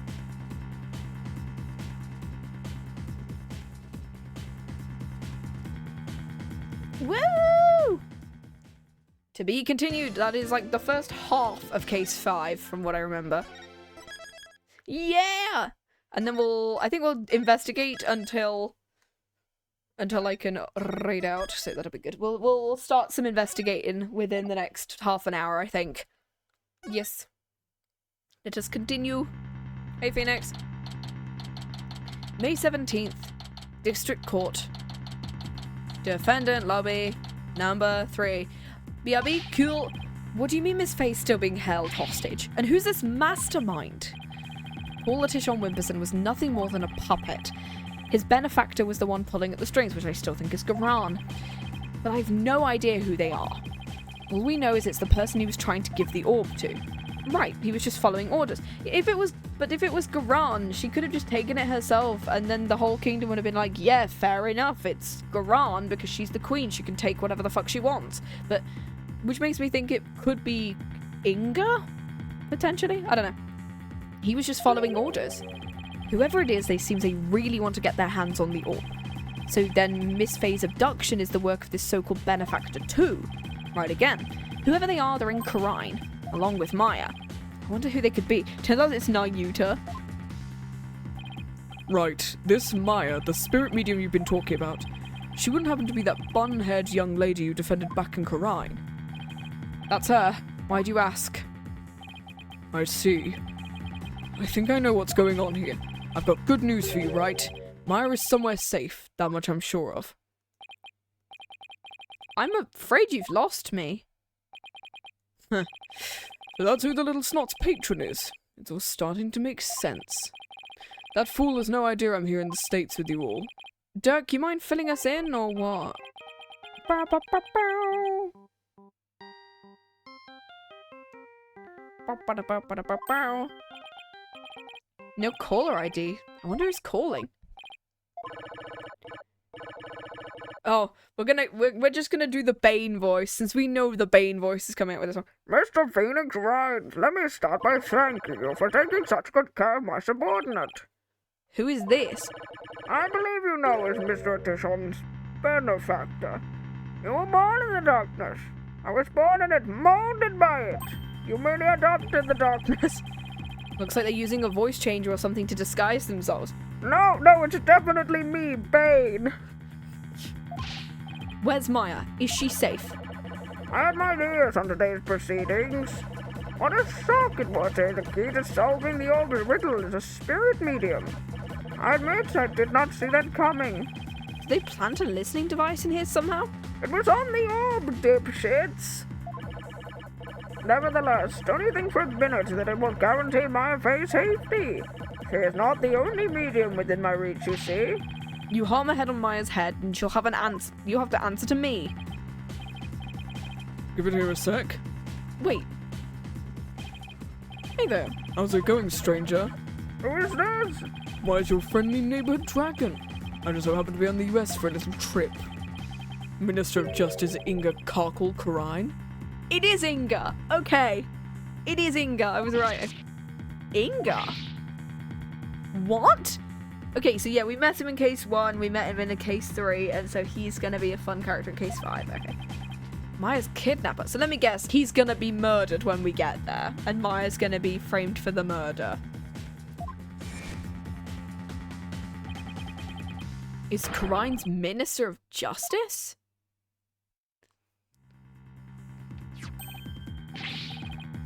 Dhurke, is that you dirty turncoat? What in the blazes is going on? Hey, just popped over to the States for a little R&R. And not about me, Inga, that was a poor excuse for a bluff. You both make your threats as empty as your head. You can't lay a hand on Maya Faye, and I do mean that literally. Oh, fuck you! No, it's me, Bane! Fuck you! What is he talking about? Give us a chance of getting off goodbye. Well, I paid my only, how should I say, insurance, Dhurke. What? I got someone dear to you right in the palm of my hand. In fact, he's got 2 of them. That's the only spoiler I'll give for case 5. He has more than one person who is dear to... Probably Nayuta. Well, that one, you can imagine what things I could do, right? Probably to Nayuta, right? Glad you're seeing things my way. It could be like that's the reason why Nayuta's kind of turned over, because he's being blackmailed with something to do with Dhurke. Hence why Nayuta's basically being forced to do all of this stuff. And so he's pretending that he's like on the side of Garan, but he's not? I don't know. I don't know. Glad you're seeing things my way. Meet me at tomorrow's tube, 3 p.m. sharp. You better come alone. All goes well, the orb is all you'll need to get my fate. Okay, yeah, I do know this bit, okay. Dhurke, what's going on? You heard him. I have to get back to Karine at once. What? Why? No time to explain. Are you even gonna make it? What if there are no seats left on the next flight? You're a wanted man. They're not gonna let you get on a plane. Is this Edgeworth? Please tell me this is Edgeworth. Yes! My boy! Yes! Chief Prosecutor Edgeworth? Hey, dude. I can cosplay you now because of the fact that you have glasses. Is that the reason why he keeps getting other people to read stuff for him? Because the fact he just can't see? Or is that the reason why he never discovered that, like, Shelly the Killer was just in the investigations games? Because he can't tell without his glasses? And he's like, yeah, that's just an old guy. I don't know it. Chief Prosecutor Edgeworth? What are you doing here?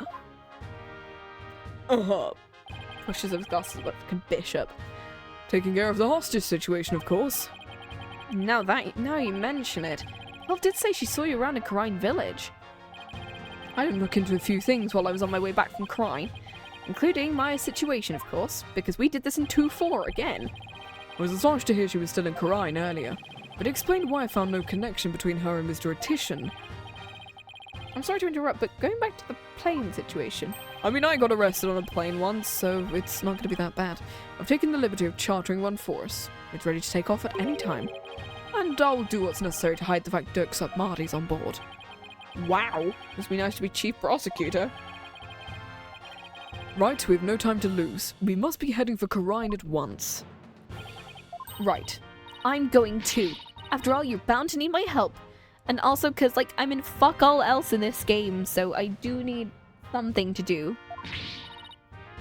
No fair, I want to go too. Well, I guess all your children are going. Isn't a vacation, Trucy? Besides, I'll need you to hold down the fort. What the fuck do you mean? I want to be a character in this game. But Dad! I guess I should also bring what's necessary. Sorry, Trucy, but would you mind holding on to this stuff for me? Unnecessary evidence foisted onto Trucy. Okay, so what have we got? Picture of my dead dad! Yeah, alongside the study photo. The study diagram, the research notes I get, orb transfer, Starger's drone. You better bring me back something besides just more evidence. Oh, okay, no. Okay, no, it is just these two things we have. The orb and the picture of my dead dad. Yeah! Anyway. This is stupid. Now let us make haste to Karine. Yeah. And that's how our sudden trip to the Kingdom of Karine began. I never imagined I'd return to the country of my youth under such circumstances, though.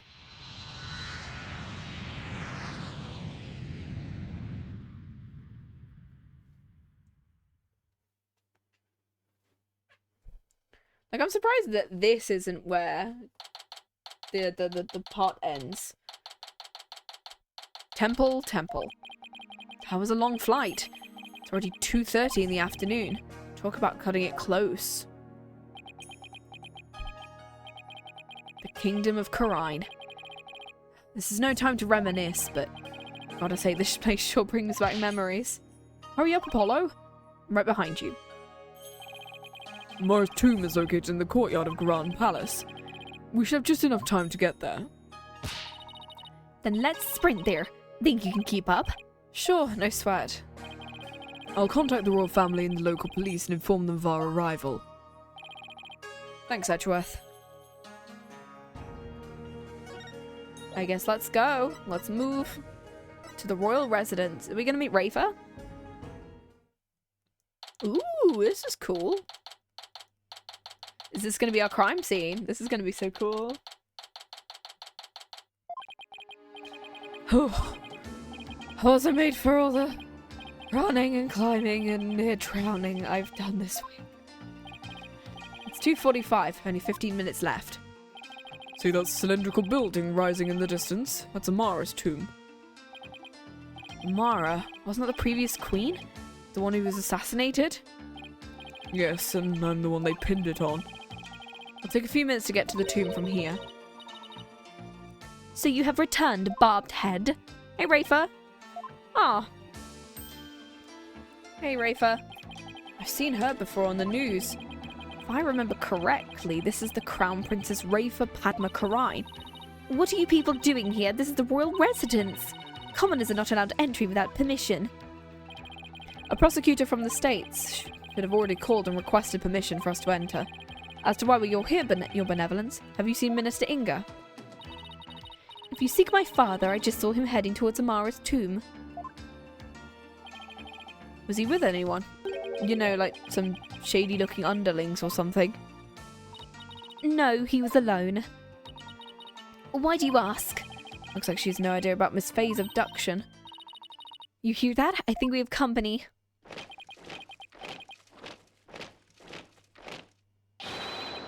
Bow down before her glory! Eminence Queen Garan, Grand Priestess of Karine! Huh? Garan?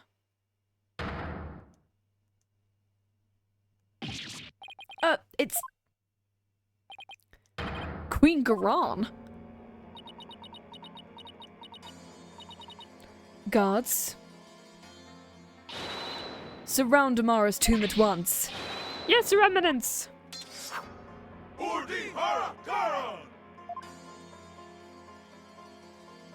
Sure. What's she doing? Is she going to help us?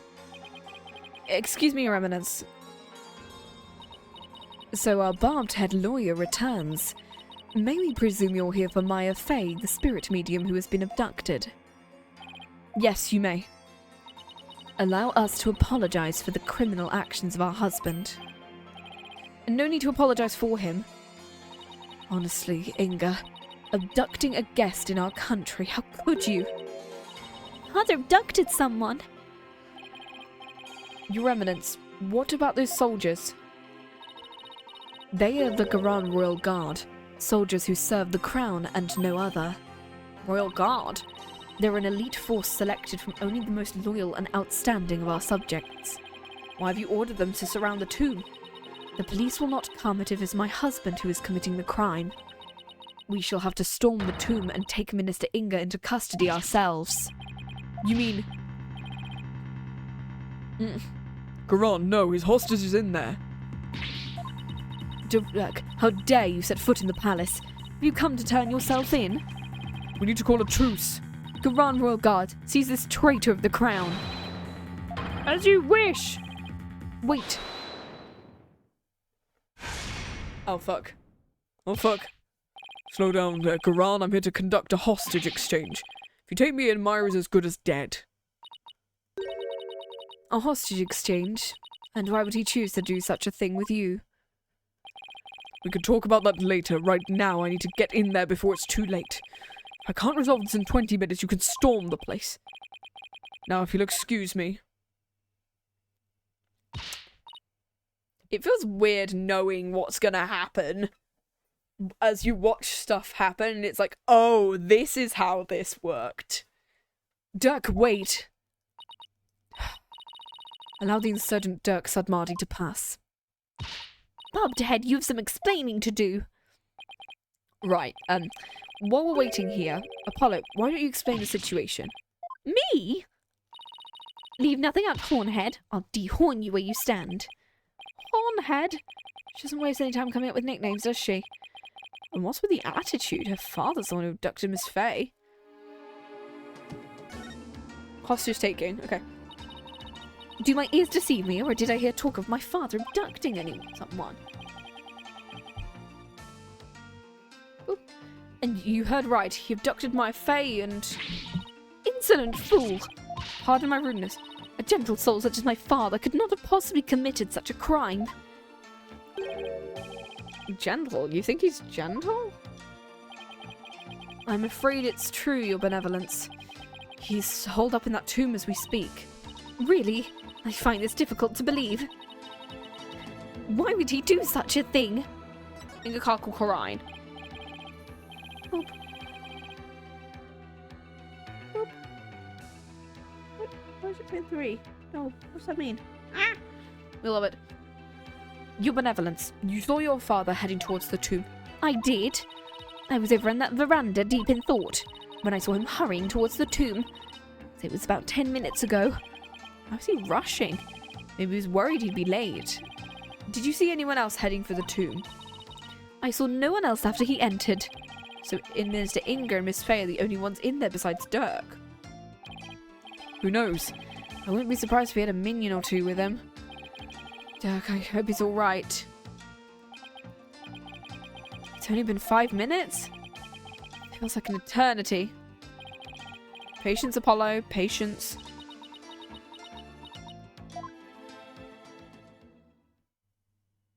Oh, it's 20 minutes past now. Yep. Ooh, just pop my arm there. Grand Palace. Royal Residence. Boop, boop, ba-doop, ba-doop, ba-doop, boop.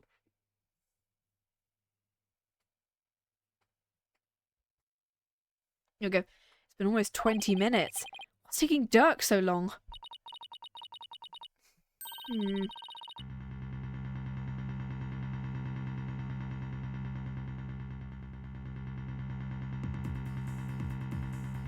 Okay. The appointed time has come. Our royal guard shall not storm in. Can't you just wait a little longer? No, we cannot. Every second we wait puts the hostage's life in even more danger. We see no alternative but to order the guards to storm in. But his life's in danger too. Guards, storm the tomb and seize Minister Inga alongside the insurgent Dhurke Submadi. Yes, Your Eminence. Dhurke's under arrest too? Naturally. The traitorous snake assassinated my predecessor, Queen Amara. Now go, seize them both. We're going in! Your Eminence! Udihara, Guram! I hope no one gets hurt. Ah! Your Eminence! Why are they running back out? What is the meaning of this? Something terrible's happened! Dhurke! The minister! He's dead! What? Apollo, quick. No one enters without our... Oh. Come, let's see what's transpired. Yes, Your Eminence!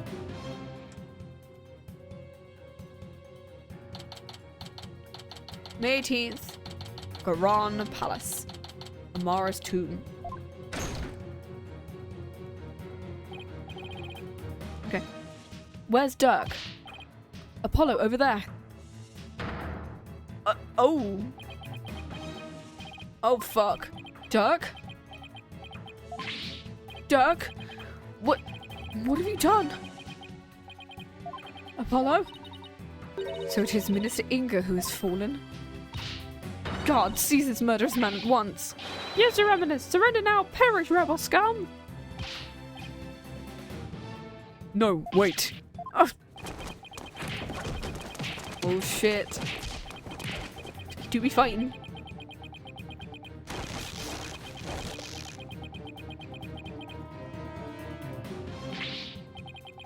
Dhurke! They're taking him away. Oh shit. Oh fuck. Ow! Dhurke just threw something at me. Oh, the orb. Wait, this is the... Is he telling me to keep it safe? Where the fuck am I gonna put it? I don't have pockets. Nick, is that you? Maya, you're right. Dhurke, he saved me. I feel exhausted. I can't keep my eyes open. Maya. Minister Inga, the man behind Miss Faye's abduction, has been killed. And Dhurke was arrested for his murder. So it was the abduction of Maya Faye came to a sudden and unexpected resolution. With this, the curtain fell on the minister. But things were far from over.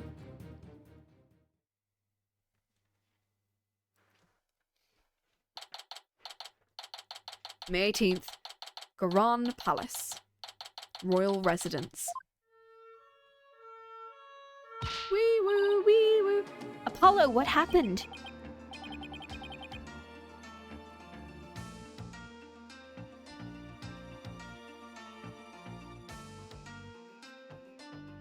Boop. I can't say for sure. But from what I can tell, it seems Dhurke has killed Minister Inga. What? You think he did it to save Miss Faye?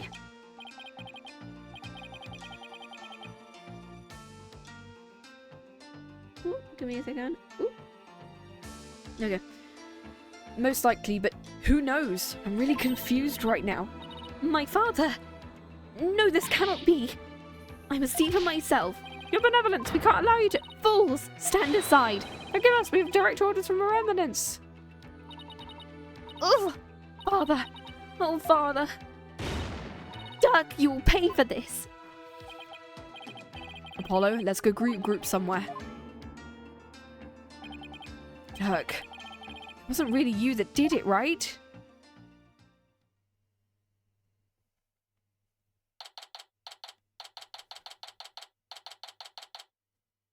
Thanks for chatting me with on Teams. I'm so glad that my desktop isn't audio, because you'd hear so many just random Teams notifications.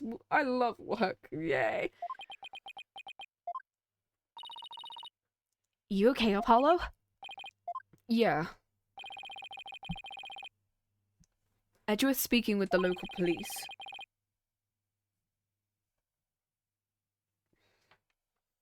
So let's sit tight until he returns. Okay.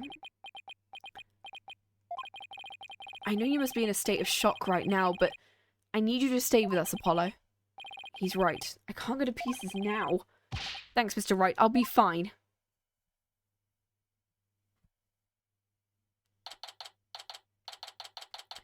Temple.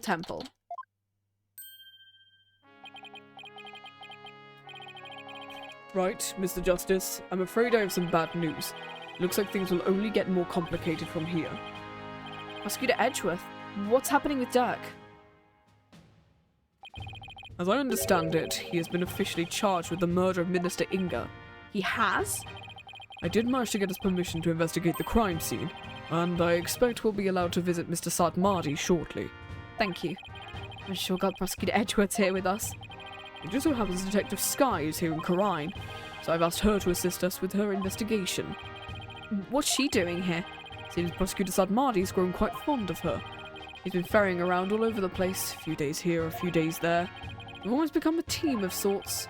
Despite what Nayuta says, it seems he thinks highly of Emma's skills. So what now, Apollo? I hate the fact that Emma just keeps getting stuck with that prosecutor she doesn't want to be with.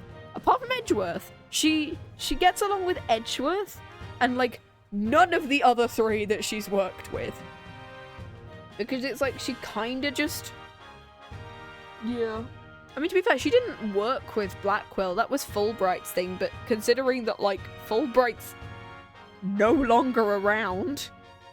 Considering Fulbright's no longer around, I would not be surprised if Blackwell came up to her and went, "Hey, can you work with me? I miss someone who is slightly cheerier around me, who's not Athena." I think I'll go pay Dhurke a visit at the detention center. I want to go check in on Maya at the hospital. What about you, Athena? Well... There we go. Boom. Boom. If there's footwork to be done, I'd better stick with Apollo and give him a hand. Very well, then I will accompany Wright. We'll go our separate ways for now. No, I want to work with Edgeworth. If anything comes up, you have my cell number. This is like the General Edgeworth / Francisca theme. You know your way around here, Apollo? Here's a photo of my dad. It's been over 10 years since I left, but I'll try not to get hopelessly lost. Can I present her the photo of my dad? Yeah! I've been thinking about that photo. Your father was quite the manly man, Apollo. I sense a compliment in there somewhere. Huh? Where'd you get that idea? Oh, never mind. Never mind what? Nice weather we're having today. Aw, is there something you wanted to hear me say, Apollo? Look, forget I said anything, okay? Boop. I guess we're moving. Let's go to the detention center and go see Dhurke.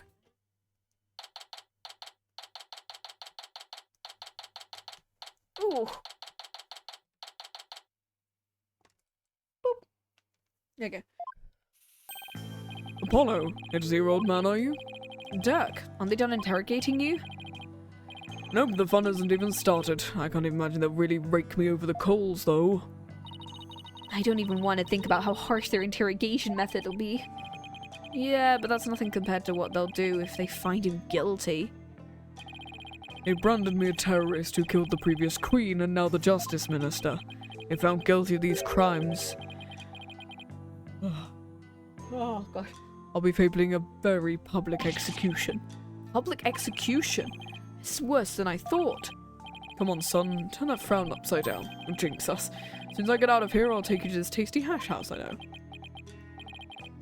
I'd like that. I really need to focus on what happened. Time to switch to work mode. Can you tell me what happened? Oh, and also, here's something I want you to take a look at. Okay, as soon as we do his topics, we'll find out. Dhurke, what happened? You didn't really kill Mr. Inga, did you? Well, the thing is, I don't know. Huh? I remember seeing the mural of the founder right as I entered the tomb. I got all dizzy immediately after I saw it. The next thing I knew, I was standing there with a bloody knife in my hand and covered in Inga's blood. So you don't remember meeting with him? Oh, the last thing I remember after entering the tomb is feeling dizzy. There's no way he can explain what happened if he can't remember anything. Yeah. I suppose there's no getting out of this one. But we can't give up yet. Hello there! Thank you for the follow! Oh my god, Nagito, yeah! We are a Danganronpa fan here as well. I have played the games, but not on stream, so yes. I too am a Danganronpa fan. We love puzzle games and stuff like that. We're playing Ace Attorney, Spirit of Justice at the moment, and we are on case number 5. Yes! We can't give up yet. I was just messing with you, son. Well, stop. It's not funny. Sheesh. Nothing seems to faze him, not even being arrested for murder. I haven't played this one yet. Yeah, we're on case number 5, so we're getting very near to the end now. Just be aware that there may be potential spoilers for characters in the game and things like that, so just be aware of that one. This is the only one I hadn't actually played prior to replaying the entire Ace Attorney series, so that's cool. Just ignore the Apollo's no longer dead. That just refers to a random thing that happened during one of the cases. Where it's like, oh shit, I think he might be dead, guys. This is going to be one tough case, Apollo. Not only have I been charged with Inga's murder, I've also been charged with Amara's assassination from 23 years ago. You're on trial for 2 charges? Grant's practically licking her chops just thinking about my execution. I guess it means we can't afford to lose our heads. I don't know how you can laugh at a time like this. So, son, I take it you'll be defending me at my trial? Of course. You can count on me. That's my boy! No, my boy! Father, help. I don't know, Apollo isn't dead. Why would he be? Well, that would mean the end of the Apollo Justice Trilogy. After all, you've got the Defense Culpability Act to contend with, too. Alright, that one. So if you're found guilty, then I'll be charged with the same double homicide. Don't tell me you forgot about that one. Look, I'll be fine. I have to make sure we win this one. You sure? Because you don't sound very fine. Apollo, what was that about an assassination 23 years ago? 23 years ago? I will see what time it is. Give me a minute. Boom. About the incident 23 years ago. That was when the previous queen... Boop. Okay, cool. That was when the previous queen, Amara, was assassinated, wasn't it? Wait, this one's Apollo's dad. Yeah, stepdad, technically. So, yeah. It's, there is a photo of his actual dad. This is his actual dad, who died before the events of this game. This is his kind of father figure as well. She lost her life in the ensuing blaze. Foster dad. Yeah, exactly. Hey, Astro, how you doing? And you were arrested for the crime? Why would they arrest you, Mr. Sadmadi? I mean, weren't you just a lawyer back then? What relation could you have with the Queen? About that. Amara was, well, she was my wife. I may not look the part, but I was once husband to a queen. In short, I was royalty. What? No way! You saying you won the heart of the reigning queen? Huh. Well, come on, you're talking to a guy who honed his prowess against witnesses on the stand. Even a queen's no match for this dragon's glare. I'm going to... Wow, you're really something else. Give me a second. I acted as my own attorney, and I won. Until I was accused of fabricating evidence. Then it all went south. Oh my god, me too. Remember that time Phoenix had that problem? Or have I heard a story like that before? What happened after that? I made a run for it, obviously. You ran, but why? I didn't kill Amara, and I didn't fabricate any evidence. But if I'd stuck around for a retrial, I'd been found guilty for sure. I couldn't allow that to happen. Amara's true killer would have never faced justice if I did. So I left my law practice behind and went underground. But that was 23 years ago. You telling me that after all these years, you still haven't discovered the truth? The fact that it was an arson means the crime scene was reduced to ashes. There's little in the way of evidence left. It's just been brick wall after brick wall. I guess that's all up to me to figure it out. Along with Minister Inga's murder, of course. I think I'm gonna be sick. Come on, son, don't look so down. With you on the case, it'll work out somehow. I hope he's right. Say, do you remember my office? Sure. I remember that messy, dimly lit room. The file I've amassed on Amara's assassination is kept in there. I think it might help you on the case. Do you remember how to get there? Let me think. It was through the little vent in the thingy, right? I think. I recall going through a manhole.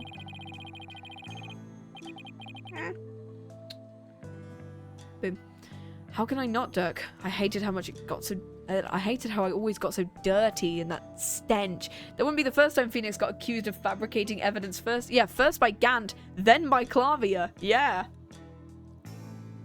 Oh yeah, because Damon Gant did it as well. I think Damon Gant's case, 1-5, is the longest final case I've ever done. Because that case took me 11.5 hours to get through.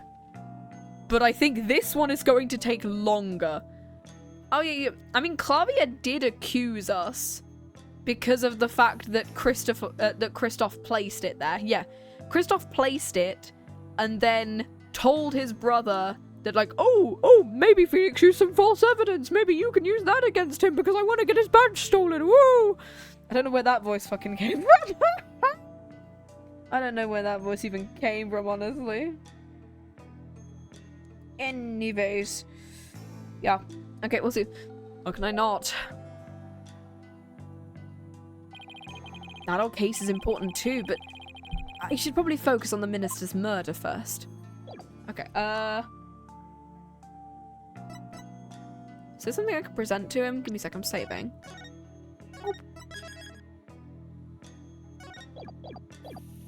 What? Oh, well, I could just present him the photo of my dad as well. I see you got it safely out of the tomb. Why'd you throw it at me like that? That could have broken. I want you to listen carefully. The orb must not fall into Garan's hands. Not ever. I thought Inga was the only one who was after it. He was the one who lent it to Professor Buff to study. So haven't you exposed his crime now? I have, but there's more connected to this relic than meets the eye. Much more. And whatever it is, I can't help feeling that it could turn this entire kingdom upside down. You said something like that before, and it looks like Dhurke's intuition's at it again. Garan will do anything to retrieve this, so guard it well, son. At least until tomorrow's trial. I'm afraid your time is up. Oh, no, that's not the voice I wanted to give to Nayuta. I'm afraid your time is up. Nayuta, it's time for the prisoner's interrogation. So be gone, you putrid-headed criminal abetting lawyer. Don't tell me you're the prosecuting attorney. What? But that would mean... Is there a problem here? You bet there is. He's your father. And your point is? My relation to the accused is irrelevant. The fact remains I am a prosecutor. No, that's not what I don't think I'm getting through to him. I'm gonna fucking kill you in a minute. Long time no see, son. How have you been?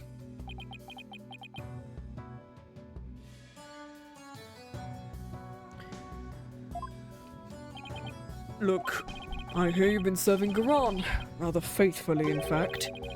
Whatever happened to our dream of taking her down and changing this country, son? The past is the past. What do you mean? Why are you doing this? It's simple. People change. The Nayuta you knew exists no more. Listen, son, I don't know what made you change like this. You're still my boy, even if you prosecute my case. The rest of the Defiant Dragons and I eagerly wait your return. Whenever you're ready, we'll welcome you back with open arms. As I said, I've moved on. Now let us waste no more time. The flowers do not blossom simply from talk of the past. Nayuta, I don't get the feeling there's something he wants to say but can't. Well, I'm gonna mood matrix. No, please, no! Guard, move the accused to the interrogations room. Yes, sir. This way, you rebel scum. Watch it! Not so rough, will you? Mood Matrix time! Why are you feeling so surprised, Mood Mate? I don't know where the fuck that voice keeps coming from. I don't know where it is. It's time for a mood matrix. Also, why are you feeling so sad all the time? Jesus Christ, now you really need to go to therapy. Not like my psychological therapy. You need actual therapy. Is he seriously gonna prosecute his own father? Athena is literally best girl. Yes, we need an Ace Attorney 7 or an Investigations 3, which has Athena in it, please.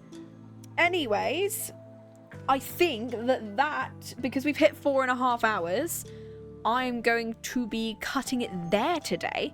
And I do have an idea of who I want to raid, because I'm going to be joining one Miss Keza Henshin alongside Yugi-Jo, Casanantho, and a bunch of other people in watching the finale of a show called Kamen Rider Kiva. So I will be hopefully raiding over there right now. So hopefully. Interview with Dhurke. Interview with the vampire. Oh my god! Vampire!